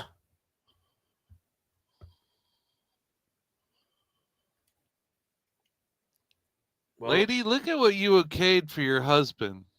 Right. Right. You think you're falling apart. He is apart.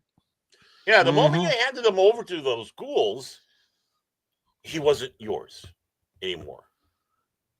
And then they took the last of those humanity parts out, which of course was poorly done in the storytelling. Yeah. Well, I haven't seen much storytelling in this. No. I mean, yeah, I know I was being way too gracious, Shane. I'm sorry. Yeah. Well, as a writer, I like to.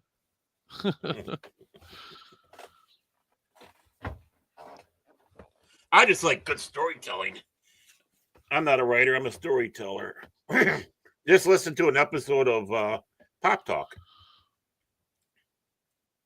Okay, I mean, what is it supposed to do for me? Shane, what's it supposed to do to me? I have Mike, no idea. I have no emotional care towards this character. Right. What's supposed to get me, Mike? What's supposed to get me going about what we just saw? There's nothing to give you an emotional attachment to this character. Nothing whatsoever. Yeah. Oh, I'm going to go home and talk to my son now. Yeah. You just blew him off for a whole scene, you know? Yeah. But the thing is in real life, look how many police officers are hardly home because of what they need to do. And it's a sacrifice. Mm-hmm. And she's going to him like that, saying all this stuff like, bitch, you married a cop. Yeah. And now he's the quote unquote ultimate cop. I mean, all he does is just walk around and look around and lay down in the bed. Bed goes up. Yeah, he hasn't done anything in this film. Yeah, except run out into a rice paddy field, which, again, that scene makes no sense. They should have stopped him before he hit the door. And jump over a fence so he can zap a bad guy with his little zap gun. The thing is, with that scene, Baron, there should have been a protocol in there. If he leaves the premises, leaves the property, he shuts down. Right. Exactly. He should not until have he gotten that far. Becomes an active unit. He should shut down when he's off OCP property. See him, and now we're reliving this again. Him solving his murder should be the whole film, and now it's just a side note, and no one really cares. And again, we have no reason to care about the main villain that we were introduced to because we haven't seen much of him. Well, I was going to say, is there a villain in this movie? Is there? I don't know anymore. I really don't. Who is the bad guy? 90% of this movie is board meetings and him talking about his feelings. Yeah. Oh, perfect 2020 film. You know, late 2010s, early 2020s. I wonder if a woman mid 2010s and well, I'm sure they identify as one. Ooh. There and I'm sorry. I'm sorry. I'm so very, very sorry. No, I mean, the thing is there are a lot of talented women writers that love this stuff. They just don't work in Hollywood. Well, I mean, where's Gail Ann Hurd? Right? Ex-wife of James Cameron. Was involved in Aliens and all these in all these others. And then she helped out with the original Alien Nation movie. Right? Where's the Gail Ann Hurds that could come in and do this? Imagine what this film would look like if she was involved. Well, imagine if this film had DC Fontana writing it. Oh, rest her soul. You know what this movie did wrong? It doesn't have Pascal.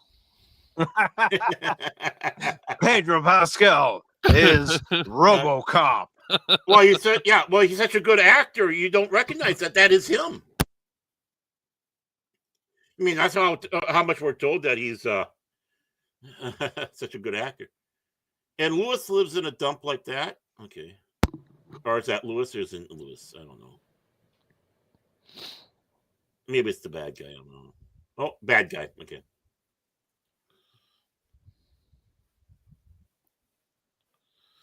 Who's Anton Valen?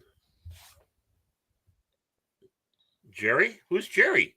There's no, like, right now he would be fighting his robotics. You know what I'm saying? Yeah. Like, this would be a good time for man versus machine. You're absolutely right.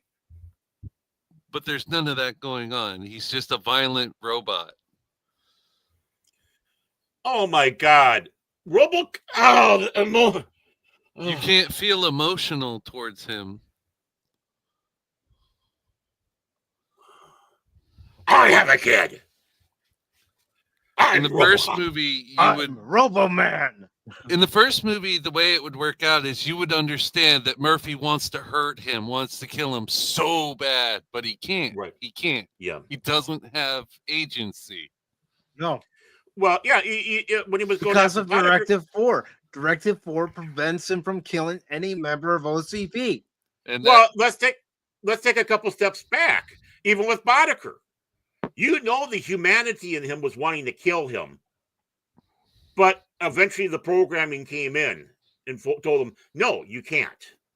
Mm-hmm. Boddicker was close to death. Oh, now we're seeing the villain. Hey, everybody! What I'm saying is those moments where it was man versus machine in the original movie, that's what made you feel for Murphy, because you would want to kill that character so bad, that evil scumbag. Yeah, Boddicker wanting to kill, of course, Dick. The one was his humanity fighting the machine that kept Boddicker alive. The only thing that was keeping Dick alive was, again, the protocol that was programmed into him, number 4. Yeah. And the moment what happens when he was fired, no ifs, ands, or buts. He were dead.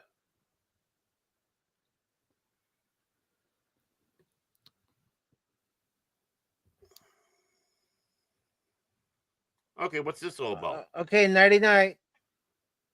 Okay, we're all going to bed now. Good night, everybody. You mean to tell me Robocop? Oh, it's over.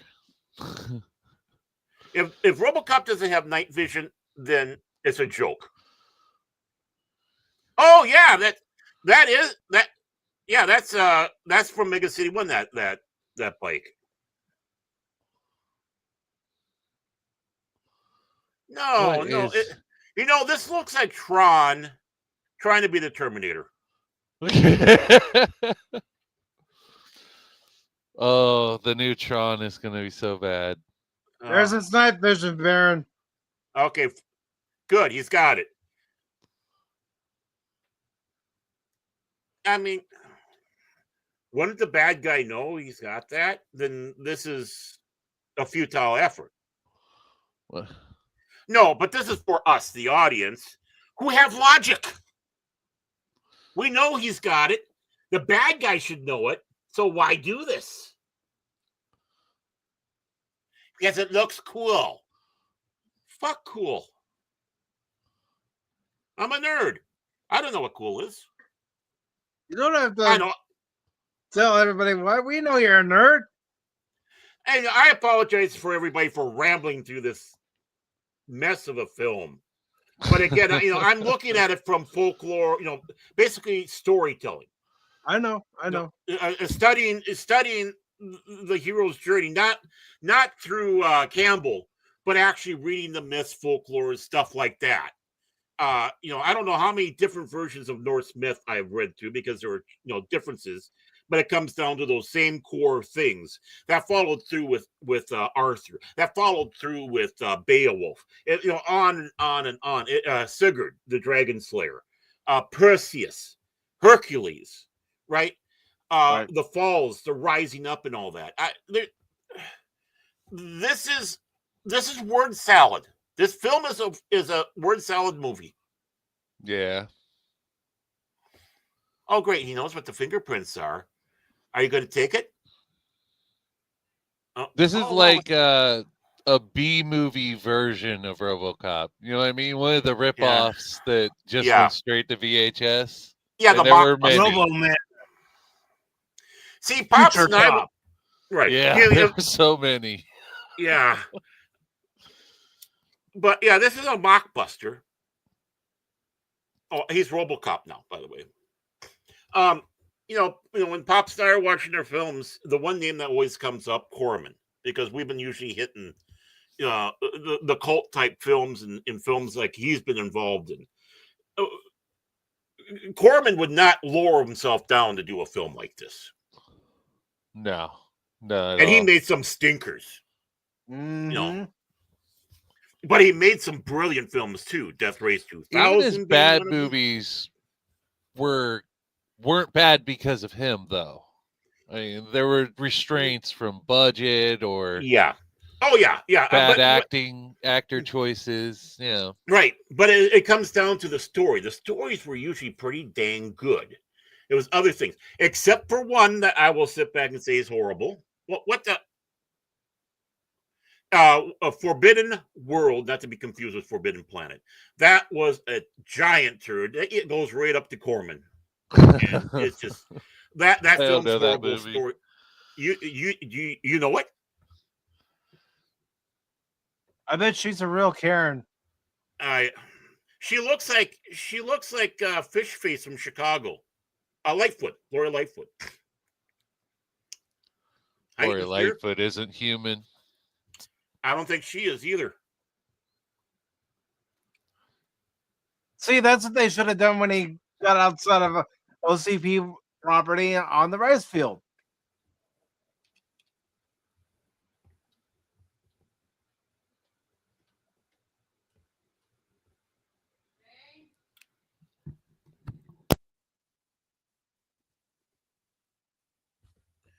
Okay. How does this connect?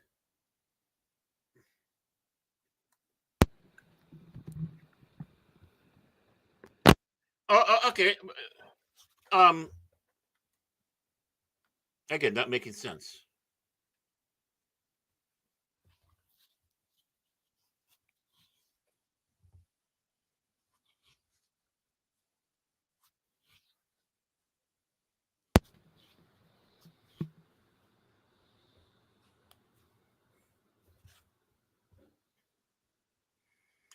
No. Oh shit. I'm shocked. Hey, do you guys know that? Did you know that they can be bribed? Do you know that they can be bought? I can just see the writing room clapping themselves on the back like Samuel Jackson is going to give this meaningful speech. And yeah, everybody stood and clapped. I suppose in the theaters, everybody stood and clapped. And then they shit on the desk and they all smelled their own shit. I've got a good feeling, guys, when we watch Superman 2025. Oh God, we're gonna be doing the same thing that we're doing now. If you're out there, Pop, my apology. But don't worry, folks. Like I've said, we'll watch Superman 2025 first, and then we'll have a palate cleanser. Superman 78. Yeah. You know, the thing is this guy's going to tell us that there's corruption in Congress. Shocking. I did not know that until I watched this film, guys. Yeah, that cops can be bought and corrupt. Oh my. You know, you look at that OPC building. In the original film, it made sense. It was bringing in that brutalism architecture, right? Of course, part of the building was real. The rest was added on in post, right? Special effect, yeah. But the thing is, that brutalism, the soullessness. Some people would say there is a soul to brutalism, but really, it's just there. It's like a tank, just like Robocop, right? Now they're in this glass building like this. It does not give you that same sense. No. Oh, you great. signed them over, dude.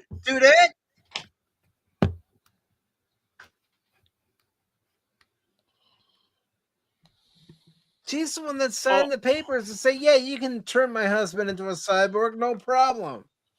Why are you acting like such a wuss too, Raymond Sellers?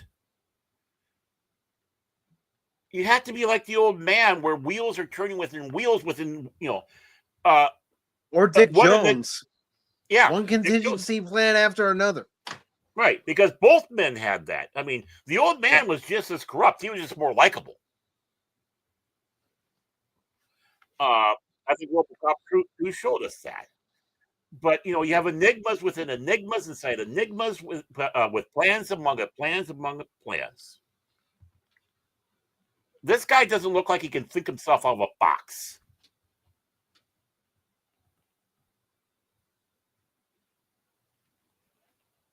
He could if he was dressed as Batman and had his utility belt. Well, that's just it. Yeah. Again, it's not an insult to Michael. I know you're not insulting Michael Keaton. I'm starting to make jokes, Baron. Come on. No. I know you are. I know, but I don't like a movie when I start making jokes. Oh, I know. That wasn't directed to you. It was more directed to anybody who's watching what we're doing here. That we're not mocking his. Even in this movie, he's playing the movie how it's supposed to be. It's a poorly written character.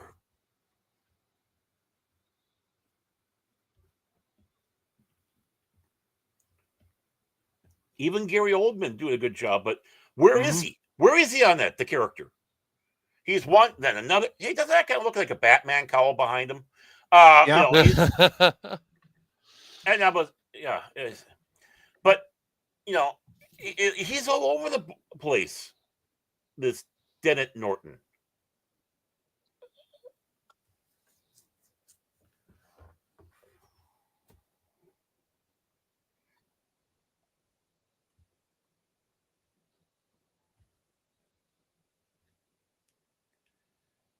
Okay. Where does Raymond Sellers truly sit in all this?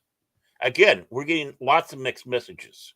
Mm-hmm. And it's not because of creative writing. Our character. The writers at this point didn't know where they were going with the story. Right. Which writer was doing which part? Yeah.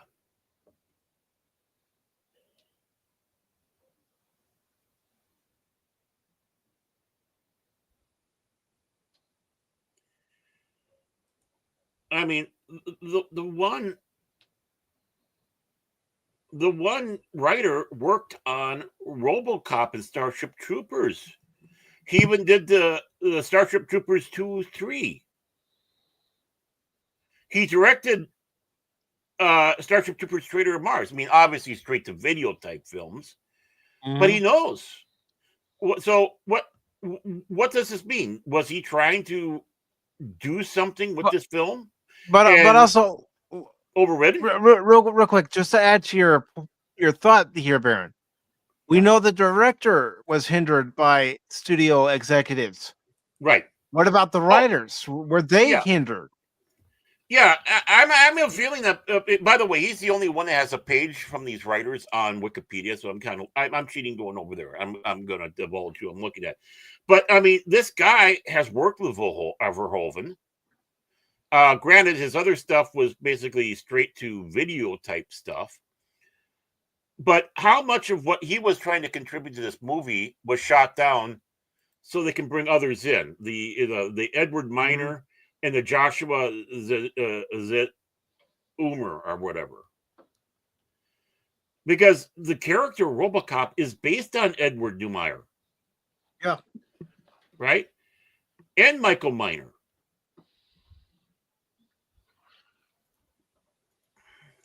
I can't believe that these two guys writing, these two guys writing.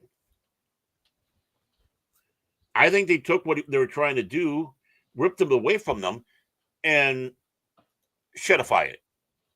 Mm-hmm.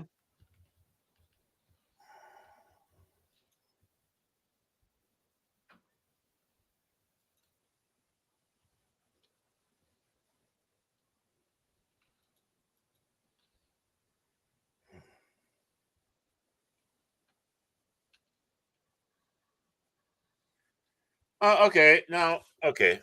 I know I wasn't paying attention, but what the? Okay, what's going on here now? Okay, It's another plot point that has no business to be there. again, making a character who we don't know what motives are, not because of good writing but bad writing. Mm-hmm. Well, I mean, even watching this movie, you could see why Amazon ended up buying MGM.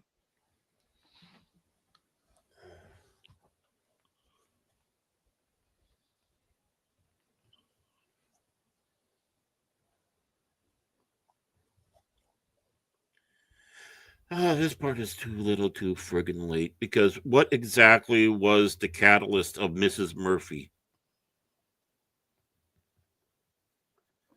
They they they wanted to use her character in a certain way, and they failed miserably. Her character is superfluous.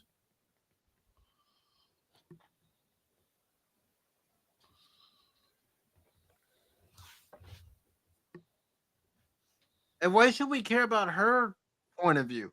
She's the one that signed Alex over to be turned into knockoff cop.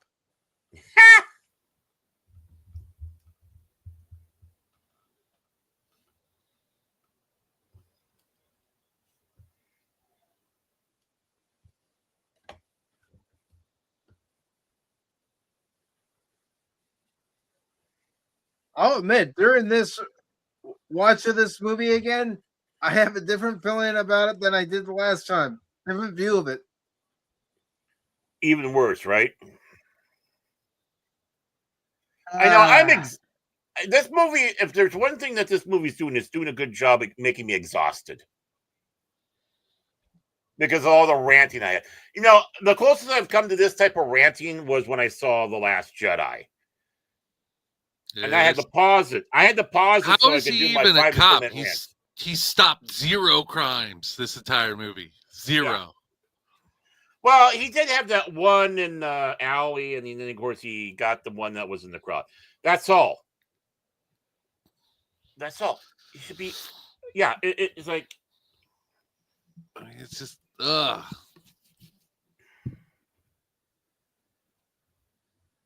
I know people complain about Star Trek, real Star Trek being dialogue heavy, but man, at least you cared. Yeah. There was purposes behind it because it was a drama more than anything else. Yeah. Star Trek was not action, even though you had action. Well, there was a storyline. There was a story to it, yeah. Yeah. This is just.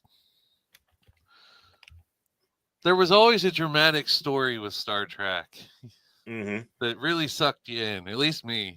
Mm-hmm. Right. Same here. Mm-hmm. That's why I became a fan.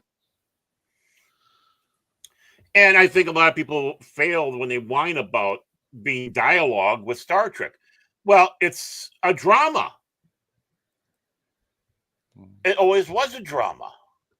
Even Star Trek 2, which had obviously its action moments, it comes down to one thing. It was still a drama. And Wolvie says it was the hot green chicks for him. Yeah, the Orion slave girls. Why not? Oh, yeah. Especially when Batgirl did it. Oh, yeah, Yvonne Craig. What a beautiful young lady. And the funny thing is she was much older than some of the stuff she's trying to portray, but she always looked youthful. You know, it's like, wow. What a beautiful lady. What a beautiful lady. And Susan Oliver was such a beautiful lady as well. Became more of a director, and then, of course, unfortunately died of cancer. So,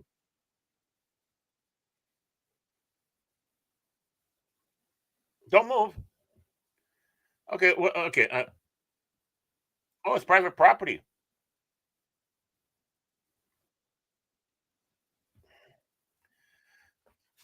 No, I'm sorry. Oh, he got zapped. Let's put our guns down. Welcome to Timu Cop. Yep. Looks like he judged the. Oh, now he's got a real firearm? Okay. Where did that come from? Two of them, in fact. Get your controllers, guys. First person view. No, yeah.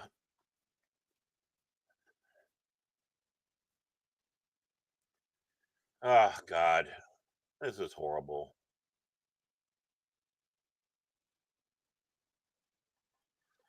Oh, God, this is horrible. Show me that you have. Tell me that you haven't seen Robocop by not telling me you haven't seen Robocop. Uh-huh.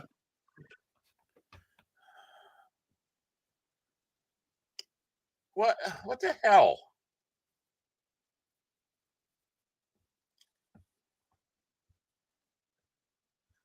I don't know who's who, what.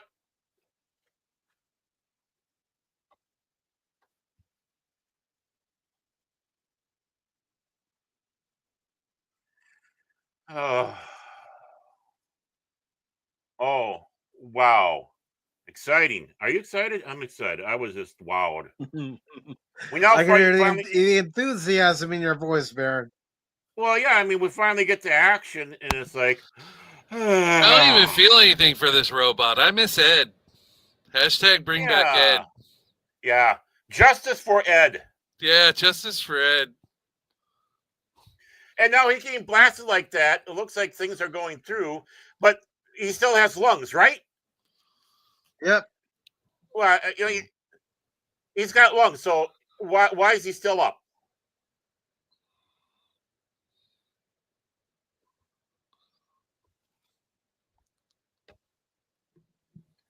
Why does he feel anything?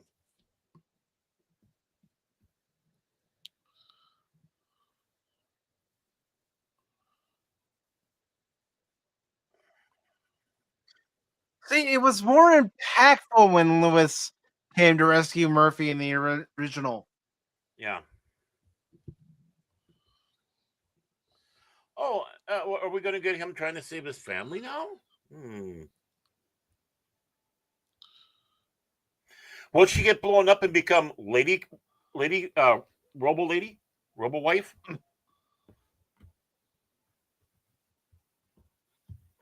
Wait a moment. Didn't you tell her that he was dead? Okay. Yeah. Mm-hmm. Yeah. Oh, wonderful. Okay. Yeah. Oh, God.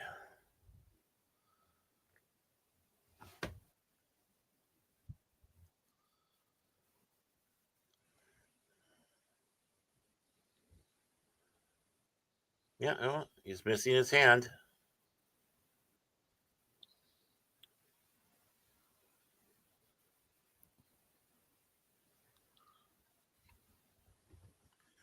Ooh. Hey, here's the Dick Jones moment. Yeah. Now we got the Directive 4. Ooh, Directive 4. Ooh. See, this scene would be so impactful if they had built it up.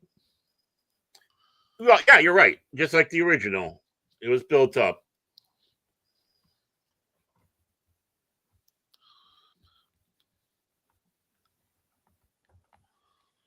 Now, why all of a sudden the sudden sadism?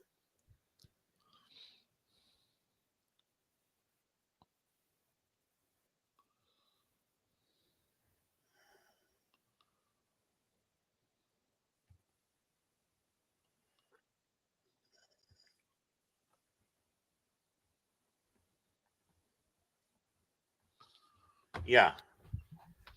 We know what they're trying to do there.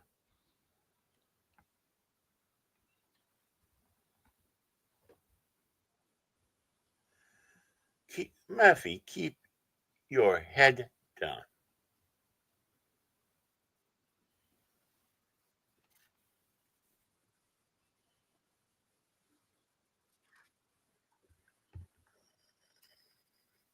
Will he make it? Bet he don't.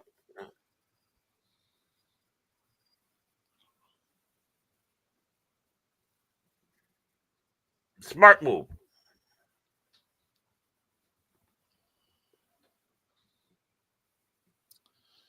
He said, "Fuck you." Sorry, excuse me. At this point, the original Robocop would have said, Drop the gun. You are under arrest. Yep.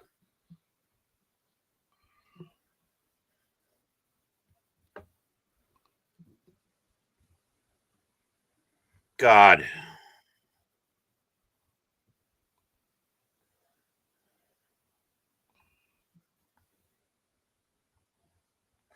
Here's her. "Yep, Here's her here's another Dick Jones moment." Yep.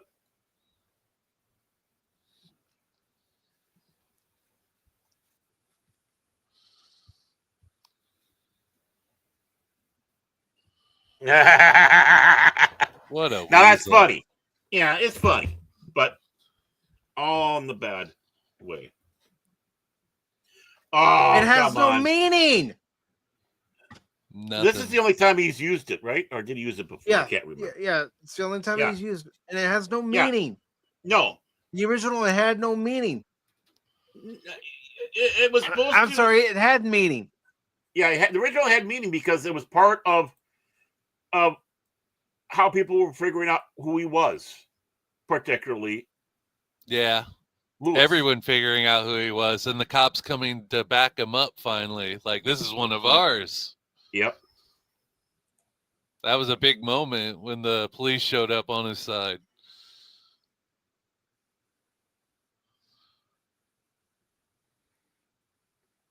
Oh, that's the big thing.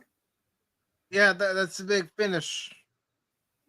So he And went you- to and you go know, one that's- way. That was also the only blood splatter you ever saw. Yeah. So he was making it so the guy would hit him, so his hand would go and move over and take out Michael Keaton. Oh, brilliant, brilliant! Give him a fucking Oscar for this. This is like Shakespeare. This film didn't deserve to make 50 Don't worry, million. Bear. Don't worry. There's a palate cleanser coming Wednesday. And then, of course, the guard just walks off. Yeah.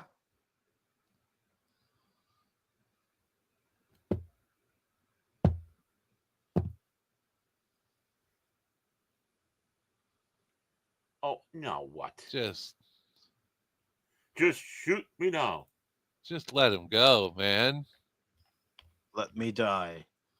With what little dignity I have left. Yeah.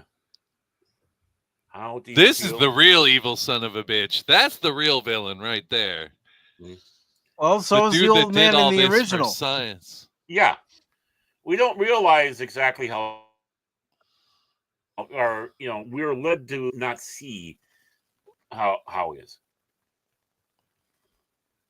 How do you feel? How do you feel? I am How do you Robocop feel? Prime.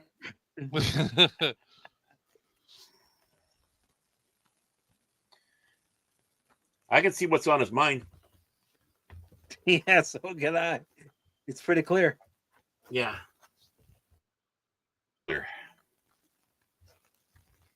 He's ready for what? Okay, he's Shaggy.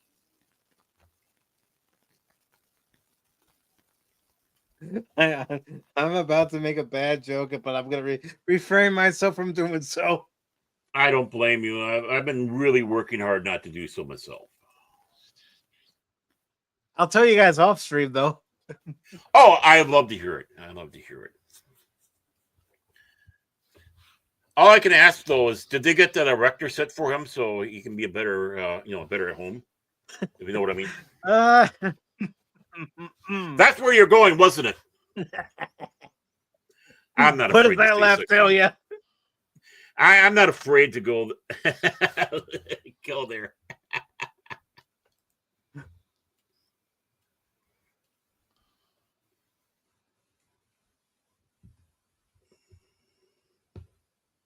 Who cares? Yeah.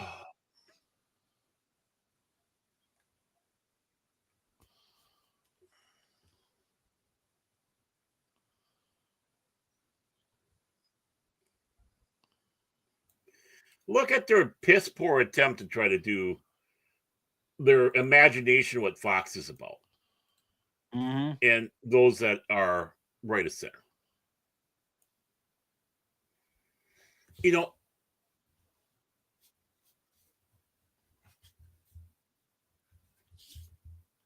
And they bleeped out the best fucking line. Yeah. Come on, it's Samuel L. Jackson, for crying out loud. Yeah. He's And the thing is, yeah. I mean, he's right. The guy should be. But right now, what does it mean?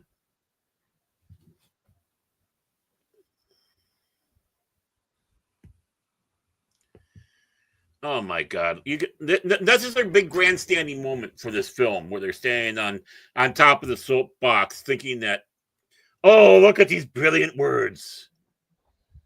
This is the most simplistic tripe that they have in their brain for an argument. This is definitely written by the studio. Yeah. It was a. I'll wait to give my thoughts. And this is the movie end credits? That's what they choose for music? What the? No, it should be the Robocop thing in full. Yeah. Or something. Yeah, I mean, okay. Justice for Robocop 3. Let's get that hashtag out there. Justice for Robocop 3. Oh, there was not a bad movie in the original trilogy. Not anymore. Not anymore. No, they're all valid now. It's one of the great trilogies. And my thoughts on this movie have changed because rewatching it shows just how inept Hollywood is at writing. Whether it's the writers themselves, studio interference, they're completely inept. Sorry, I didn't mean to interrupt. You're okay. Nobody in that writing room had the balls to put any controversy into this film. This is the most sanitized modern audience bullshit. This is everything that's wrong with modern movies. They don't take risks. Playing it safe. Even their messaging is safe with the times. Like, they did nothing controversial, no controversial messaging whatsoever. Well, the storyline. They did. I thought they did with the ending. What was the storyline? I mean, our villain that we're introduced to, it's like, okay, he's a nothing burger. Oh, these two guys, they're nothing burgers. His death was unmeaningful. His life was boring. I was too busy ranting and all that. Did the one guy get off in there yet? The one that blew him up? I really don't know. And really, I don't care. I don't even remember what he looked like. No, they arrested him, and that's the last you ever saw of that guy. Oh, he was arrested and faded. No justice. Nothing. Just no follow up. No quick. Nope. So I don't even think there was a connection made between the guy that killed him and the corporation. I think they just leaped from one to the next. And Barrett, and everybody's jumping to the conclusion at here with us. That we think everything sucks. Yeah, that's what they say. Seems like I can get it to play. Pop Talk's dishing out negativity every single day. They're always on a rant. Come on. Yeah. Play. It's played. It's played. You're welcome, Lady Miss. Actually, we owe you an apology, Lady Miss. I want to apologize to everybody for the second half of the watch party with the remake of Robocop. By watching Robocop 2014, I sincerely apologize. But I don't apologize for watching the first one.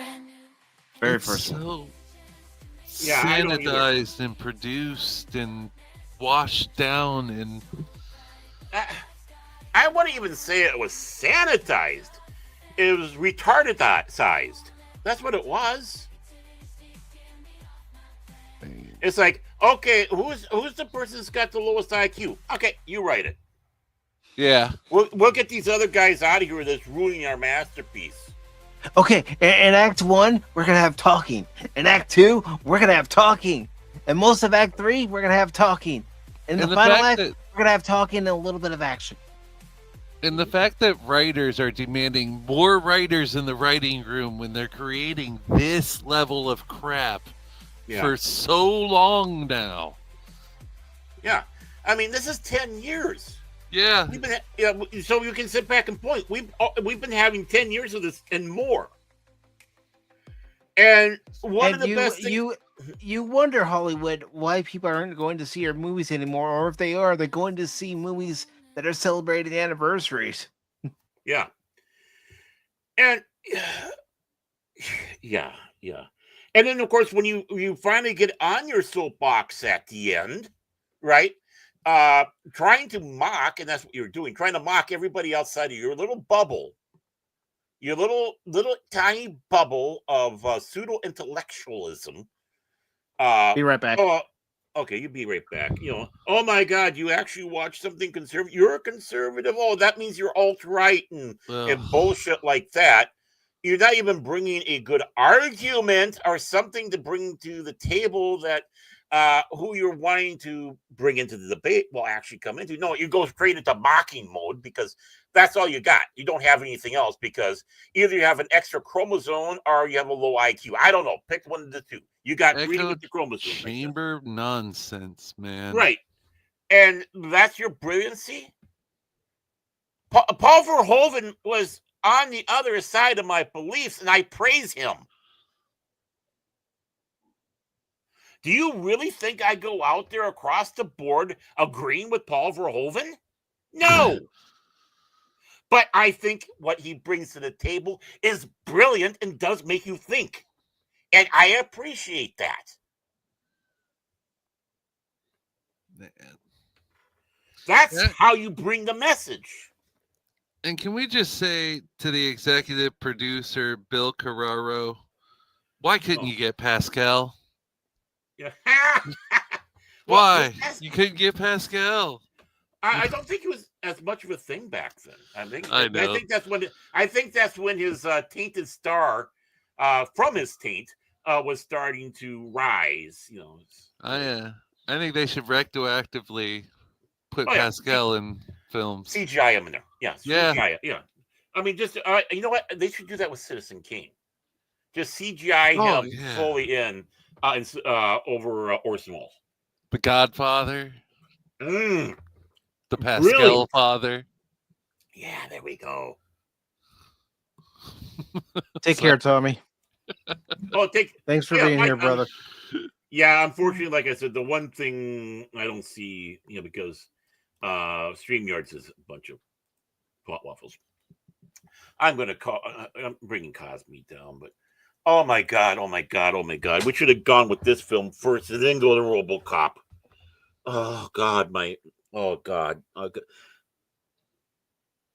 Don't worry, I won't do it like this when we watch Superman 2025 and Superman 78. I'll make sure to save Superman 78 as a palate cleanser.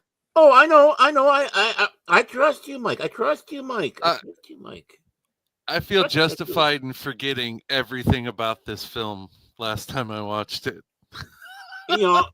Shane, I basically have this film, and I just saw it 5-10 minutes ago. That's why I said I couldn't even tell you the storyline of it. There was nothing in this film that made you care about any of it. And folks, I take requests when it comes to watch parties. And I'm open to taking requests. And Jane, when you asked if we could, I said yes. Because even I was thinking at the time, that film's not so bad. Oh. Mike. What were you on when you saw it the first time? Huh? Were you too busy diving into your nachos? I was probably drunk. Oh, very drunk. Well, I know your state of mind, Shane. I know. I mean, that's why I'm not going. But Mike, was there something special in those nachos? That's all I gotta ask. That's why you don't eat. Maybe so. I'm just gonna tell everybody this. Goodbye, everyone. I'll remember you all in therapy. That is why you don't eat nachos at a movie. You eat popcorn. It keeps the brain going. It makes you focus on. Nachos distract and go, yeah, what you're seeing is really good. See? But the popcorn goes, this sucks. But Barry, the nachos, the cheese, the jalapeno. Come on, they're all so good, man. You can put jalapenos on popcorn and cheese. Come on, man. Don't criticize me for my food choice at the concessions during a movie. It's the only way I got through the last Ant-Man movie. I mean, there are a lot of good action movies you can just shut your brain off and enjoy. There wasn't enough action in this movie for that. It was all boardrooms and you see, psychology babble and Shane, here on Pop Talk, we want to make sure we have good quality films, except when Mike has a lapse in judgment and forgets how bad a certain movie was. Yeah, I don't blame you, Shane. Trust me. I said Robocop. I did not say 2014. Yeah, Mike is the one that drifted that direction. Well, I thought I had asked you about the 2014 Robocop, and I thought you said yes, so that's why I agreed to it. It's my bad. Were you drinking, Shane? Don't blame this guy. Were you Don't blame this guy. I think that when you had that conversation, Shane was. I think he was blottled, having several drinks. So, yeah, Mike, whatever. 14. Okay, yeah, whatever. That's what happened. All of us here on Streamlabs and in the audience have sat through it together, and our friendship has bonded stronger for surviving that. No. Yourself. I don't think that's the case, but with you and Barrett or anyone else, I think after watching this movie, everybody's looking at me and they're saying this. I just gotta find the clip. Everybody, they're saying this. Oh. Like soldiers in Dom, we have been forged into brothers through the terror and the horrors of Robocop 2014.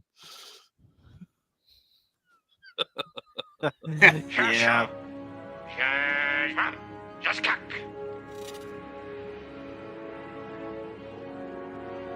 He said, "Today is a good day to die."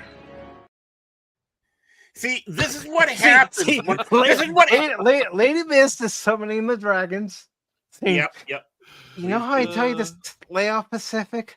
Not this time. Go get him. Really, this is what happens when I take a little bit of rest and take a little weight off my shoulders. That's why, if Mike made an audible, I would not have made that audible. And here, they actually did a good audible, but that was the original one. But we still stay with that. But see, this is why my shoulders hurt. Why this show succeeds. It's me. Fuck you. Fuck you, your pompous ass.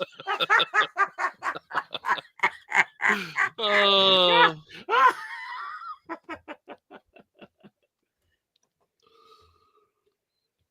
No, he doesn't like it, Gary. Don't put words in Shane's mouth now. Oh. I heart Gary. He's my bud. And I'm gonna need his help in like 2 months when I switch to Linux because I'm too dumb. Me too. I can see it now. The next time I play Marvel Rivals with Shane, Wolby, Steven, and Arwen, and anyone else, Gary, I need heals. Fuck you, Mike. Yeah. I want heal. Let him die.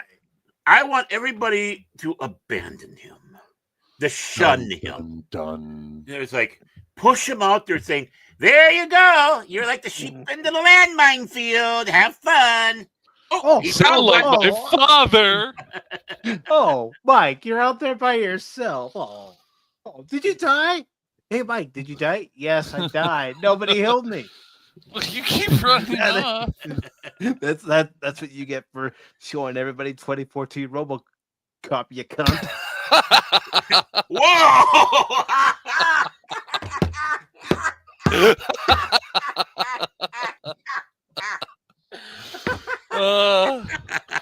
I'm sorry, we need a board meeting for this.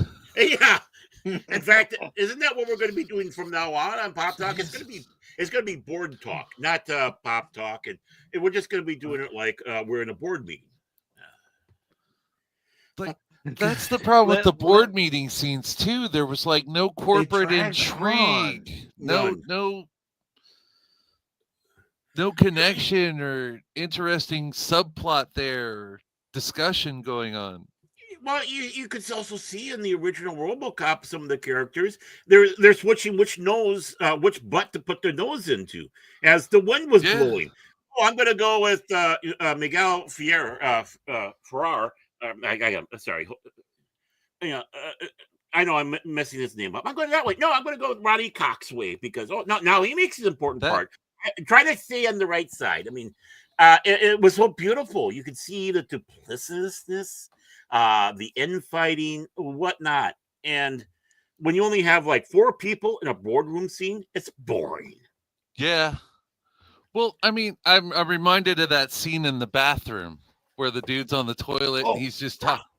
I mean, that was basically just them sitting around in a board meeting, but in a bathroom. And it had so much tension and corporate intrigue that you were into it. You were like, oh shit, this dude's about to get fucked up.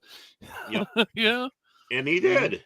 I mean, take a look. Let's take a look at one of the best science fiction boardroom meetings that we've had. Star Wars. Yeah. I know exactly which scene you're talking about. I just don't know if I still have it up here. Let me check. Yeah. I think you got it still in there, man. Yeah, I do. Mm-hmm. If StreamYards wants to play it, that's another thing. I mean, you could just see in the faces. I can give it a try. About the people rushing out of that scene, like how much he was breaking etiquette. Yeah. I find your lack of faith disturbing. That one. No. Yeah. I find your lack of faith disturbing. There it is again.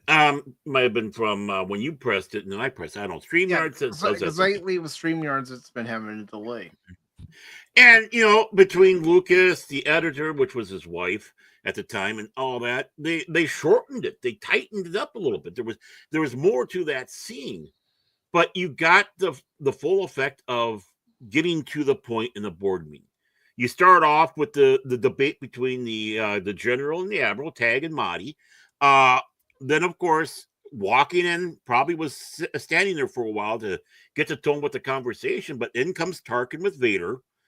Then you have the one guy, trying to express the joys of the Death Star. Then, of course, Marty getting lippy and, antagonizing Vader. Dumb move. And you're seeing Tag and some of the others as they're watching this interplay, and he gets strangled. And enough of this. Tarkin. Yeah, release him. Yeah. I mean, what a brilliant boardroom scene. They got in there, you got what it was, and it was done. Yeah.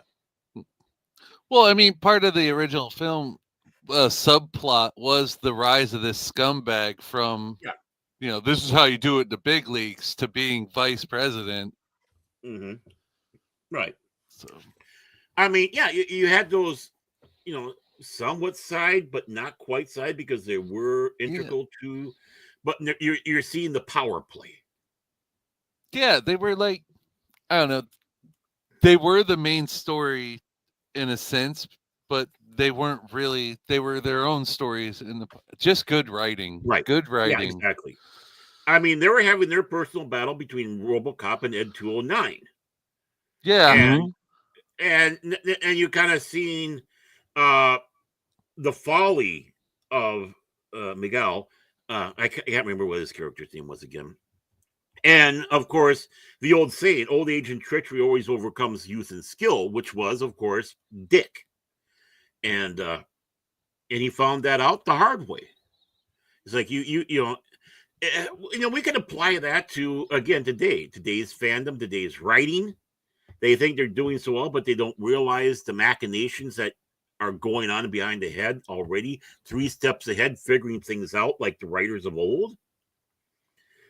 again, like we were saying earlier, in those Corman films, sometimes Corman's films were bad because of the technical issues on it. But you look at it, the stories are great. And if you took these stories and were able to do it on a better, not necessarily, a better budget, obviously, but, you don't have to have a huge one. But if you were able to get the right crew together to do it, it'd be, wow, this is fantastic. I know they kind of did that with Death Ray 2000. I still stay with the Corman film. My God, Paul Bartel was a maniac, and that's why that film worked. Yeah. But even when they do their quote unquote like Sharknadoes, where they're making fun, trying to make fun of it, they fail miserably because they don't understand. They don't understand what they're making fun of. The first Sharknado, I found it entertaining, but then it starts like,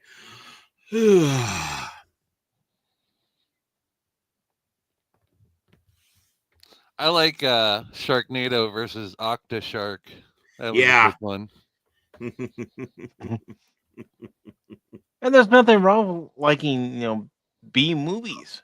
No, Some of them are fun to watch. Yeah. Attack of the Killer Tomatoes comes to my mind. Oh, that's yeah. a classic. Attack of the Killer Tomatoes. Attack of the Killer Tomatoes. And the original Toxic Avenger. Mm-hmm. Yeah. Right? I mean, if you want to get to a more serious story, again, actually, it was a Corman film that he got divorced from, but it was actually a very good film. Android, that's another one from that era, is, should be looked at. It's a B film, but it's like, this is where you can see where the imagination, the writing, everything's coming together on that. It just doesn't have all the flares that, the mind rot want to have. Well, you mean it's not stuff blowing up and there's not enough air, blah, blah, and why can't yeah. I want to see New York destroyed. I want to see several 9/11s in New York because of these superheroes. I want the innocent bystander death counts to go up and up and up. Because basically that's what it is when they're destroying these buildings. You simple-minded fools. Yeah. Batman 89 didn't need that. No. Batman Returns didn't need that as much as, like I said, I don't like the film. It didn't need that. Nah. Superman 78 didn't need that. Nope. Yeah, things did get trashed, but not like that. Thank you, Independence Day. Because that's the one that got all their little panties wet. Seeing all these landmarks getting destroyed and humanity being destroyed left and right. No. Like, now we got to bring this into this area. I blame Roland Emmerich. Mm-hmm. Even though I'm sure he didn't mean it to happen. I'll give him points on that. This was just a fun, hey, let's have a doomsday story. Yeah, Doomsday. Independence Day was a movie that was released when you actually had popcorn films for the summer. Right.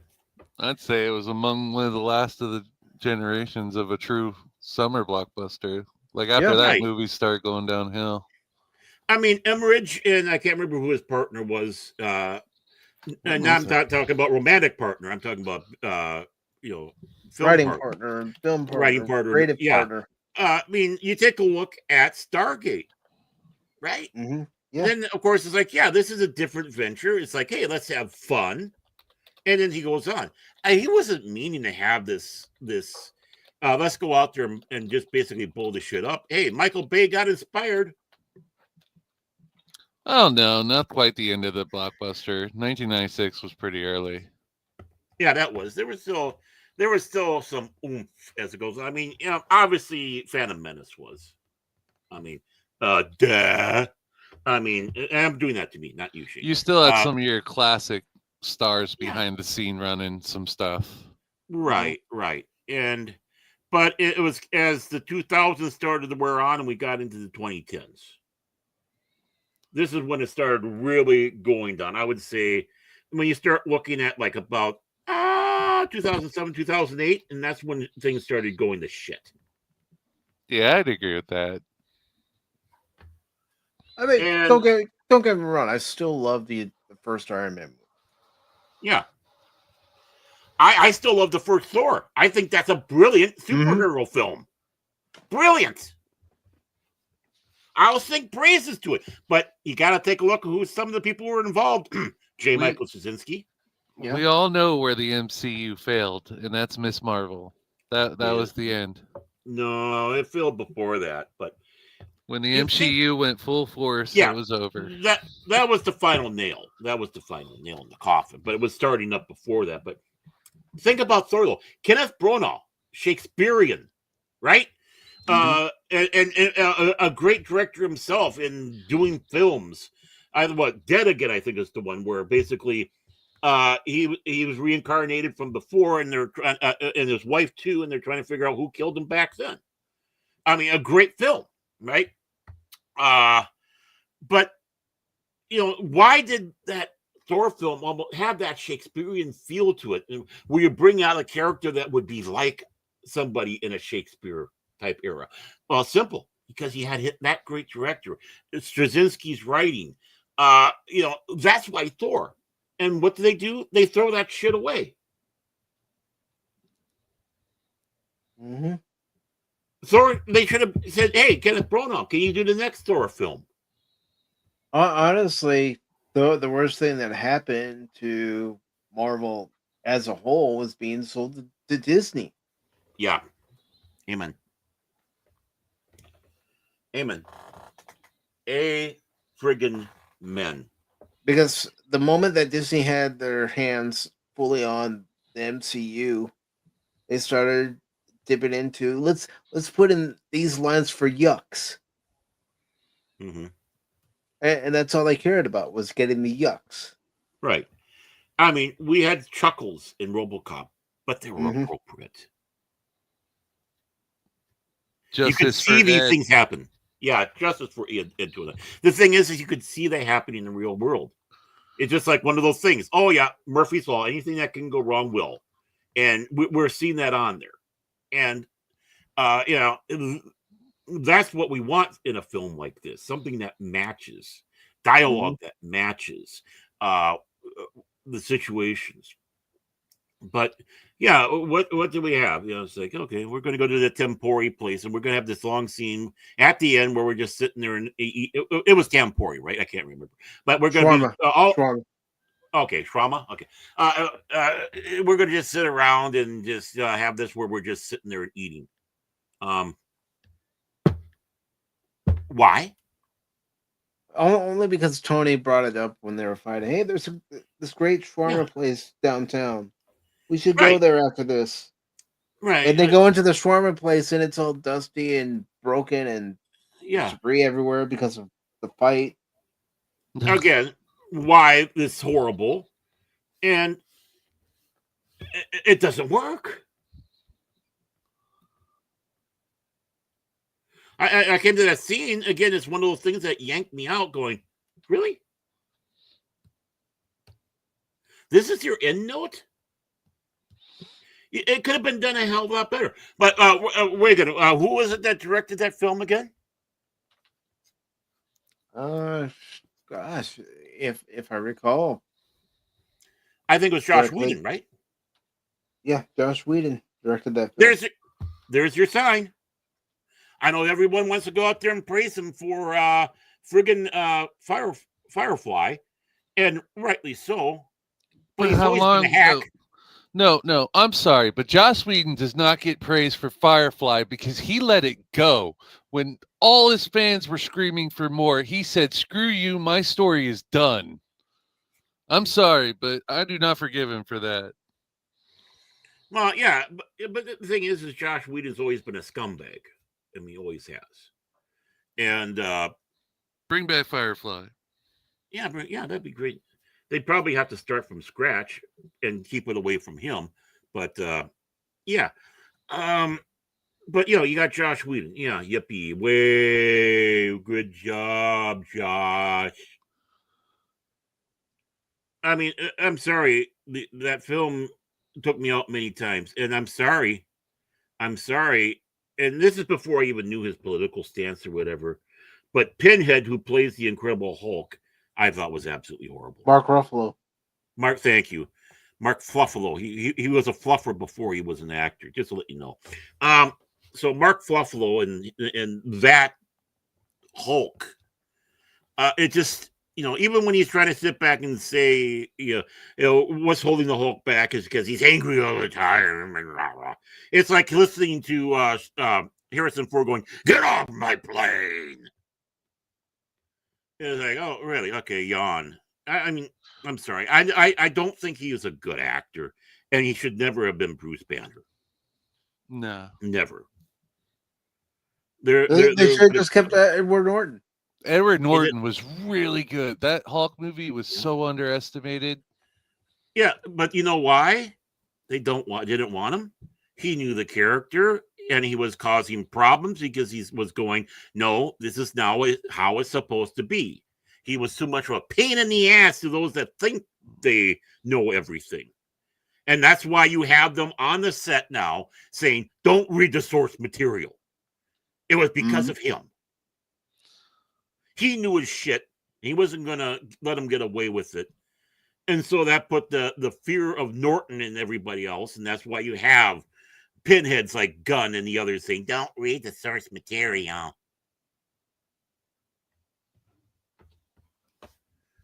Because they don't want to be pointed out about how moronic they are in what they're doing to these characters. It also reminds me, to return to Joss Whedon, something that Quentin Tarantino said during an interview once. He was asked, why aren't you just pumping out good movies? Why don't you just keep producing movies and TV shows all the time?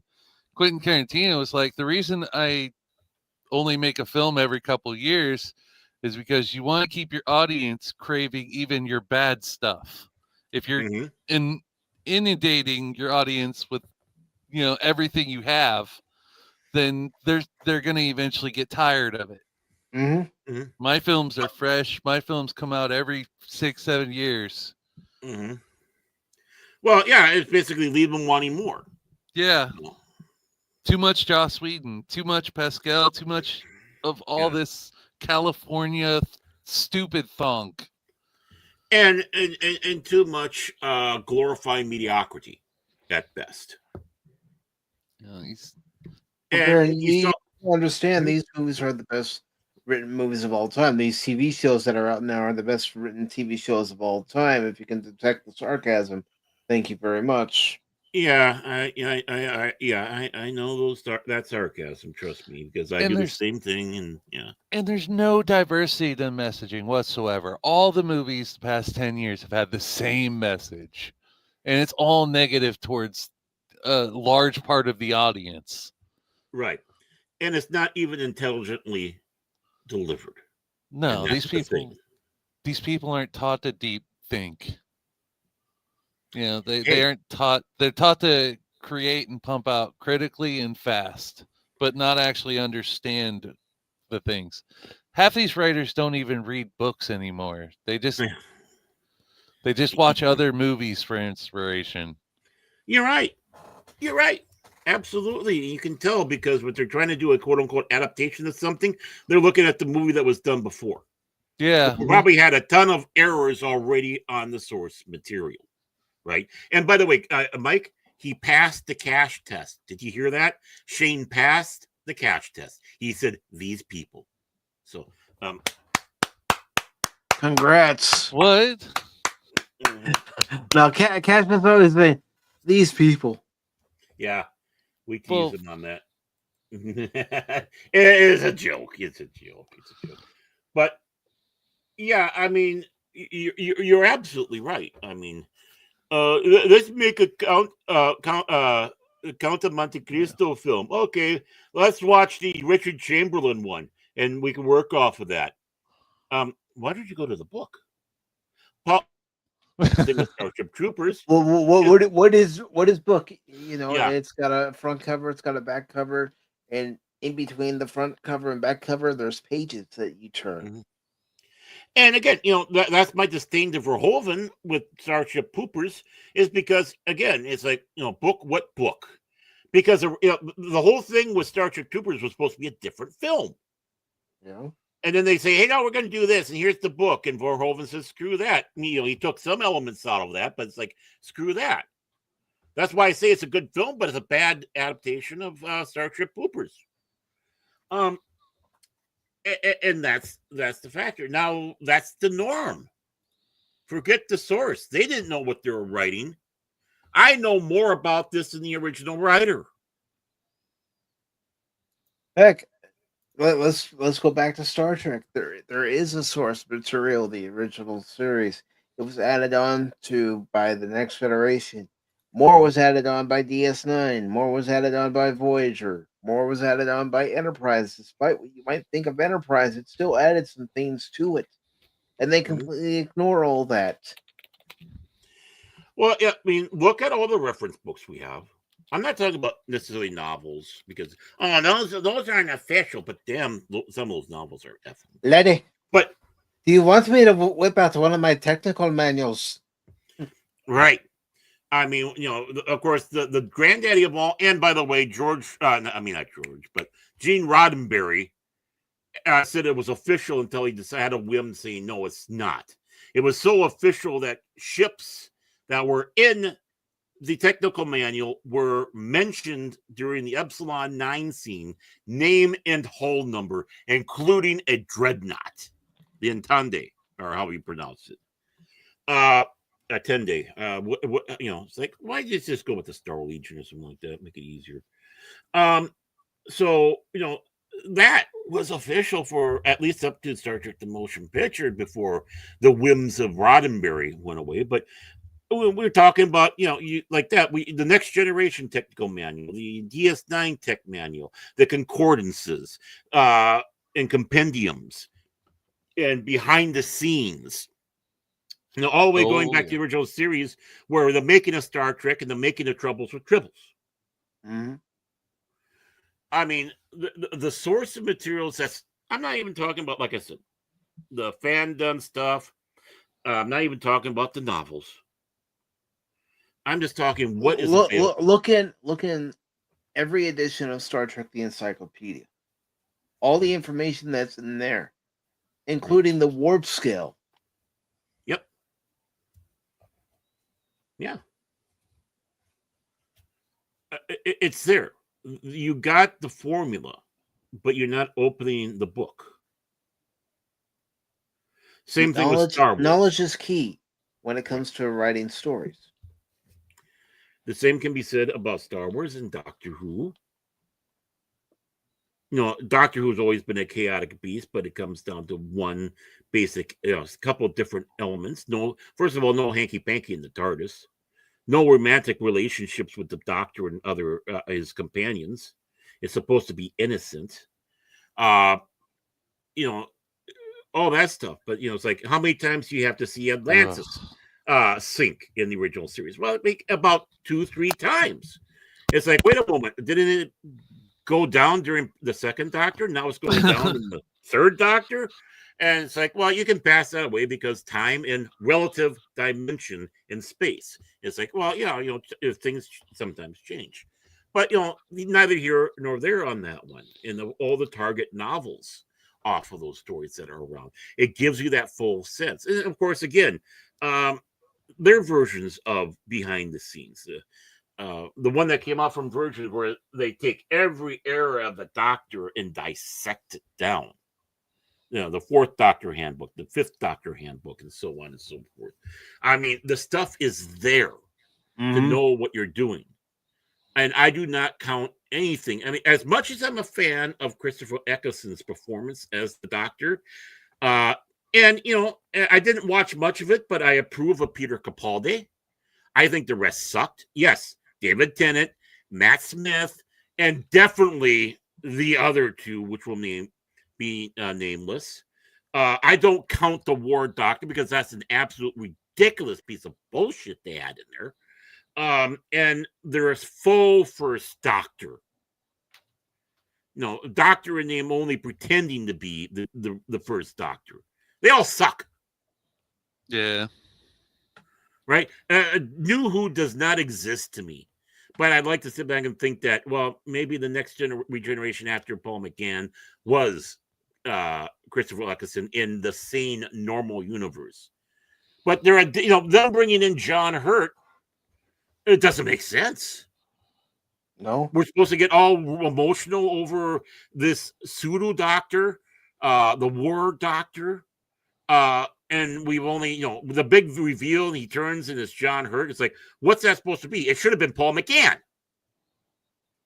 Well, Doctor Who, like, the whole history behind the scenes of that show is really messed up because every doctor has had a different drama, and every doctor the BBC has tried to shut down up until the modern reboot series. I'm talking about the classic original trilogy. Well, the first one, understandable. Hartnell was getting sicker and sicker. I don't know why either.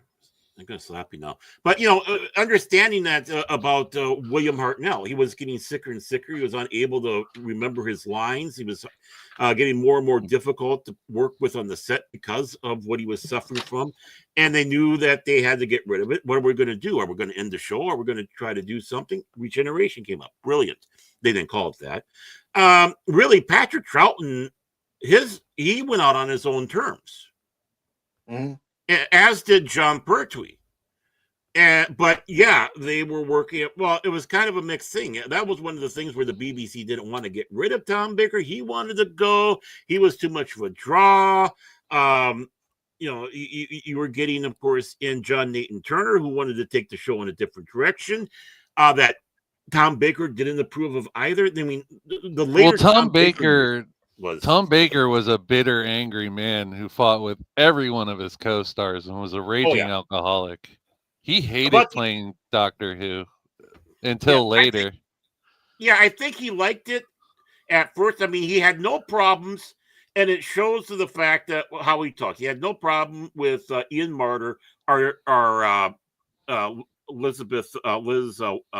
Oh God, Sarah Jane Smith. I got a mental block on her real name.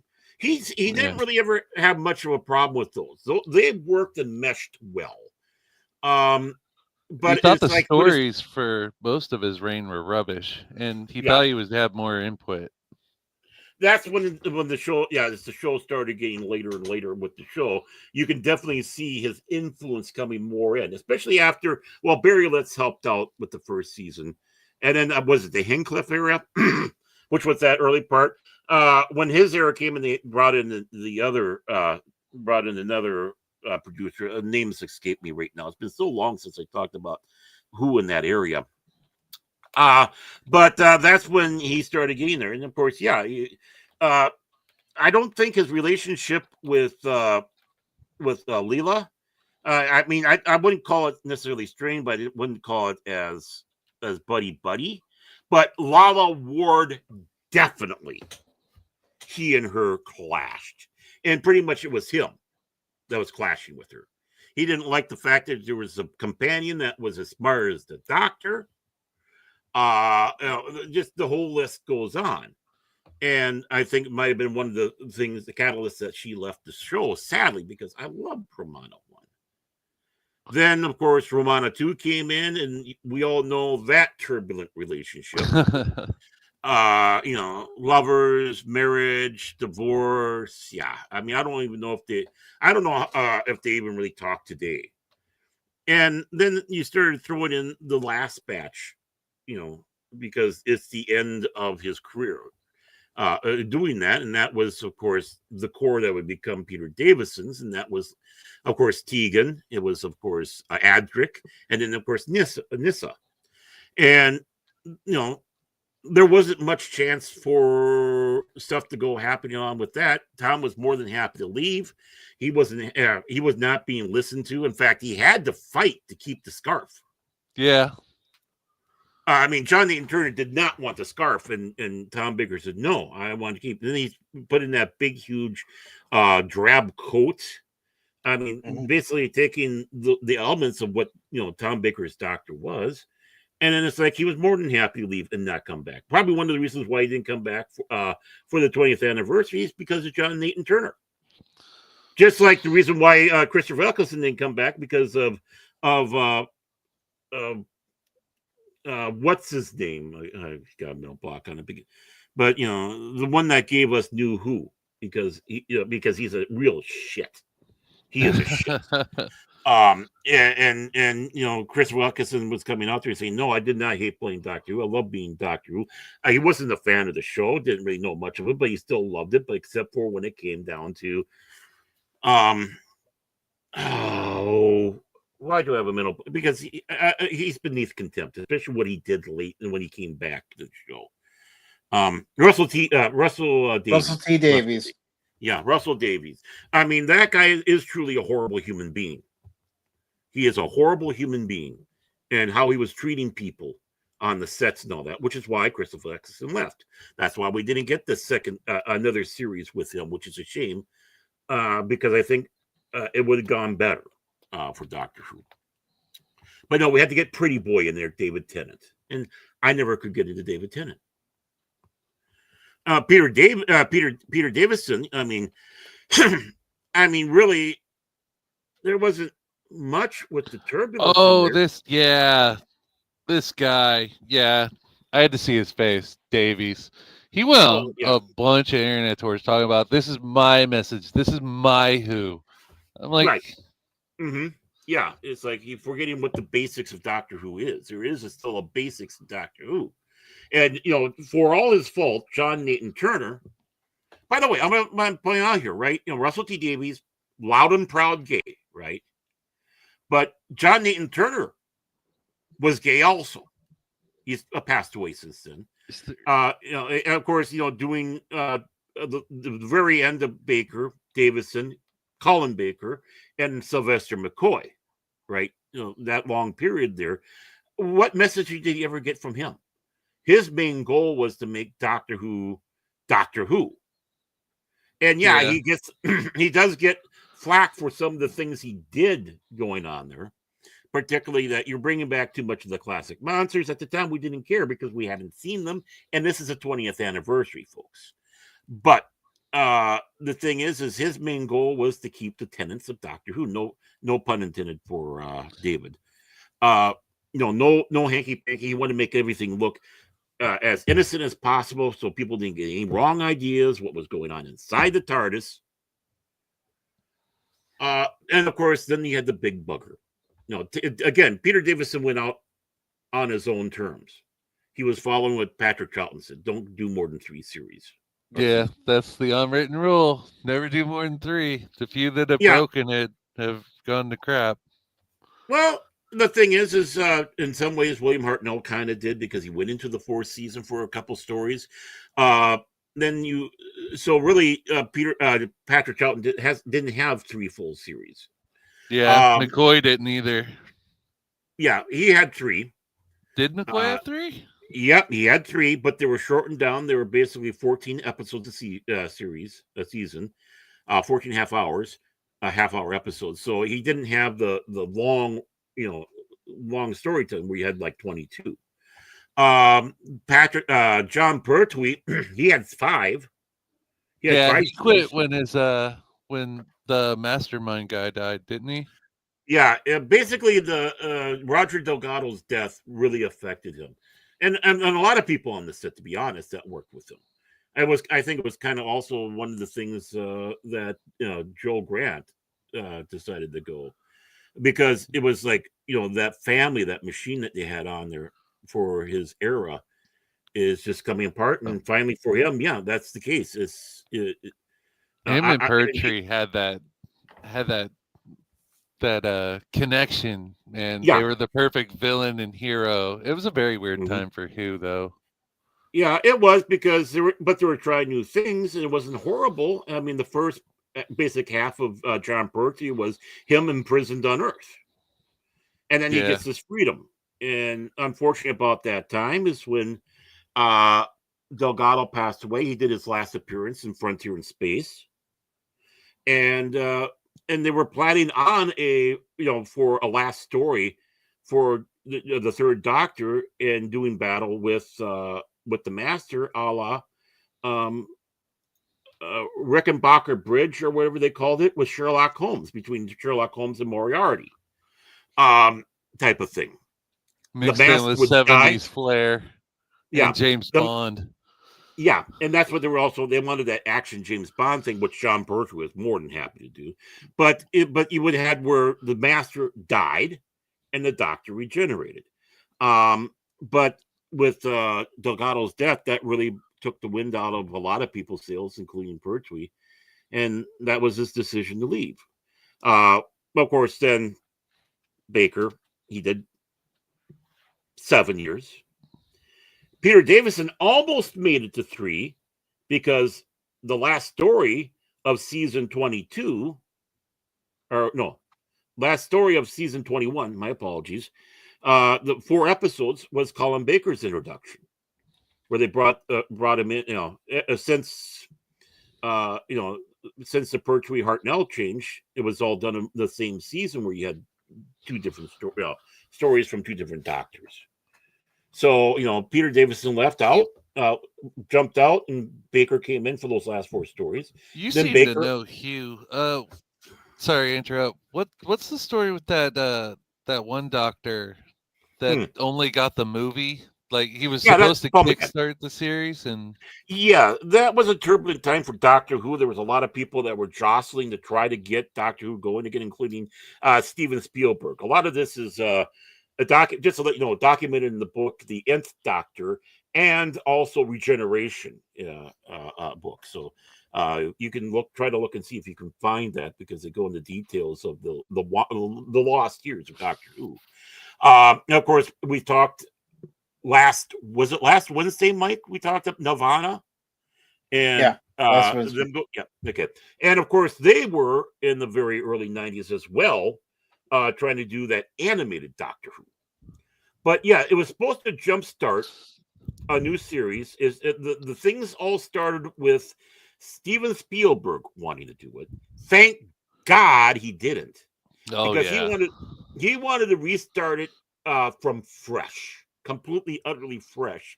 And the Doctor was like searching for his father, and his mother was him.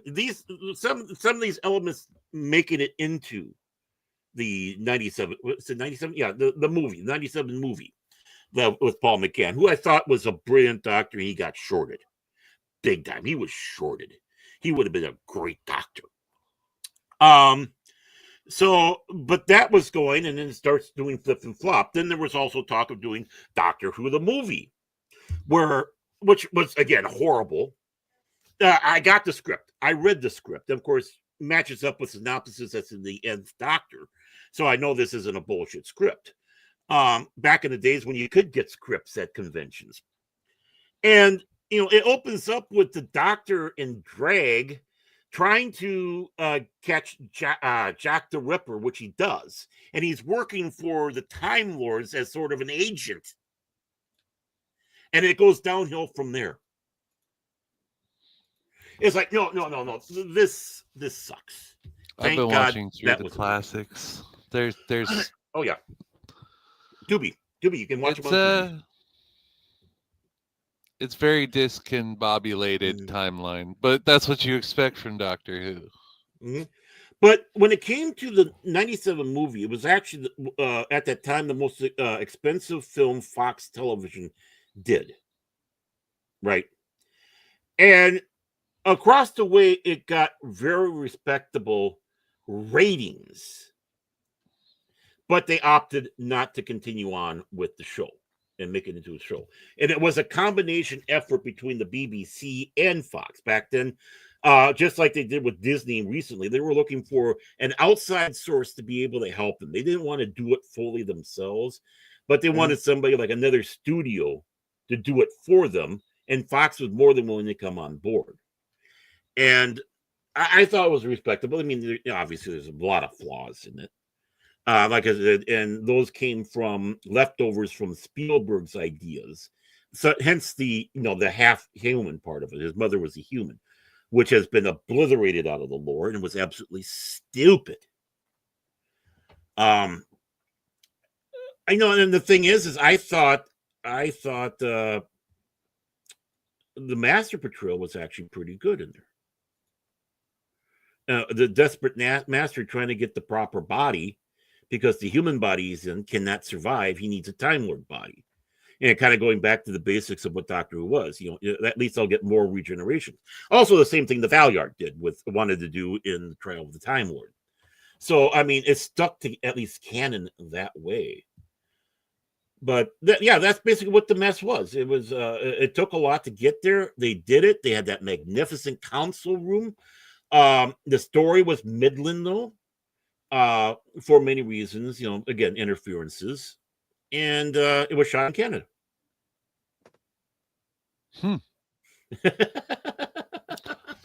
I think in Vancouver. If it works, yeah, it was supposed to be San Francisco, but it was shot in Vancouver. So yeah, that's the mess that you, in a nutshell, that you had with the 97 television movie. Be thankful that the motion picture one didn't come to fruition. And the jury's out for me with Doctor Who and the Scratch Man, which was a film that Tom Baker and Ian Marter were trying to do in the 70s. Didn't come to fruition, but finally, Tom Baker had a ghostwriter actually write into a novel recently. Mm-hmm. And it's one big thing because, Scratch Man, if people don't know, that's, kind of one of the English colloquialisms for Satan or the devil. And that was supposed to be played by Vincent Price. That was her dream. It was like, ooh, that would have been fantastic, But, there's a long convoluted history of it, even going back to the 60s when he had the Peter Cushing Doctor Who films, the Dalek films. And how they didn't go with the third one, which they probably should have. And if anybody sees Dalek Invasion of Earth, again, when we're talking about like B films, Hammer type films, whatever, that one is a pretty damn good film. I recommend anybody to watch it that's a Doctor Who fan and not a Doctor Who fan. It is a good 60s science fiction romp. Grab the popcorn. Not so much the Doctor Who and the Daleks, but the Dalek Invasion of Earth, which, of course, those were based off the episodes from TV.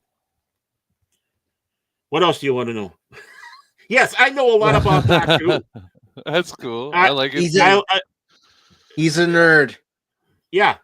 I can do the same thing with Star Wars. I can do the same thing with Star Trek. It's just one of those things. I mean, a while back, my dad sat back and was saying about, what do these people do that they have all this knowledge on all this stuff? It's like, and I'm just kind of looking at him. It's like, first of all, don't you know who your fucking son is? And then I followed through. It's like, yeah, this is like someone who is just engrossed in the sports, where they know all the stats for players, whether it's baseball, football, maybe both, hockey, and they can tell you, who was a pivotal player in a certain season, and run down. Well, this is the passion for people in the science fiction fantasy.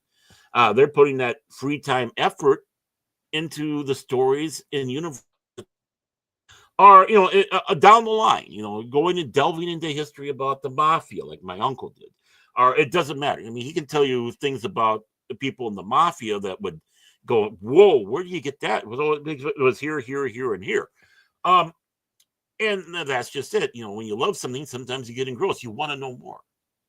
Mm-hmm. You want to get to the core of what was inspirations, what brought people. You try to remember what you've read. You try to remember what's been mentioned in an episode, or if the show had a movie, you try to remember that key point of information. This way, if it comes back in a new show, you can say, no, that's not what was said back in episode 86, season 3. Mm-hmm. Oh, Star Trek's fun to pick apart. Trust me, Star Trek is really fun to pick apart. Yeah. Even more so than Doctor Who. I mean, because they should know better with Star Trek. But, but you heard my rantings over Robocop 2014. That's why. You study the first film and you just see how piss poor. Yep. They followed through. Now we're gonna do Total Recall. No crickets. I mean, when Robert, I think Roger Ebert said right about.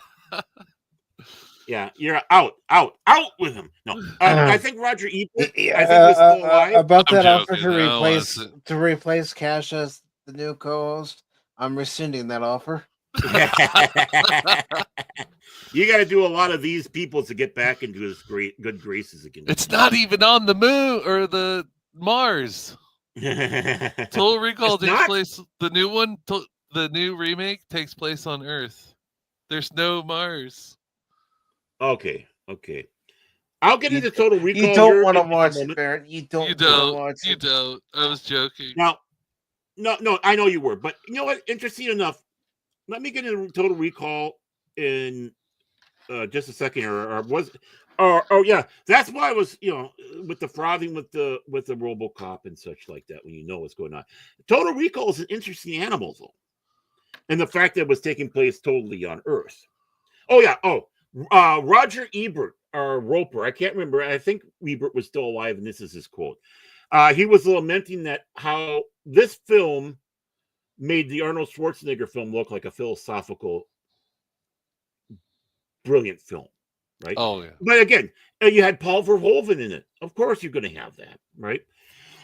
And we can see how the next generation doesn't know how to do that with, of course, this Robocop film, of course, the Total Recall, which I haven't seen. I have no intentions of seeing. You don't want to see it. Yeah, my opinion. Yeah, I'm not. You don't want to see it. The interesting take, though, is the source material, which of course is Philip K. Dick, who, and sorry if I was hard on the Dick part. I don't mean that he was a dick, but he was a paranoid, weird guy, dropping acid, whatnot. I mean, this guy was paranoid. He thought everybody, they're out to get him, and you can see it in his works. If again, a bad translation from book to movie, Blade Runner. Read the original book. I'm not saying Blade Runner is a bad film again. I think it's a brilliant film. I love Blade Runner. But night and day between Blade Runner and the book. And various other things as you kind of went along with how they were taking his works and turning them into movies. From the short story, we can remember it for you wholesale from Phil K. Dick. If you wanted to transcribe that, basically, in the first film, everything leading up to him going into the recall center, right, where they're all on Earth, that's basically what the short story was, and everything took off after that. Spoiler alert, folks. If you don't want to be spoiled, you want to read the story, which I recommend you do read. So 5, 4, 3, 2, 1. Okay, if you tell here, it's your fault. The original short story has it where they come up to that point with there's no big government plot thing except for one thing. At the end, real aliens do come.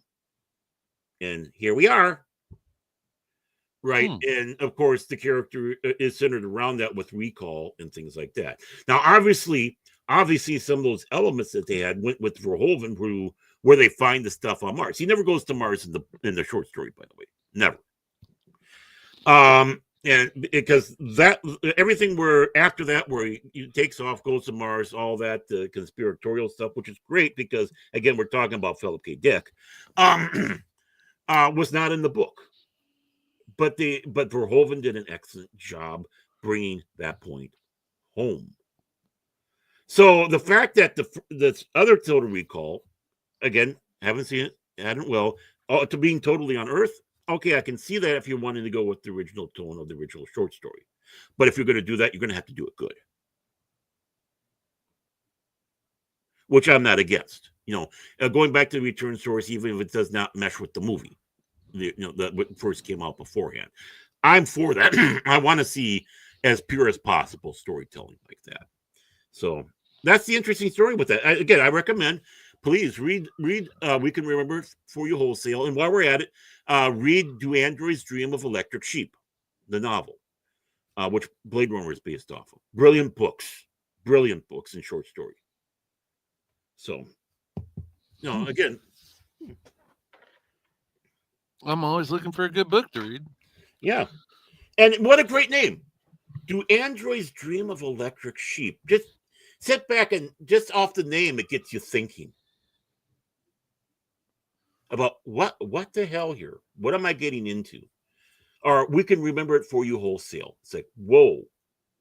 because you're coming out of an era where they pushed boundaries and weren't afraid of going against scientific norms per se, because they wanted to express a story, bring points home, use it as analogies. They wanted to bring their point to the people in an intelligent fashion, which we don't have. I mean, just take a look at the books by Asimov. Don't watch Foundation. Go and get the first 3 books, Foundation and Empire, and Second Foundation, and read them. Don't even read the ones that came after that Asimov did. Prelude to Foundation or all that. Just go with those 3 books. And what brilliant science fiction that was. I, Robot, same thing. Don't see that piece of shit Will Smith film. In fact, if you can find it, find the script that Harlan Ellison did for his when they wanted to do the movie originally. Brilliant. Just read Isaac Asimov's work. Yeah.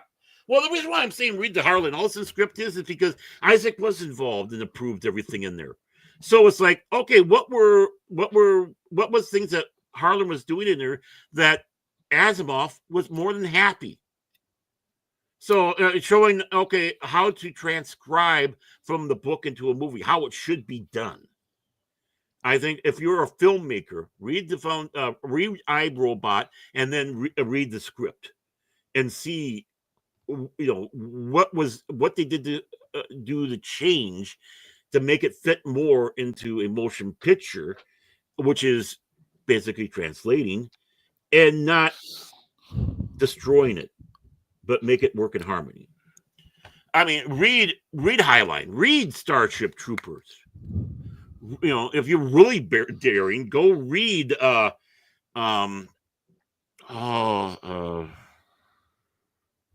I hate having that mental block on the name of the book that I Grok Spock and all that but read that. Read Frederick Pohl and Corn Bluth. I mean, the Space Merchants. Read the Space Merchants, man. Pohl Corn Bluth collaboration, which they did until Corn Bluth passed away. And probably some of these names people don't even know. Read Fred Saberhagen. Read the Berserker series that he did, where the robots are trying to destroy humanity. You want something good to get your blood pumping, to do storytelling, or maybe do some sort of mini series or movie? Look at the Berserker series. It's all out there. It's all brilliant. Yeah, sure, they had a flop now and then.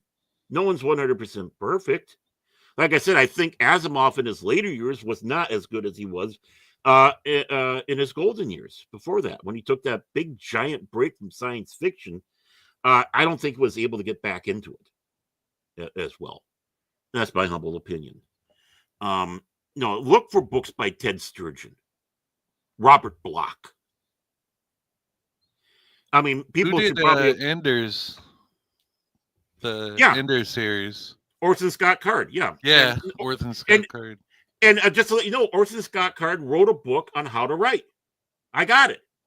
If you can find it, get it. Oh, I love the Enders series. Yeah.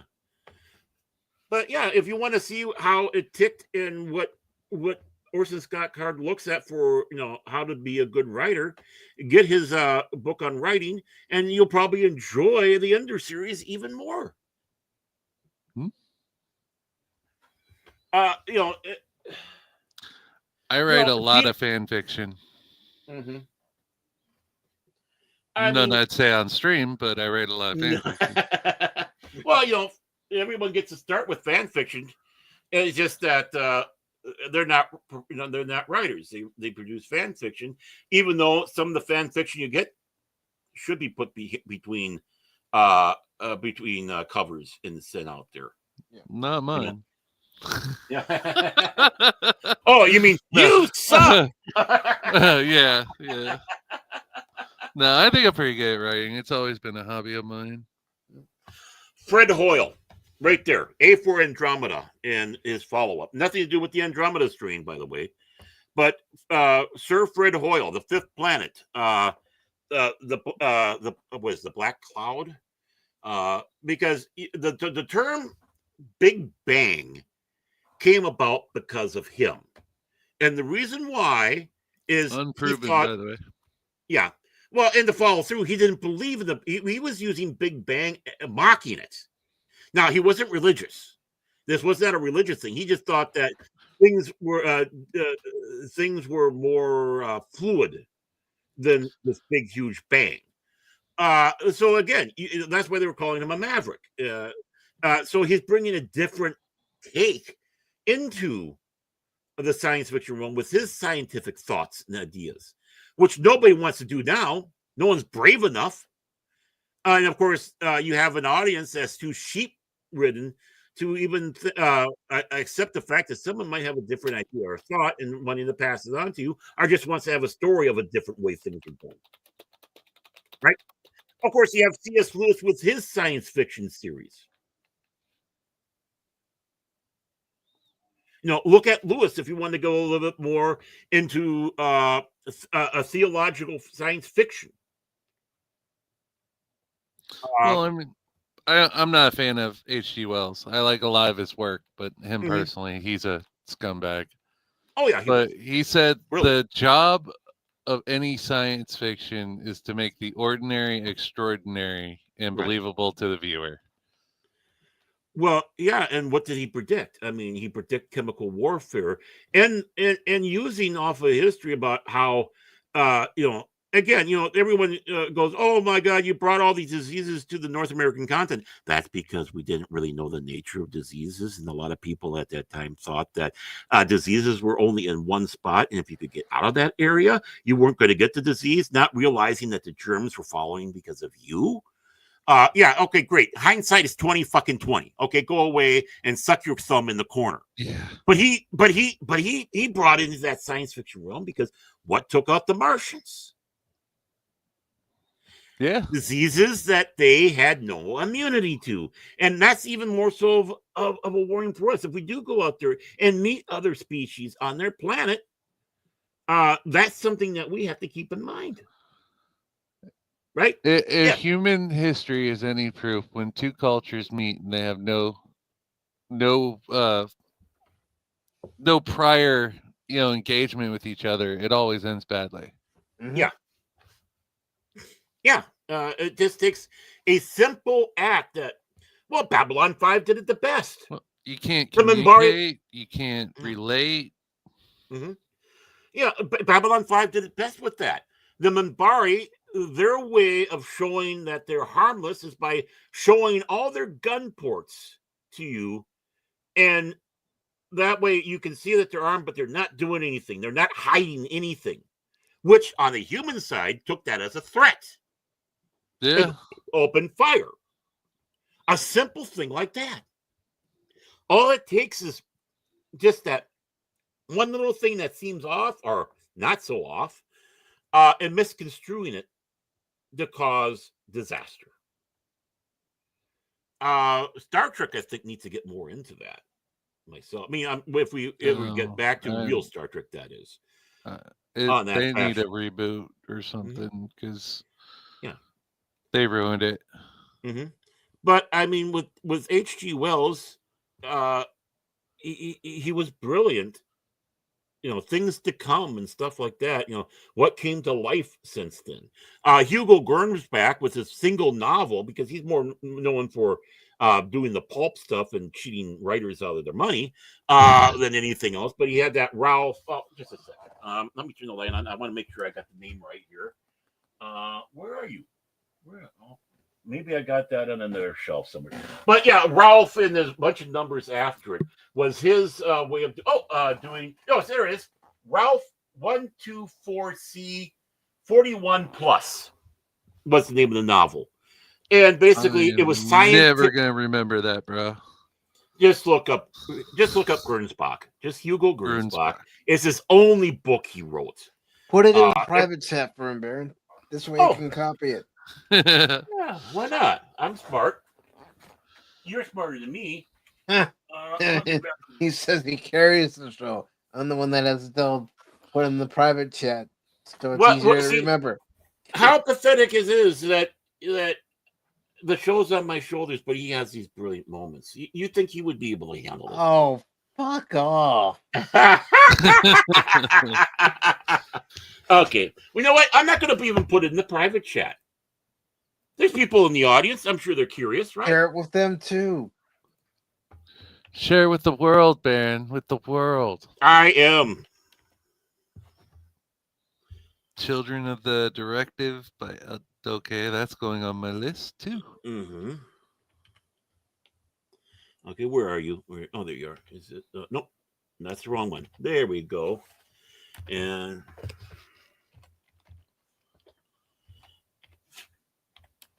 now, if you're looking at Pulitzer Prize winning, writing, you're not going to get it. But again, what he's doing is he's trying to bring forward what they were basically saying: true scientific fiction, where they're looking at technologies and such like that over anything else. Yeah, there we go. Read the Children of the okay. Ooh, I like the name Outlaw. And of course, there's that one. Of course, if you really want to have fun, do the Lensman series by E. Doc Smith. I found it free at Project Gutenberg.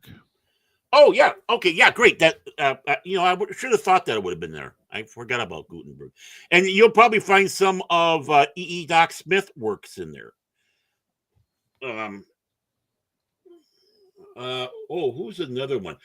Find a book called Space Vikings by H. Beam Parker. Let me make sure I got the name. It should be in there. Piper. My apologies. Piper.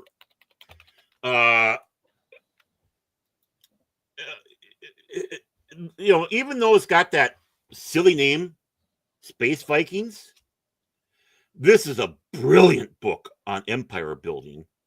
And fans of the role-playing game Traveler should thank this, because a lot of inspiration from Traveler role-playing came from this. It reads like a Traveler novel, even though it was written way before that. He also had another story called Little Fuzzies, which I think should be on Gutenberg as well. And when David Gerald did the episode Troubles with Tribbles, afterwards he realized, oh my God, this is way too similar to Little Fuzzies. And he ran and he called up Piper, and Piper said back, yeah, no problem. Or so he said. You actually had somebody who didn't get upset about it. Yeah.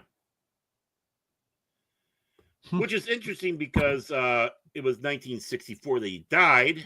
I don't know how truthful David Gerald is. David Gerald's a bit of a whack job, just to let you know. He really is. And he also wrote a great book on writing.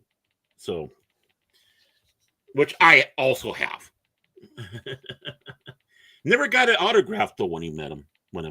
I don't think I had the book at the time, but I should have. Got another one on writing somewhere. I can't for the life of me remember who wrote it and where it's at. Maybe I'm just imagining things. Yeah, Henry Beam Piper. Yeah, Space Vikings and Little Fuzzies are two books you should read from him, especially Space Vikings. Everybody out there, look it up. Look it up on Gutenberg unless you want to try to get a physical copy from Amazook or something like that. I'm sure the books aren't that expensive. I can find them somewhere. But, guys, I've been here for 5 hours. I have to go eat dinner. You know what? Yeah, I think it's good for us to go ahead and start wrapping up. Yeah, my piss jug is overflowing. I got to get out of here, too. But before we do, if you guys want to promote yourselves, go ahead and promote yourselves. I don't have anything to promote. Yeah, this week's going to be a little hectic. Yeah, you do. The power of friendship, man. Come on. By the power of friendship. Oh, see, Evil Mux had the perfect sound effect for it. We need to get that for this too. The power of friendship, right? The power behind it.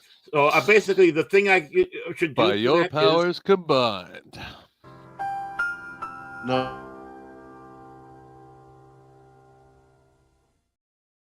There we go. Perfect. No Captain Planet. No.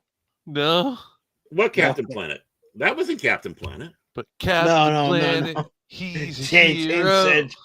said by your powers combined. I said, Oh, yeah. Oh, yeah. Sorry, I should have caught that.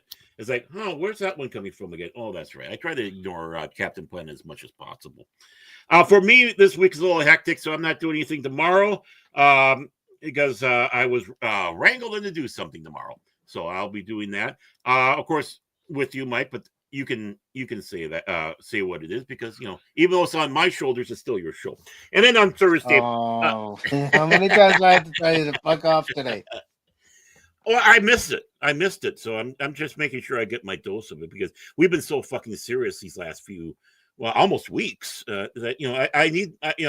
I've been running low on my fuck you levels and feeling kind of ill because of it. So that's why I just don't want to get an overdose. But I mean, if Fat Steve was here, he'd be doing a great job of making sure those fuck you levels were up. But. Yeah, but of course, Thursday at Jace Fox's 540 Studios, we have The Beyond, which is hosted by the aforementioned Jace Fox, along with, again, the list that follows after this is going to be a list of possibilities. Unfortunately, I missed the last one because something popped up for me again. Like I said, it got a little crazy around here. So unfortunately, I missed the last one, which I'm kind of sad about because I really wanted to be part of that show. But you have, of course, a Prismatics after that, Kilton Kejon. You have no, why would I say Apion? Because we're talking about Apion. What I meant to say is Whoopa Troopa. Of course, Halsey, Cash Monet of the important upper class Cash Monet family on Beverly Hills, and myself. So that's between 6 and 6:30 start time, usually around 6:15. But again, why do I have such a wide window? Jason's Norwegian. And that's Central Daylight Time. So again, between 6 and 6:30 Central Daylight Time on Jace Fox's 540 Studio, The Beyond. Other than that, I can't really think of anything else to promote. So back to you, Mike. All right. I do want to take the time before I let you all know what's coming up on the channel to thank Lady Miss for being with us today.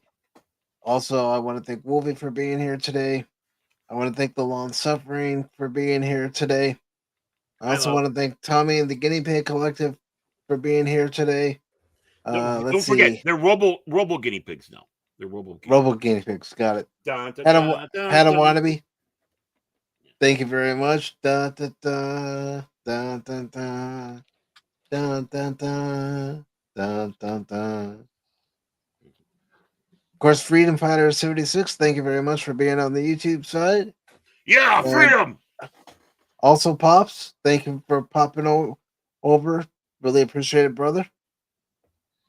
Let's see. I think that was it over on the YouTube side. Of course, Shane, thank you very much, brother. No problem. Thank you for having me. Being on the panel anytime. Anytime. Everyone have a blessed night or day or whatever time. Mm-hmm. And also, Wolvie, thank you for being on the Rumble side along with Gary. Yeah, gotta blame Gary. Well, anything goes wrong, just blame Gary. Not that Gary. I know. I can't. Oh, okay. I'm gonna do like Patrick. Hey, Gary. From when Gary ran away. Oh, I forgot one thing. My apologies. You talking about Pops brought it up. Besides the fact that on Friday here we did film another episode of our show dealing with the Howling and Howling 2. So look for that. Yes. There is a mention. I was tagged in it. There is a mention of what you two have done. I will put link to those. Yes, but we just it's out now, and that is to Foxy Brown. We did that excellent film. It gets derided because it's quote unquote blaxploitation, which is wrong, but it has the beautiful Pam Grier in it. It has the wonderfully talented Terry Carter in it, who is well known for playing Colonel Ty. Excellent actor. Huggy Bear is in it, folks. Huggy Bear of all people. So we invite you to watch our first time watch on Pops' channel on that. And then in a week or so, be on the lookout for Howling 2. And just to give an extra little peep, because this is going into Poptoberfest, we're doing some Halloween movies. The next one after that, I'm not worried about saying, it's going to be the Wolfen, I believe, and the Frighteners. So we're going to keep a little bit with a wolf theme partially into that one, and then of course the Frighteners, which makes me wonder because I believe that's a Stephen King thing, and I would have a hard time not spitting through it. Okay, so I'm getting the links there to the Rumble side and also the YouTube side. I was trying to drag that out as much as possible so it would be done by now. My expertise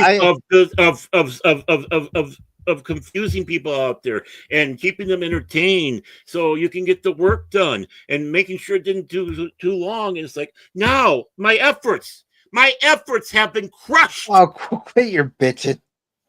That's what I do best. Right, Shane? Well, it all comes down to I want to go eat dinner, so. Yeah, I know you. Go. And I got to go pee. Go. Feed that stomach. Baron. Right. Later, guys. Take care, Later, Shane. Shane. Thank you, brother. But yes, the links are now where they're supposed to be. And again, thank you everybody for being here with us today. I do have a stream scheduled for tomorrow. I'm still on call for jury duty. I have to check again this coming Friday to see if I'm even needed. You actually let people know what you're keeping it kind of cryptic there for a while. And well, I mean, this is almost the last week. Yeah, and this is the one where he gets the big federal mafia case, and he'll be locked up in there for about 3 months in sequestration. Baron, I just figured, you know what? I just got a feeling. I even told my sister, I said, I just got this feeling. I got this feeling. Dikers, yeah. Yeah. I got this feeling. Mm-hmm. But I do have a stream scheduled for tomorrow. It's going to be more WrestleQuest. We'll see how far I can get in it tomorrow. I have been playing some of it offline, but that'll start at 5 o'clock tomorrow in the evening, 5 p.m. Eastern.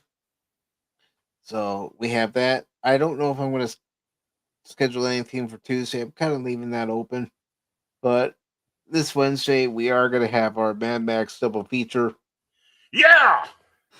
So that's why I was saying you got a palate cleanser coming after watching 2014 Robocop, Aaron. Uber palate cleansing, yeah. And it's the first two. We're not going to, even though I don't think it's a bad film, we're not going to Thunderdome. And definitely not Fury Road. Yeah. And then I'm just keeping Thursday and Friday open for right now, but there will be an episode of The Adventure Continues this coming Saturday at 8 p.m. Eastern, and I want to check with you before you leave StreamYard after we wrap up, Aaron, just to double check. But the episode's going to be a piece of the action. And I'm just going to say it right here. You need someone to help keep that. I'm ready to have my shoulders to help prop that. No, you said you had a book. I thought it'd be nice if you were able to show off that book. I'm looking for it. Where did I put it? I think I know where it might be. Yeah, I hate when I used to know where everything was at one time. But I'm going to hunt that book down. The photo novels. Remember when photo novels were great? Make photo novels great again. I got my Star Trek 2 one right behind me. I got a Mork and Mindy one and a Battlestar Galactica one too. They're both falling apart because they're crappily made. Yeah, and yeah, I'm more than happy to take that voyage to put on concrete galoshes on people. Yeah. But that for right now is what I have planned for this week. And again, everybody, I do appreciate all your support of the channel, but I also want to reiterate what I did say this past Wednesday. If you, in any way, shape, or form, celebrated the assassination of Charlie Kirk or celebrated any of recent incidents with Vile, you are no longer welcomed here. I second it. And I'm Don't watch serious my about game. that. I am too. Don't come to my channel either. I'm not going to. That's why the Frighteners one, I'm kind of going, maybe ask Pops, can we pick a different one because of the stupid things, the vile things that fucking Stephen King wrote out there, and then tried to backtrack and getting good graces. Like, no, apology not accepted. No. Anybody who posted videos or posted anything on social media celebrating what happened on Wednesday, also, let's not forget what happened with the high school where there was that shooting there, the shooting in Minneapolis, and what happened to that poor girl from Ukraine and Charlotte and so many other incidences. Any of these. Yeah, well, excuse me, people, the ones that have the Ukraine flag in your profiles, right? You have it in your names, after your name in the profiles and all that. When do you stop caring about Ukraine? All of a sudden, you don't give a shit no more. Come on. Mm-hmm. If you got that in there, this was a refugee in our country, a country that failed her. She was a refugee here that was on the phone with her boyfriend when this happened. Her boyfriend heard it all, which is probably why we got that audio from him, basically making racist implications for his actions. But we don't know why he did this. We do. So, yeah. Leaving behind a mother and a father. A young girl who bought a car. Well, not a girl. She's a young woman, right? Working at a pizza place. Just bought a new car, even though she doesn't have her license, but she was going to go through everything next month. So she could get her license that she's so proud of, to be able to do that and be able to drive. If only she would have gotten that license a little sooner, she'd be alive. Starting her American story. Yeah, and a guy who should have been in jail at that time, but no, was let out on a promissory note. I promise I won't do anything. 14 times. And I don't care if the attacker was black, white, Asian. I don't care about their creed, their color. What I care about is the content of their character. That's what I care about with anybody, the content of their character. And to flip it aside, I don't care if the victim in this case, who was white, blonde-haired, typical Ukrainian beauty, are black, are Asian, are Hispanic. I don't care what the victim was. They were a victim of a senseless act. And I say justice, but I'm borderline vengeance. But I gotta remember.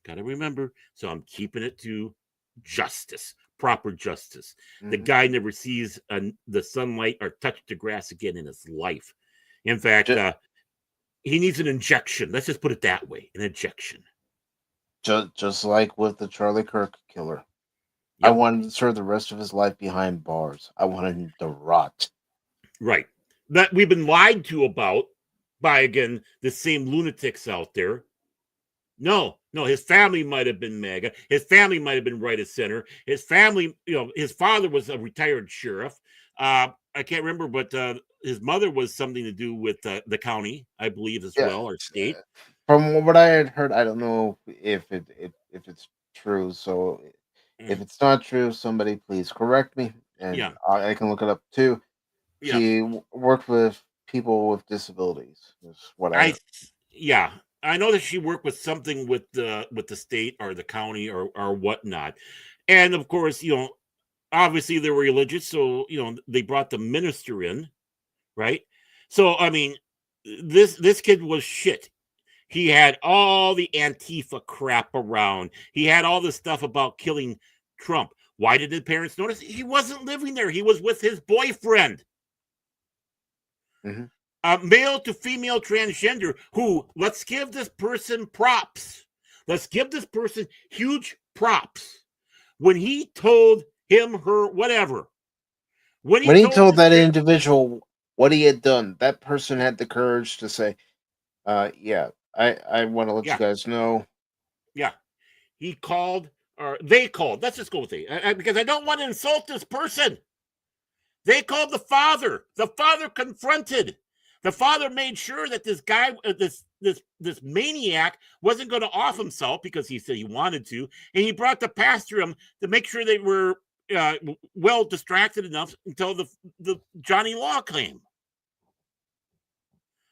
So yeah, all across the board, his lover turns him in, who is transsexual.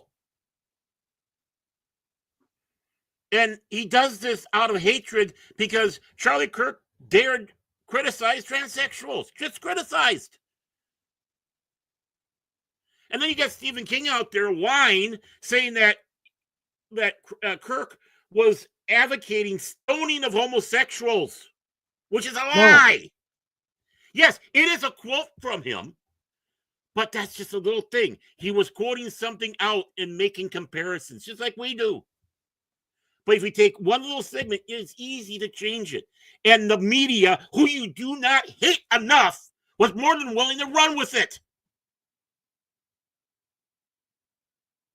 All news agencies should be shut down now. Have an evaluation on their ethics and get proper people in there. Who's the proper people, Barrett? Oh my God, you want to stack it with Fox people? No, I want to stack with people who I want to stack it with people who will report the news and it's unbiased from the reporting. I don't want a biased news.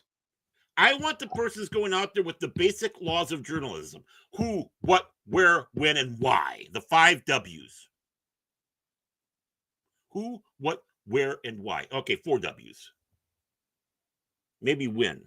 Then you get 5 there. I justified myself. That's what I want. Not this blatant. And the thing is, say what you want about Fox, right? Say what you want to say about it. But the genuine misleading, gaslighting, lying, hate inciting, violent inciting press that we're getting is from the left. MSNBC, CNN, ABC, NBC, ABC, even across overseas, some of them over there. Even Sky News, BBC, CBC, which is Canadian. But I also want to give credit where credit is due to those who are even on the left and right who are saying, yeah, this isn't right. Well, it's like I said, it's not liberals, it's not Democrats. I'm talking about the mainstream average Joe. The guy belongs to a union, collar is blue, goes and does his job, comes home. Hey, give me a beer, let's watch the game. Type of person. The one that you can sit in the garage and bullshit with and maybe debate. But it's still civil. I'm not talking about that. Our liberals that that do have that mindset of helping people. It's just a different path than the other side, right? Mm-hmm. We're talking about the lunatic fringe. We're talking about the loony left who seem to have taken over Hollywood, who seem to take over the mainstream media, and they're the ones that are out there doing all this crap. They're the ones that are promoting the violence and doing it. Oh, I don't see Fox News being any better than the ABCs, NBCs, or CBSs out there. I mean, heck, you go on social media, Lady Miss, you see people just shooting off their mouths about what's been going on and what happened on Wednesday without any facts. Just going, trust me, bro. Yeah, actually, I like I said the better one out of them all is Fox. Doesn't mean that there's not fault, but when it comes around to things like that, Fox is better than all the other ones out there.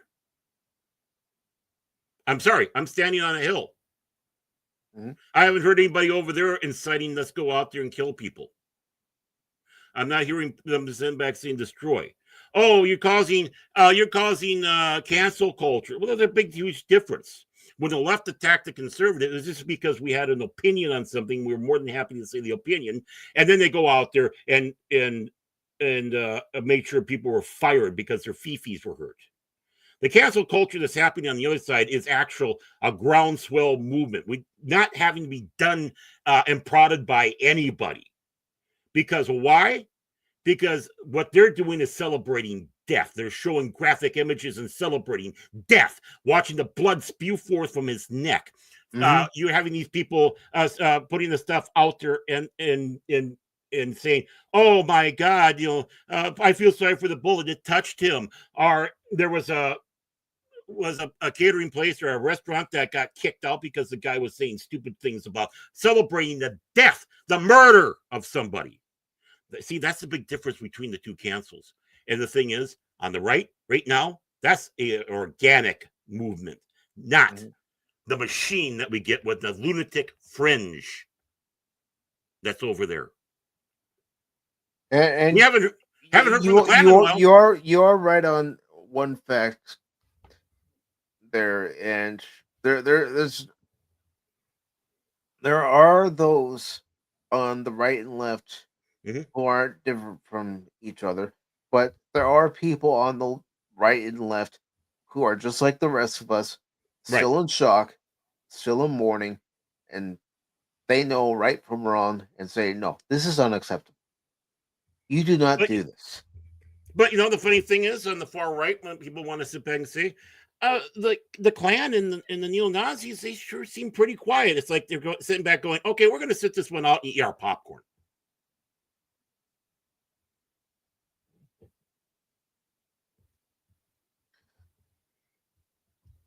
Do you know who that was, lady? Yes. I want actual quotes. I want to know who the person is that said that. I want to know what context it was put into, because right now I don't trust anything. Just like when Stephen King said that Charlie Kirk wanted to have homosexuals stoned.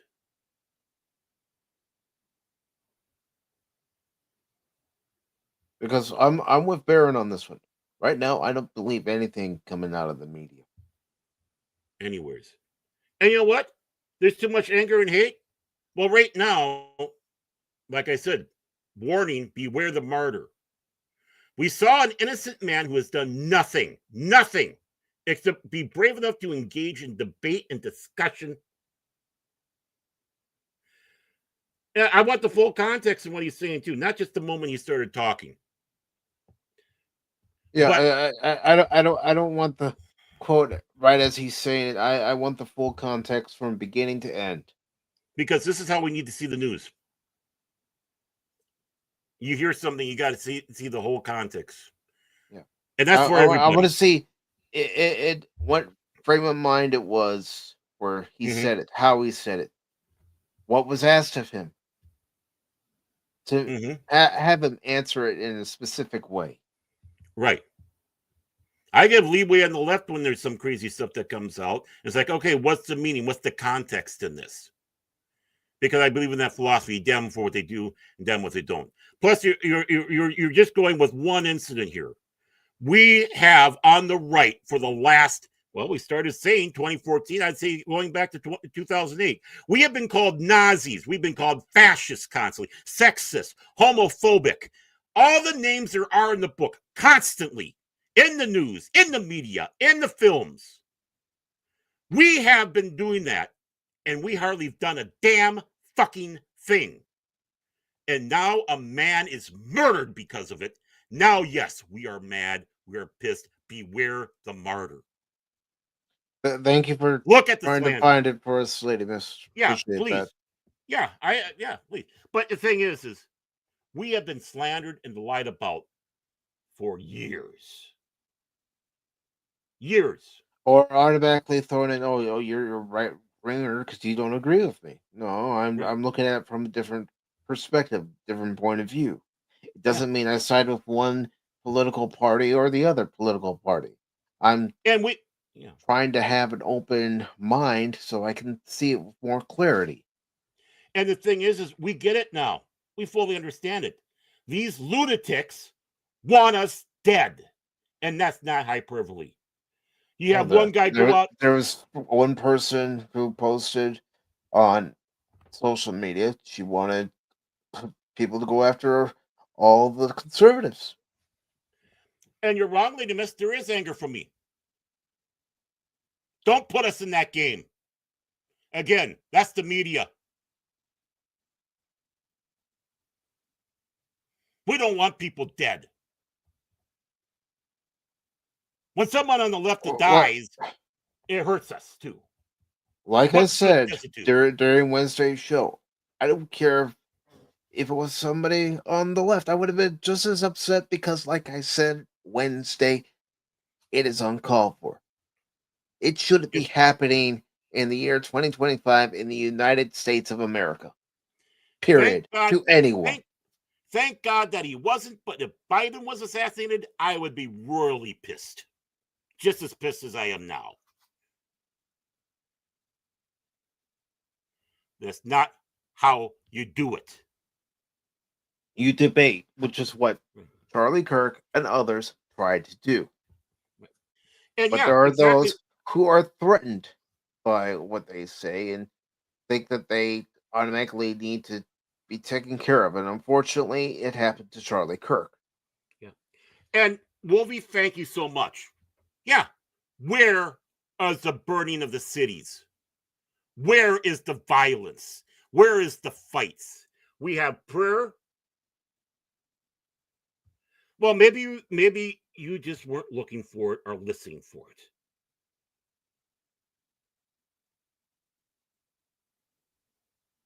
And remember, the media is not our friend. They are our enemy. They have proven that many times. The assassination of Charlie Kirk only fucking proves it.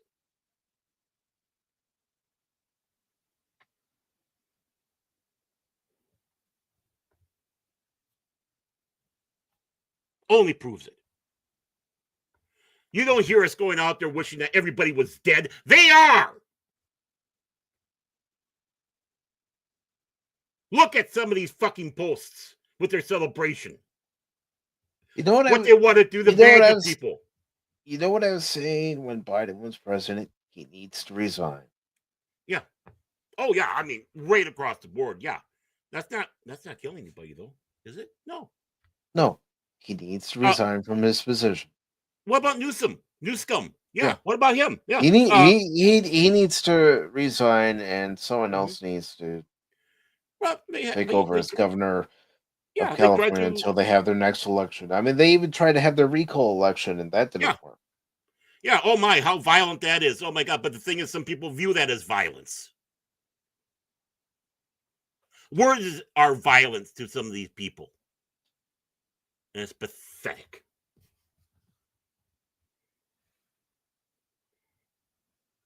No, they didn't. I watched the whole thing. By the way, just to let you know, that's in Minnesota. I watched all this. And that was a story full of lies. And the laughing was about how the media was getting it wrong. Not that they were killed. Don't you dare say that. Calm down, Baron. No, because this is personal. I understand. Come on, let's have a civil conversation. Those people were murdered by Tim Walzey's little troll, but yet they want to try to push that on us. That's why you don't hear about it. When the facts came out, oh my, it's against the narrative. That's why these stories disappear. I know, I'm here. It happened on my back door, just like that school. That church. The media, just like I was doing, was being mocked and laughed about, not the death of the senators. There was shock and horror there. Like all of us.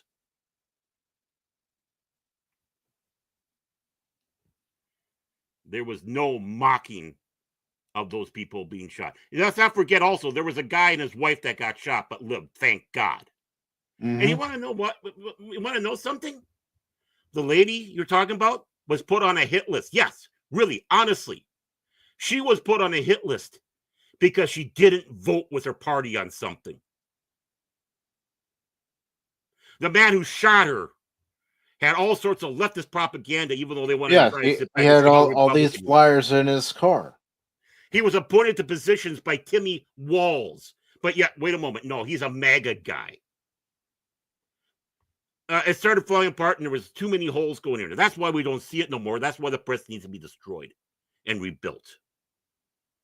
Again, more questions than answers. More questions than answered. But no, they didn't mock her death or the other guy getting shot in their family. No, but the media sure did. And they deserve it. Every fucking bit. Yes, this is personal. It's my backyard. I don't want my state in the news anymore. I don't want to see fucking Tim Walz out there lying and inciting violence. His blood is on his hands. Maybe there's more truth to it when he sat back and said he was friends with school shooters. Kind of funny, huh?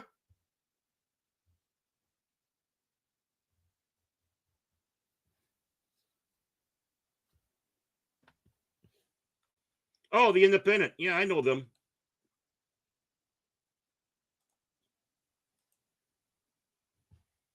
Oh, Brian Kilmeade? Okay.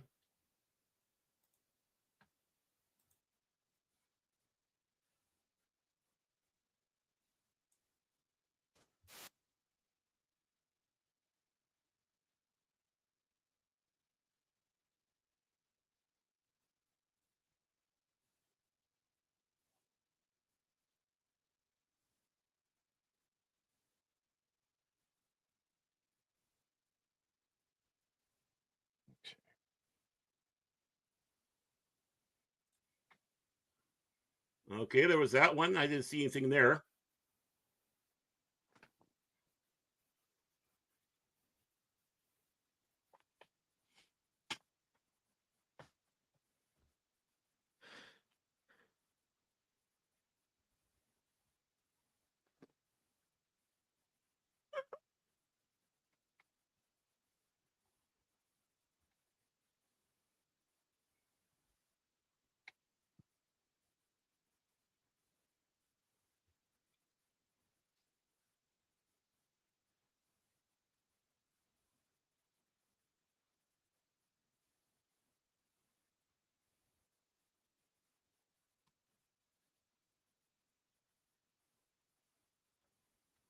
Okay, I want to know how he followed through on that. I really do. Again, it's just a clip.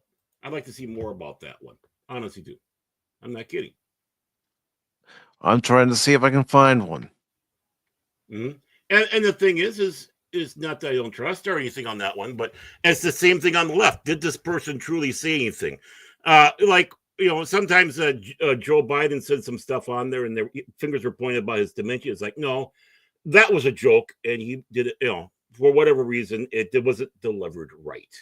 I can see where it was going. This was a joke. Don't take it for the dementia, like a lot of people were doing. And it's like, come on, leave that alone. That's not right. But yeah, it's going to be interesting to continue on because I think.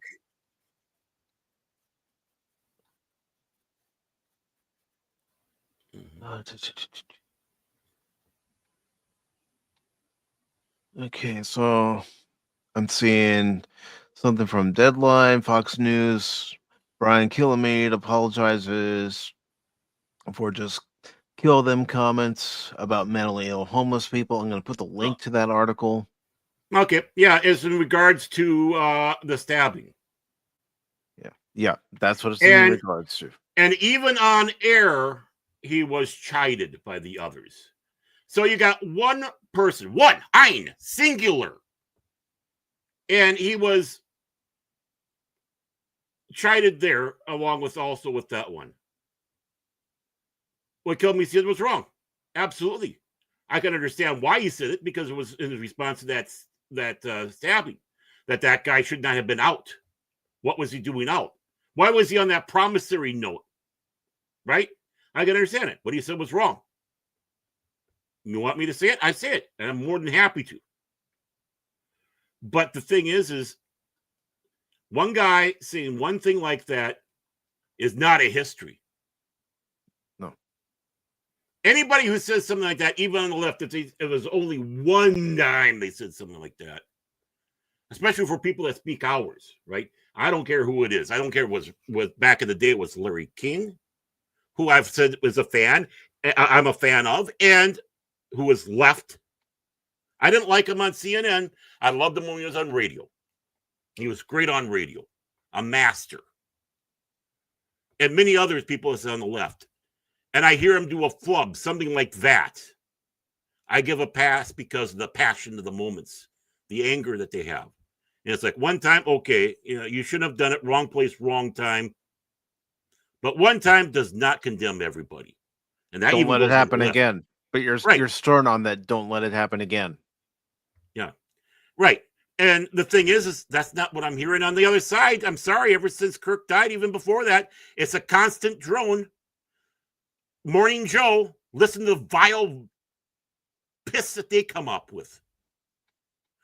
Other MSNBC, Joy Reid and her vile racist pablum that she vomits out there. Charlie Dodd, his vile take on stuff. The implications of Nazism and such. They haven't stopped. Even when Charlie Kirk said, they're still doing it out there. They were doing a few moments after. Didn't take long for them to start doing that same stuff after saying, oh, we got to get along. And, oh, no. Trump is a Nazi. It's like, okay, how many heartbeats was that since he was shot that they went back to their old ways? You say one thing and all of a sudden you go back to the others. There's history and there's flub-ups. There's people on the left that say the wrong thing. Case in point, Connie Chung. Connie Chung back in the day, right? And I understand where this came, and she did violate one of the great tenets of journalism. But she had Newt Gingrich's mom on to do an interview because Newt was just named as the majority leader. He had the great Republican revolution that happened in 94. And she's going over and she leans over conspiratorially, and note the important words, between you and me, which always indicates this is off the record, right? Off the record. Mm-hmm. What does he think of Hillary? And the mother said, she's a bitch. He thinks she's a bitch. And Connie Chung had that put on in the air. And that destroyed her career. Now, I would have done the same thing. What you did was bad. Don't do it again. But instead, no, she was kicked to the side for that. Because back then, with the journalistic standards, which we need to bring back, she said the important words, between you and me, off the record, basically. And everybody, we were trying to defend her on that, but no. That's journalism. When you say things like that, the person is allowed to speak freely. I don't think she should have gotten that harsher treatment back then. I do believe she should have gotten punished, just like I think, with the full contact with Brian Kilmeade. Yeah, I think there should have been some punishment there. But that's one person. Ein, singular. Not to defend him, hardly. Like I said, he needs to be punished. Just like Connie Chung back then. He should face repercussions, just like Connie Chung had to face repercussions. But when you have people like, what's his name that was on CBS? When he did was line about the Swift boats and such like that. What, and we found out Dan Blather, yeah. And we find out that was all done up fiction, and he was behind the machine, which of course that ended his career. Now back in that election between Bush and John Kerry, right? And look what they were doing. They were doing that shit. This is a modern thing, and he deserved to get his ass kicked out. That is the ultimate violation. Making up stories, and he got caught. And he acts so sanctimonious still to this day, which he shouldn't. And Lady Miss says, just a note to self, followers of either side are, difficult to convince. Well, I'm not. I'm not. I just want the facts. Give me the facts. Don't give me hyperbole. I don't want hyperbole. I don't want something that was plucked out of the sky and made up. I want facts. Or And if taken out of if there's a context. trail for those facts, present the facts. Mm-hmm. Show where the Right. breadcrumbs lead. And in my way here, I damned it kill me, just like I gave the examples of the others. But this is one man. This is not the whole thing. That is not all of Fox.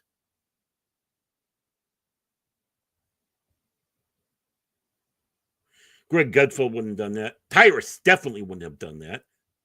Kat Timpf definitely wouldn't have done that. Many of the people that have on that show would never have done that. Lady Miss says about that. The whole thing is just a note to self: non-followers of either side are difficult to convince your rep. Unfortunately, there are representatives out there, Lady Mist, and you know this as well as I do, who will not listen. No. Damn freaking straight. The political parties have been so they've been torn. And just listen to all this vitriol. And I'm sorry, there's a lot of vitriol. Yeah, there's some that comes from the right. Don't get me wrong. But these last few months and even years coming from the left, just take a look at Al Green. Look at AOC and the bullshit that she lies about. And yes, lies. And what she's trying to incite. Bernie Sanders and his bullshit. Oh, yeah, we got to go against billionaires. Why? Because it used to be millionaires until he became one. A socialist, a duplicitous socialist who has 3 houses, fancy sports cars, but yet everyone should be socialist, but he can enjoy the good life. Excuse me, 4 legs good, 2 legs bad, but excuse me while I try to learn how to walk on 2 legs. That's the epitome of Animal Farm, is Bernie Sanders. Rashid and her bullshit that she's going out there and vile lies. That's not all Democrat representatives, don't get me wrong. I'm just pointing out, again, the lunatic fringe. Boy, I sound like Pink Floyd there. I mean, look at the stability that shocks the hell out of me of Fetterman. Look at the stability that he has in all this. He's still a Democrat. He's disgusted by the lunatic fringe, and he's willing to work with people. And he's damned for it. He is attacked for it by his own people. I'd never vote for him. But I have tons of respect for the man. Tons. Said it many times.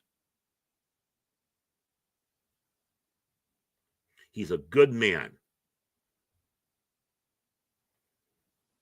We need more Fettermans out there than Al Greens, our AOCs, are definitely Bernie Sanders. We need people, not politicians, who actually sit there and listen to what the people have to say. Take both sides and try to understand where the other side's coming from. Yeah. I mean, I have to confess, the other day I really got... That to me is the only way we can have proper discourse. If you're willing to listen to both sides, take in what they're saying, not have a prejudgment already determined, actually take in what they're saying, take someone else's point of view on that same topic, and then weigh that information and come up with your own answer. I mean, I was really pissed off the other day at NHK News, which is the Japanese thing, on 9/11, right? We have 9/11, the memorial and all that. And what did they do? They go into this bullshit story about how I think it was NHK. Was it NHK or was it Arirang? I think it was NHK. About how that was NHK. Arirang pissed me off in a different fashion. But about how the Muslims in America, am I still here? You're still here. Okay, my monitor went down because I wasn't playing with my mouse too much. I thought I was asleep. You stupid thing. But so we have this about the towers going down, and then saying about how horrible it is for people of Islamic backgrounds and faith are, and how it's gotten worse since 9/11. Propaganda bullshit. I would say it's gotten better since 9/11. If you have, people running for mayor, people running for, offices in Congress, I wouldn't say it's gotten worse. Right. And the thing is everyone wants to, I think it was NBC. I can't remember which one of our talking head liars were doing it, but they wanted to go out there and do this gotcha piece to show how bad Americans are after 9/11. So they dressed one other person up and with the little secret cameras and all that, fully done up like a Islamic woman. I think they even had the face covered in the burqa, going out there expecting that she would be verbally harassed, maybe even physically harassed by the Americans because of 9/11 that just happened. Because it was, give a couple heartbeats. So we got to show that Americans are horrible people, that the real victims here are the Islamics. And what it fell apart on them. You know why? Because you had all these people in New York, almost a melting pot yeah. area. Let's face it, it's a melting pot. People of all different faiths, backgrounds. You had all these people coming out of the woodwork going to her. And what was the big thing? Is everything okay? You haven't been, you people haven't been giving you a bad time. Basically making sure that this woman is safe in New York after this whole thing because of potentials of people of Islamic faith to be attacked. But what happened? No, it failed miserably. It was an embarrassment to them because they wanted to show how horrible us human beings are. So NHK, tell you what, they wanted to show what the media's been saying, that we're horrible people. We'll go and attack people. So NHK, because you did this bullshit piece. I'll tell you what, next time the anniversary of Hiroshima comes around, we'll make sure everything is inundated upon the Bataan Death March and what you did to the Chinese. Oh, yeah, and also let's throw in some Koreans as well, because, it was kind of still part of China and there wasn't split up, and others, what you did where you would have games where you enjoyed chopping the heads off of old men as a game to see how far the head would go, and violating young women and old women, and just murdering out in the massacre and the blood. That's never talked about, by the way. As they call it, I'm going to call it, because that's the book, and what the situation is, the rape of Nanking. Let's not forget that. And the horrors. So I think the next time Hiroshima has their anniversary, we should go out there and bring that up. I accept your terms, NHK. I accept your terms. I don't want to cause violence. I don't want to hurt anybody, unless it's their ego. But I want to live peaceful. With everybody. But if you pull that, I do. I want to live a peaceful existence with everybody. Oh, yeah. And, I just said, okay, I'll be more than happy to play that tit and tat game with you. Honestly. Because what you're doing is insensitive and trying to incite something yourselves. But, I'm going to, and there was actually a lady that did this also on YouTube, but I'm going to shock everybody here. I'm absolutely going to shock everybody here. I pray for the shooter in the Charlie Kirk situation. I pray for his family just as much as I pray for Charlie Kirk's family, his wife, his widow, and those two adorable children, and the friends of the shooter's family, and even the person, his lover, who turned him in. Why would you do that? Why would you want to pray for that scumbag? Because, can I chime in? Yeah. Because two families have been affected by the situation caused by one person. Right. But I also pray for him. Oh, damn you, computer. Let me get this. Okay, there we go. Why? Why? See, as much as I don't want harm to come to people, I do not want anybody to go to hell.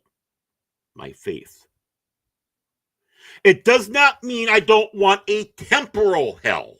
It does not mean I don't want punishment meted out. It does not mean that I want to have those that do wrong suffer on this realm, this plane of existence, this temporal existence, one that has an alpha and an omega, a beginning and an end. But think, everybody, think, at least on a Christian standpoint. I don't want to go to put anybody into hell. That's eternity. Think eternity. Well, good luck. We just don't have that concept. They can drive us mad, even trying to. And my take of hell is this. Things in the Bible is examples, trying to get to the point. Why would you say about fires? Well, have you been burned? Yeah, it does. And it hurts really bad, doesn't it? Yeah. And we're in a hot climate. Yeah. So, of course, heat, stuff like that, and having an eternity on that would be hell. Mm-hmm. Just like in the Norse areas, when they described Hilla, it was a frozen plain that the two servants move slow, that you can barely even see them move. You're freezing. The food's terrible. You're never warm. Well, how that would work for a society to imagine that as eternal punishment when half the year you're ice covered, right? So it's an example to try to get a point through. My belief of what really hell is exactly what it says in the Bible. Separation between us and God. An isocube for eternity. You're by yourself in this cube. You have no interaction with anybody else. You don't have any interaction with God, our angels, or Jesus. Doesn't matter. That's hell. And that's for eternity. And you do not have the convenience of going insane. I don't want anybody to go through this. I pray that somewhere along the line, before his inevitable end, that comes to that conclusion, that punishment is meted out and severely meted out to him. But it doesn't follow him into the afterlife. Truth be told, though, some people are so far gone and lost. They have sold their soul figuratively. I do not believe in this whole selling of your soul to the devil crap. But basically giving into the world, the evil out there, which so many people seem to have, and we can see that right now. Mm-hmm. See, a person can turn unless you actually dive in 100% willingly. There's no return. There was a time when Adolf Hitler probably could have turned around, but no. You know what? He so embraced his vileness. He was at a point of no return and never would. Same thing with Goering, who went to his death in Nuremberg, cussing Jesus Christ. Our little Heine himself, Heinrich Himmler, or Goebbels and his family, where they murdered their children and then they shot each other in suicide. Our Stalin and the massacre and the vileness that he had. Yeah, he went beyond. And Castro and Che Guevara and the Kim family. I don't want them to go to hell. I want them to have punishment, yes, but I don't want them to go to hell. But they have sealed their own doom. These are the true faces of people going to hell, people. Not because someone's MAGA or someone's liberal. Just because you're liberal or MAGA doesn't mean you're going to hell. Just like as a Lutheran, I believe the Catholics are going to heaven. And Baptists and Methodists and Church of England. just because they're not my denomination. Even though elements within these denominations don't believe I'm going to go to hell because I don't follow the full tenets. Like, what's that? Agnes, no, not Agnes. Whatever it is. Dan Brown writes his subpar books about them. But that's me. I'm merciful enough that I don't want to see anybody in there. No one. I know you know what I care about more than anyone's political stance? It's something we've mentioned here many times, Baron. Are you cool? Right. Can we sit back, relax, have a good conversation about anything and not lose our minds about it? Right. Are you cool? That's why we perform our own temporal hell here. You rejoice in the murderer Kirk, then go away. We don't want you around ever again. We shun you. I don't. Yeah, that's temporal. But I still don't want those people to go to literal hell. Some of them may have already gone over the breach. And now I'm talking about my faith here, folks, because it's very important to me. And that's how I run. That's why I do try to get whatever fully aspect and try not to be knee-jerk about things. Well, I fail. Yeah. Don't put those fingers pointed at me saying that, oh, you're a perpetual failure in that. Yeah, I'll be the first one to admit it. St. Paul said it perfect. Chief of sinners though I be. The only thing I can say is I try. That's the only thing I say for certainty. But I know another certainty is I fail. Fail. That's why I believe in damning for what they do and praising for what they do. Mm-hmm. And not try to knee-jerk because someone has a little a quote put out there saying about stoning of homosexuals and running with it saying, see, which incites more hate and violence. I mean, I can play that game. I mean, Khrushchev told us, in the Bible, it says there is no God. It's right there in print, black and white. There is no God. Except they forgot the important part. What that verse is. A fool in his heart says that there is no God. That's always stuck with me. Not just religiously, but secularly too, in the secular world. The twisting. Lying is also holding back what people said. Mm-hmm. And only making sure only part of it.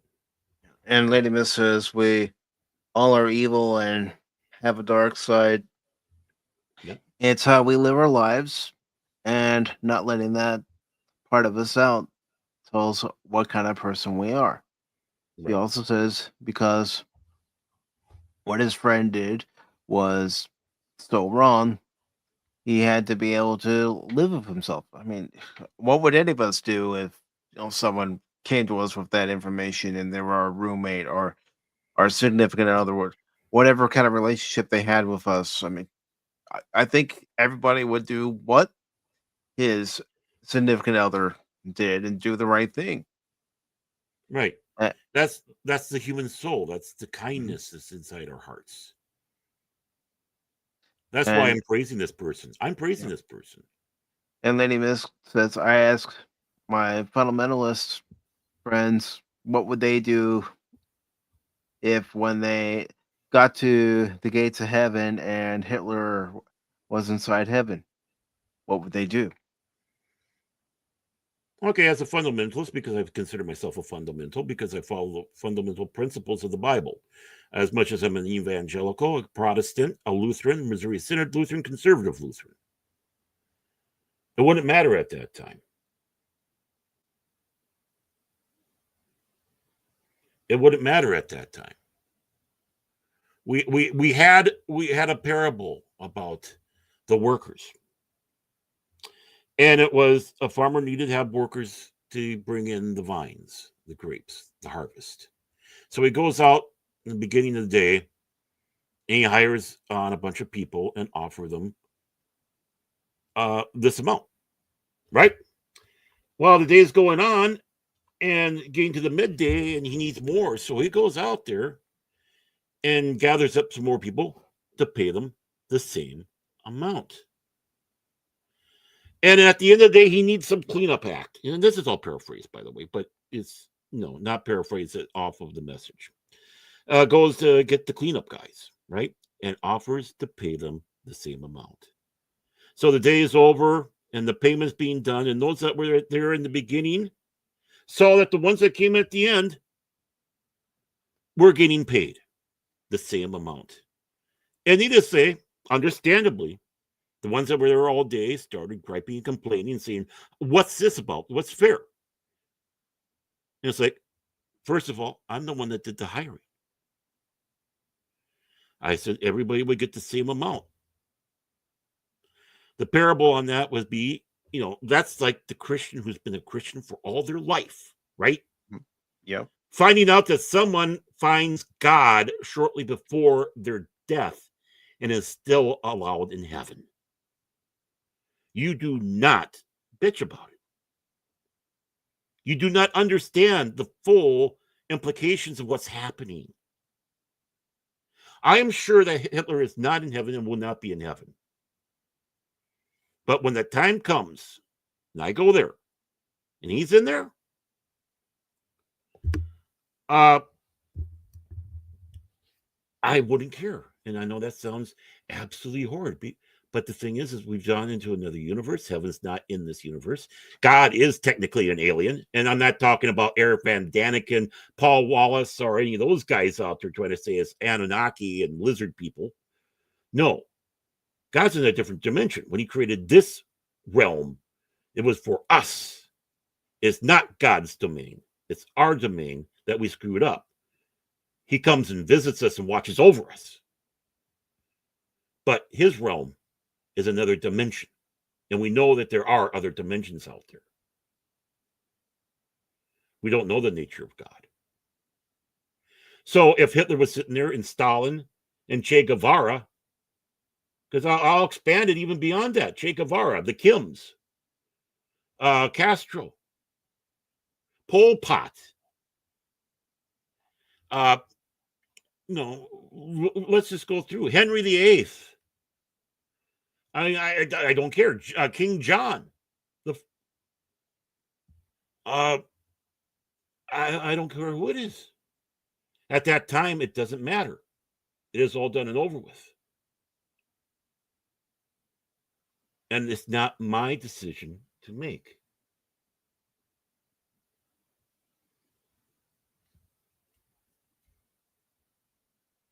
And Lady Misk about that question that she asked, what would they do? She says when she asked her friends, they get mad at her and start yelling. Then I had, that guy hanging in the cross next to Christ only asked for forgiveness and he was let in. Then they yell at me more. Well, this fundamentalist didn't. Because a fundamentalist is someone who holds to the fundamentals of the Bible. There's some people that don't study the Bible. Now, I'm not saying read.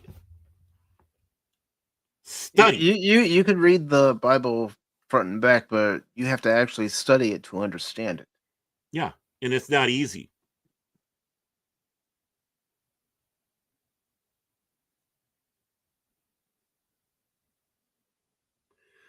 There are things that are black and white, and there are things that isn't. And I know I've been accused of being black and white. But there's also the one other thing, Lady Miss, I do believe in. The letter of the law and the spirit of the law. Which is even more important in this.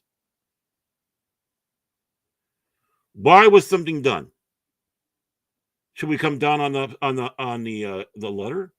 Or is there room for the spirit? I'm not exactly as hard black and white as a lot of people do. It's just the position I do sometimes take. When is mercy to be given And when is it that no quarter should be given? That's my passion.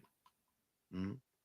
I don't want people unjustly judged. I don't want, I mean, again, I have no problem with judging. The phrase about judge not easy to be judged is one of the most abused verses in the Bible. As well as, eye for an eye. That's another one that is fully abused by people in the Bible. And that's where I get the black and white. What does it mean? When it comes around to the technical aspects of stuff, whether it's storytelling, situation like this, learning, yes, I'm very black and white. What is correct? What is wrong? What is being fed to us as bullshit? Or what is truth? And then find out what's in between that. Well, this is partially true and partially bullshit. I have to be black and white in that area because when you search for truth, that's what it is. And anyone who sits back and says that, history is only defined by the winner or stuff like that, no, that's being lazy. Sometimes an incident will take a lifetime for someone to try to figure out what truly went on. But there's enough records from everybody that you can go back and forth and try to piece together what caused this event. And by the way, if the case is that the victor always wins, then where are all the books done by the Vikings about what was going on? It was all done by the losers. All the history going on is done by the losers. The people, the monks, and others like that. And then you have to take a look and start reading exactly what they're saying in there to see what the full context is. Like, oh, yeah, you guys did kind of step in it there with them. It's hard work. A lot of books, a lot of reading, a lot of studying, and a lot of not jumping to conclusions about the situation. Again, that's why I'm black and white. I don't want to jump to conclusions. So I have to be black and white in that area. That's the analytical person. Now to take a step back, the human heart in me leans more with the spirit of the law over the letter of the law. To understand what the situation was in my life. And a lot of leeway made. But that's me on a personal level, when that's not an analytical level. There's a lot of room. There definitely we need black and white, but there's also a lot of room for that spirit. People want to call it gray, but I call it spirit of the law. And I think that's more apropos. Because the black part did something wrong. But why they did it was for good reasons, which is on the white side of the situation, where it's mercy.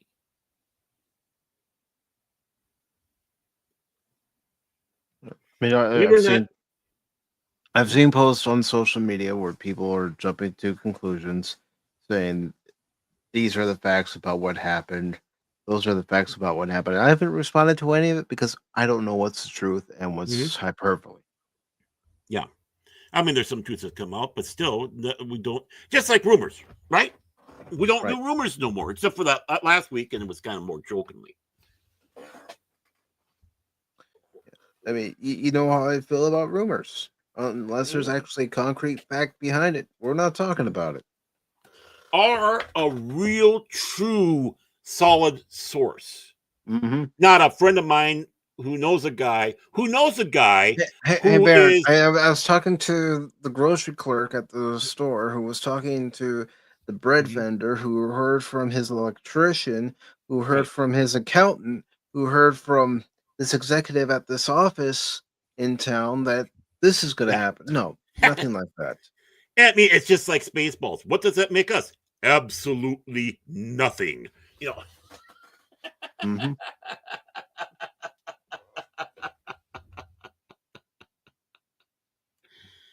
But you see, being a Christian for me is an uncomfortable thing.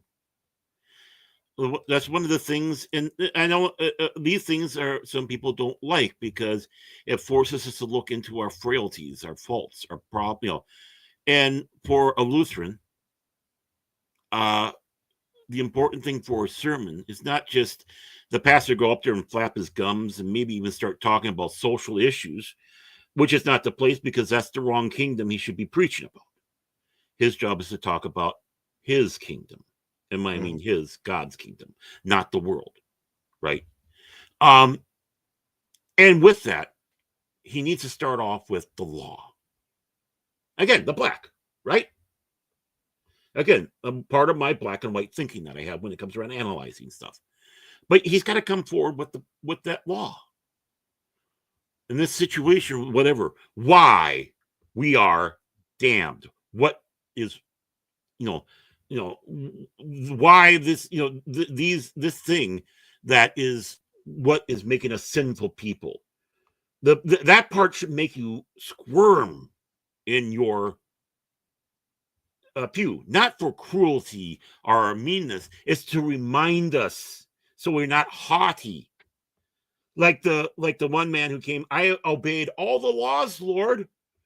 And all that. And God goes, and he's a rich man, right? And God says, okay, give all your belongings away and follow me. And he went away sad.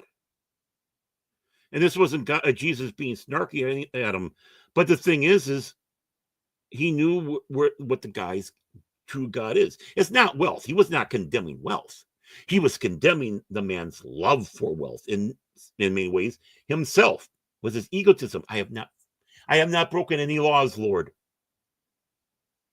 Well, that's what the law is supposed to be done in the sermon, to make sure everybody in that room, no matter how affluent they are not, to remind them that you are all the same and you're sinners. But then the gospel comes from. There you go. There's the white, right? The fulfillment of the law, not the letter or the spirit, but the fulfillment of the law. That Christ did this so, because you can't do it, Christ did this for you out of love. And that is to help build you up and remind you that no matter what, you are loved and you are faithful, you go to heaven. Black and white. Law, gospel. These are important things. And that's how I kind of live my life. Well, not kind of. I try to live my life. And fail miserably. Trust me. I can lay out all the horrible sins, and I won't even hide it back. And I will tell it. I'll go on a stream and go all through even the worst things I have done. Why? Well, one, they have been done. Two, I'm repentant of them. I even apologize to the people I've done it to, which is important. Three, ask for forgiveness. Doing that. And then you had the most important part, which is the biggest part I have a problem with. Absolutely. I'm a failure in this last step. Forgive myself. Not let it eat at me. Not letting it drag me back down into that, where I doubt my forgiveness, which is what it is. That's the hardest part I have is accepting forgiveness. I have a good I can accept blame in a heartbeat. It's easy, trust me. But forgiveness, damn, I'm still working at it. I'm 56, going to be 57.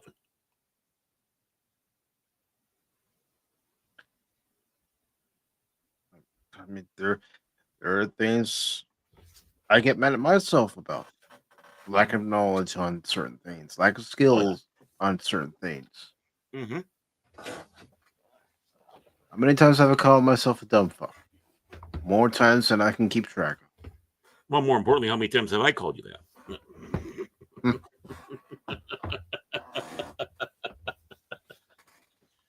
Damn it, computer.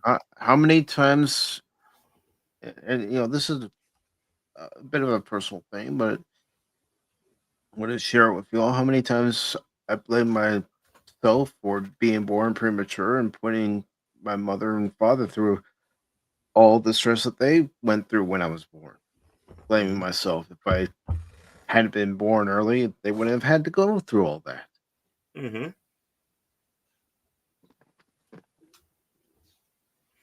And how heartbroken both my parents were when I told them that. Yeah. Because in that situation, you had nothing to be sorry for. That was something beyond any of your control. Yet I still blame myself, Aaron. Yeah, and that thing is, that's what we all do. I mean, yeah, I can say that, right? It's the truth. You know that, right? I know that, right? But still, when it comes right down to it, we still got whatever it is in our head that continues to lie to us, that makes us feel bad for something we shouldn't be for. And this goes on to where what I believe is the proper way and frame to look at the devil. One, I do believe there's a devil. I do believe there is a Lucifer, and I believe that there's Satan. I don't think that Satan and Lucifer are the same person. But more importantly than that, there's a whole host of them. We knew that, because of Legion being taken out of the man and into the pigs, and the pigs went over the cliff. Boom, right? So even though it's that funny line, I believe it was from Flip Wilson, the devil made me do it. Devil doesn't make you do anything. He can't. That's why he's the trickster. He whispers into your ear. Or more importantly, not the devil, one of the lesser ones, because you know what? We're not good enough for the devil. We're not good enough for Satan or Lucifer. No, those are the ones that are going and working on our, more powerful people, whether it's a president of this nation or another nation, a prime minister, or someone who has some words that can cause an issue. But they care about that. We got the lower tier one. We got the minor leagues coming with us, to us, right? But it doesn't mean just because they're minor league doesn't mean they're not good at it. The Screw Tape Letters, C.S. Lewis. Take a look at that. What he had to write about the devils and their temptations. But they whisper into our ears. Now you can change if you want to have it religious, but it's the bad nature inside of us you want to have. And that's what we fight, to do that and to submit to that selection. One, the devil's not everywhere. He's not omnipresent like God. He's not omnipotent like God. Or the rest of the lot, right? Now, the same thing with the angels. They're not either. They do have the ability to travel at the speed of thought, which is probably the fastest thing there is ever. Just think about it and you're there. Boom. Right? They can do that. Sure about that, Aaron? Sometimes at the rate my brain works, it's like, are we there yet? Are we there yet? Well, I'm talking about angels and devils, not us. I'm trying to be funny, Baron. I'm following through. I'm following through with the joke. Come on, man. Come on, man. I'm following through with the joke, man. Come on, man. But at that speed of Baron, you just cut out. How about now? Am I here? You're good. You're good. Okay. Yeah, I just turned something on so I could keep my monitor from blanking out on me. And yeah, that's why. But really, yeah, yes, Shane. Us two old ladies are still gabbing. We're getting our hair done, getting our nails done. Yeah, we are. We're talking about the latest gossip. You got it. I heard on Doom Talk and Midnight's Edge. Yeah. But when where was I? Oh, the devils and demons and stuff and angels. Yeah. But the thing is they're creations too. Devil does not rule hell. That's old medieval folklore. And of course, Milton followed through with Paradise Lost, right? We have to remember it's a prison. It's a prison for them first off, and then the rest that fall from the grace, right? So we got to get that out that, he's the king. I'd rather rule in hell than to serve in heaven. It doesn't work that way. It wasn't going to work that way. No. You made the wrong choice and you lost. But again, he doesn't put a gun to our head. He lies to us. He puts sweet lies into our ear. And when I say double now, I'm just going to sit back and say that's the overall for everybody. All of them. But they just whisper these sweet things that we want and these lies. But remember, there's truth in them, some of them. Why? Because you need some truth to get the proper lie across. Just ask any dictator. And the devil's the king of lies. And he would know. That's my belief on what the demons are. They only get power over you if you allow them.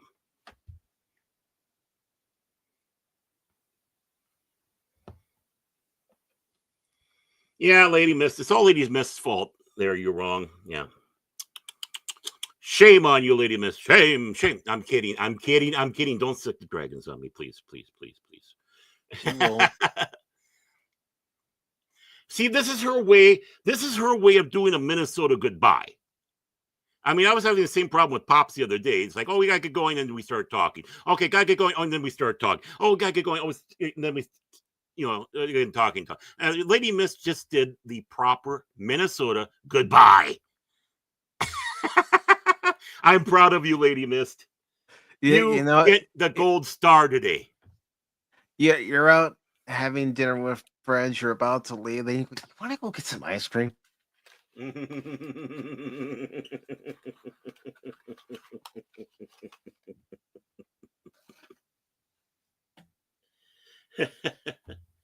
Okay, enough theology 101. I can go on forever. But I like explaining my faith so people understand fully, because there's so much misconception out there with all this. And of course, the mythologies and the folklore that's not biblical that gets wrapped in, and people think, oh, this is what it is. No, it's not. It needs to be corrected. And again, the black and white of me is like, what does it say? What's the impetus? Yes, you got this line. It makes it look like it's one thing. What if but what's the full context of what's being said? Mm-hmm. And what's the symbolism? Yeah. Because throughout life, everything, symbolism is important. Because books and all that has to be done is take one snippet, take it out of context, and it blows up nowadays. Right. You need the full context of a statement, how it was said, and the way it was said. And if there was a question asked, well, let's hear the question along with it. Mike, she confessed. Look at that, she confessed. I get everyone going and then sit back and watch a bit of Little Devil there. Yeah, look at that. She confessed. She's a little devil. She whispers into our ears. Yep. And just going. She knows how to press my buttons. I know you. I love you to death, Lady Mist. I do. Honestly, I do. But I know you know where my buttons are. See, we can laugh. I can laugh. No, I love laughing. No. Ha. I have laughed. Yeah. I mean, that's a great line out of the Naked Gun movies. I don't think I know. I love laughing. I mean, it's like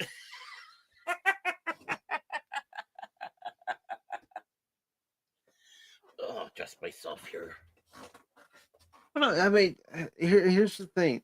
You call yourself an instigator, Lady Miss, but there are other places where we could bring something up like we brought up, and somebody would be flying off the handle and saying, "You're not welcomed here anymore." No, well, that's I'm not going to fly off the handle. I want to hear what you have to say.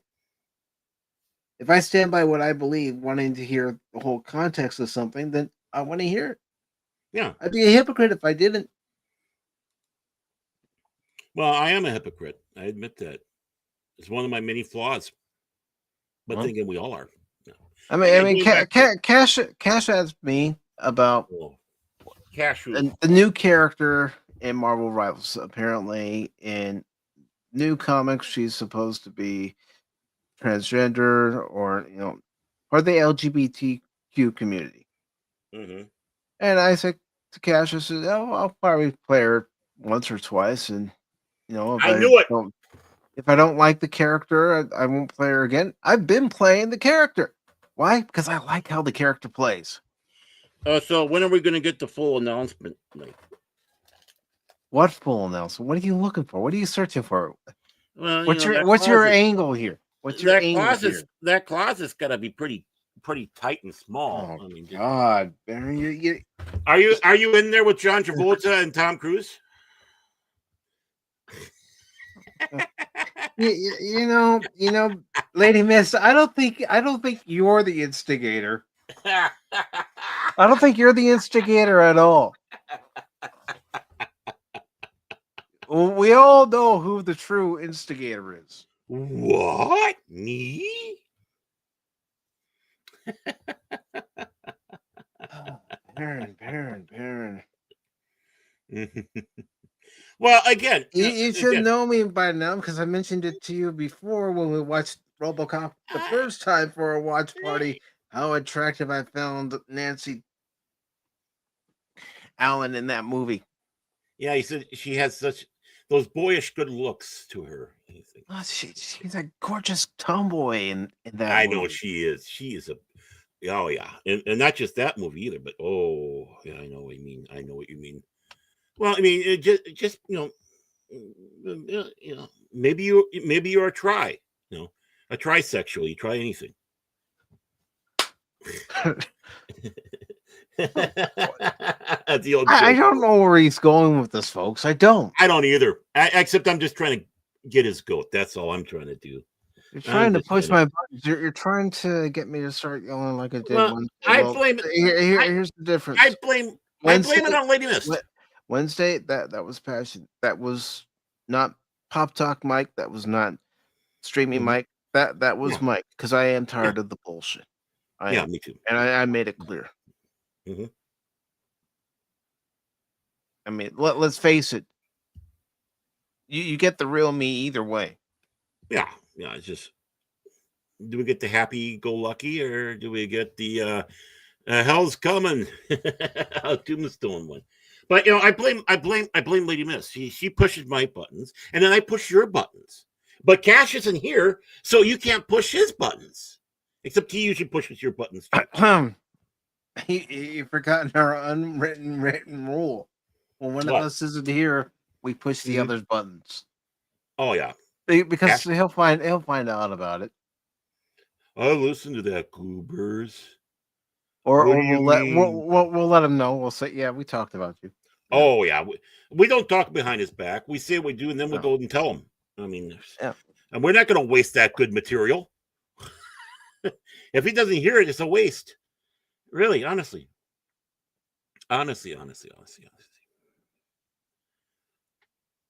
yeah, and Lady Miss has two instigators in the same chat. It's not going to go well for the others. I push everyone's buttons. Yeah, change. Our paddle wannabe. I mean, any one of us can be an instigator. Anyone. I think all of us are instigators at one point or another. Paddle wannabe, Animas, Cash, Shane, Tim, Lady Mist, you, me. It's just all of us are instigators in one fashion or another. Well, we're proud of it. When Trump was saying that Canada was going to become the 51st state, I did, and he'd even say something about it. He probably cursed me out. I did say to Steven, I said, "Hey, so when are you going to become the 51st state, and how does that feel?" Hey, Mike, fuck you, Mike. Just fuck you. That's my piss poor impersonation of facts. and I wasn't alone either. No. We were also well. They were all being I can't say all, but there were those of us who were saying yes. So when do you become the 51st state? Oh yeah, he takes it in good stride though. He knows it's all a joke. He's good at that. I think secretly he wouldn't mind if it did. I mean, honestly, knowing him, yeah, especially how he talks about Canada, eh? Yeah. And Tree Rock, welcome to the extended edition of Pop Talk. What do you mean, you people? Yes, we are going to watch Tropic Thunder at some point. You people. What do you mean, you people? Hey, Shane said these people, so he became He became Cash Money Double. You're wrong. Yeah, there we go. Yeah, he took over the role. We were proud of him. And in today's edition of Pop Talk, Cash Money 007 was played by You're Wrong. Yep. Yeah, you got to do it like the soap operas because whenever they had to do the role of Cash Money 007 will be played by You're Wrong today in this episode. Mm-hmm. See, that's what we have to do if someone comes in and Cash is down here, or maybe either one of us might not be here. That's how we should address the person coming in. That's doing the guest part. Yeah, and by the way, I don't think did I mention that that the Foxy Brown video's out? Yes, you did. Yes, you did. And okay. Pops did mention me in the post, so I went ahead and put the links to those two videos into the chat earlier. Everything went so crazy, man. I didn't know where it was. My brain is mush. My brain hurts. Yeah, well, you could blame it on this guy for showing Robocop 2014. You're right. I should have shown the original after the 2014 version. Yeah. You hear it live, folks. You hear it live. I'm wrong. I am wrong. I'm sorry. I apologize. It's a good thing we did have Shane on. Yeah, you probably would have kicked me out and then try to find a way to make sure I can't get back into StreamYard. Even though I'm the administrator. Yeah, I can figure something out. I'm evil enough. Oh, can I kind of put a little secret in? Go ahead. For everybody here. Everybody, this is a secret now. So everybody's listening. This is a secret. Shh. So, with Pops talking, and he was talking about, when we're doing our what we're doing here, the Minnesota Goodbye. He's been starting to do videos with his daughter, which is great. Yeah, I saw one just this past Friday.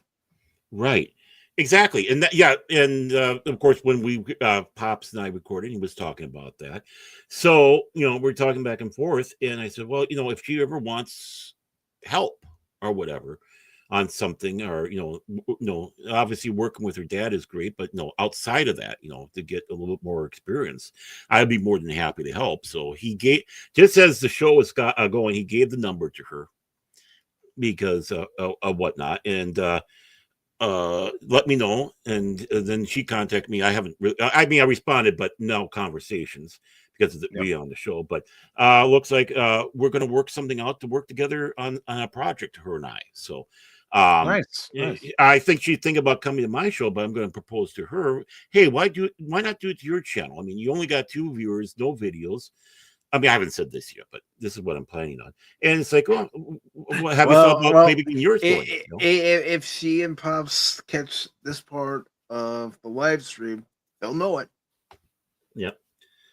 Well, I don't think it's going to be a secret. I don't think it's a secret at all. So, but that's my But those are things we're going to talk about, what to do and all that. And I'm honored. I'm honored by that.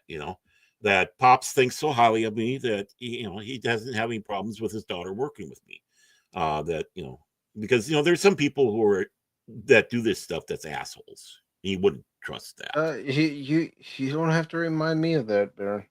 Yeah. Well, I mean, I am an asshole, but at least I'm nice around people's kids. I was a person. I've mentioned it before, and I will mention it again. I've met some really nice people Mm-hmm. on Yeah. YouTube, on Twitch, on Rumble, Yeah. doing streaming in general. And then I've met people who they probably think the same of me. Don't ever want to stream with that person again. Yeah, I know. That's us. But yet we keep on doing it. What's wrong with us? I don't know. It's cash. I guess we've gone mental. I guess we've gone mental. I think it's our mutual disdain for cash. That's what does it. Yeah, but how can we have mutual disdain for cash when he can't be with us today? Yeah, I mean, or been gone for so long and all that. We're running out of juice, man. We're running out of juice of civility. I mean, our civility can only handle so long. He needs to get back here again. Damn it! Yeah, he told me yesterday. We were talking about various things, but he told me yesterday he will be here Wednesday. Are you sure he wasn't? He was saying, "Yeah, I'll be watching Wednesday." You know, the show. I keep looking at Discord thinking Cash has got to be around. He knows. Come on, Cash. You're letting me down, man. Come on. Well, he probably overdid himself on that kale tofu wrapped tofu, teriyaki flavored.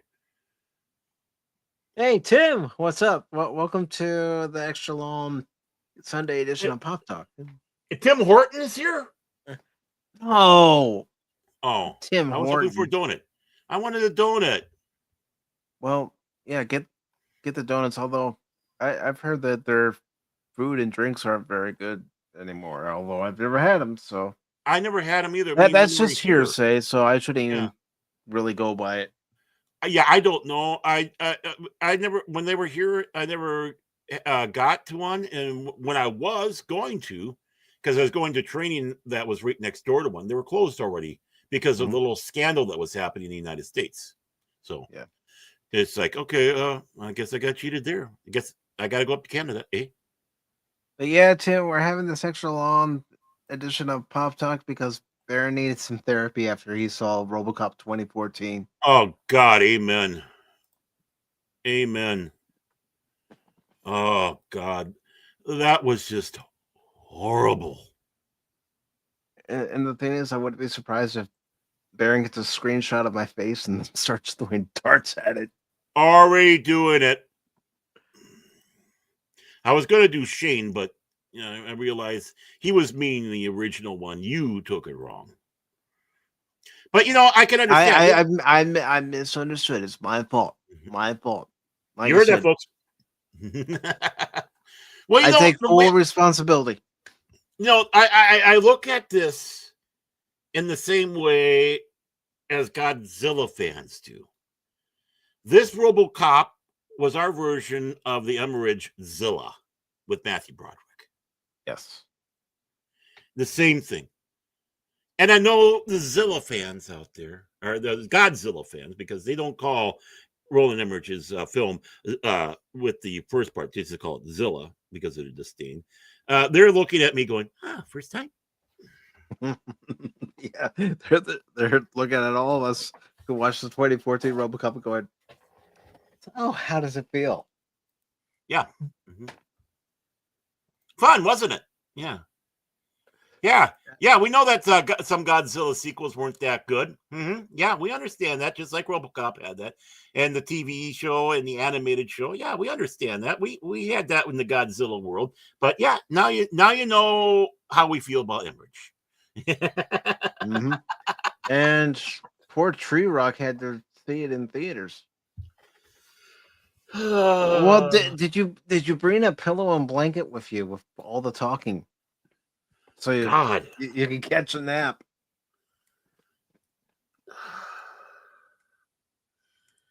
Oh, God. I feel like I'm getting out of a board meeting. Oh, God. Well, you see here, Baron, what we really need to do is we need to make sure that the people can relate to our new Robocop. So we're going to talk through 3/4 of the movie, and then the last third of the movie is when you're actually going to see some action. But even then, we're going to throw in some dialogue in. And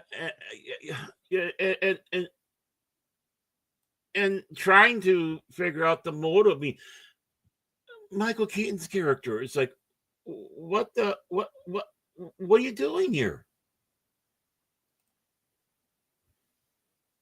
Honestly, what is the purpose of the character? What? Oh, Okay. wait a minute. It gets better. It sounds like Tree Rock tried to watch it with us and went, nope, I'm out. I don't blame him. I don't blame him at all. He was a smart man. I don't say that often about him. Just kidding. But folks, we are going to go ahead and wrap it up. Oh, the gas is out of my tank. Yeah, we're wrapping it up here. Thank you to each and every one of you for being here today. Really do appreciate it. Lady Miss, Tree Rock, Shane, Gary, Wolvie, Tim, everybody. Thank you. And hope to see you tomorrow night at 5 as I play more WrestleQuest. And of course, you can catch Barrett on 540 Studio on Thursday. And when he and Pops have their next video come out, you'll know. Yeah. The Howling and the Howling 2. That's going to be an interesting one. I had fun with that. But everybody, you all take care. Have a good Sunday. And yes, it was great fun. Really appreciate you being here, Lady Miss. I'm glad we can have discourse and not yell at each other. Yeah, it was fun, except for Robocop 2014. I'm sorry. No, seriously, I'm sorry. Please forgive me. Have forgiveness. Yeah, I'll think about it. I'll think about it, folks. Mm-hmm. Well, maybe we'll get an answer Wednesday. So until then, everybody, take care. Bye. Autobots, transform and roll out.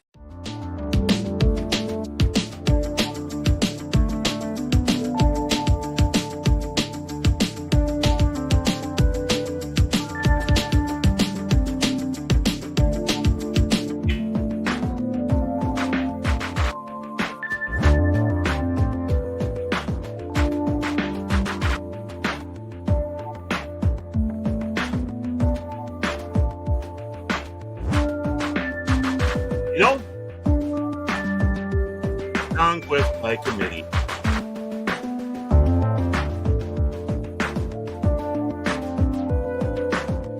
Never again. Never forget.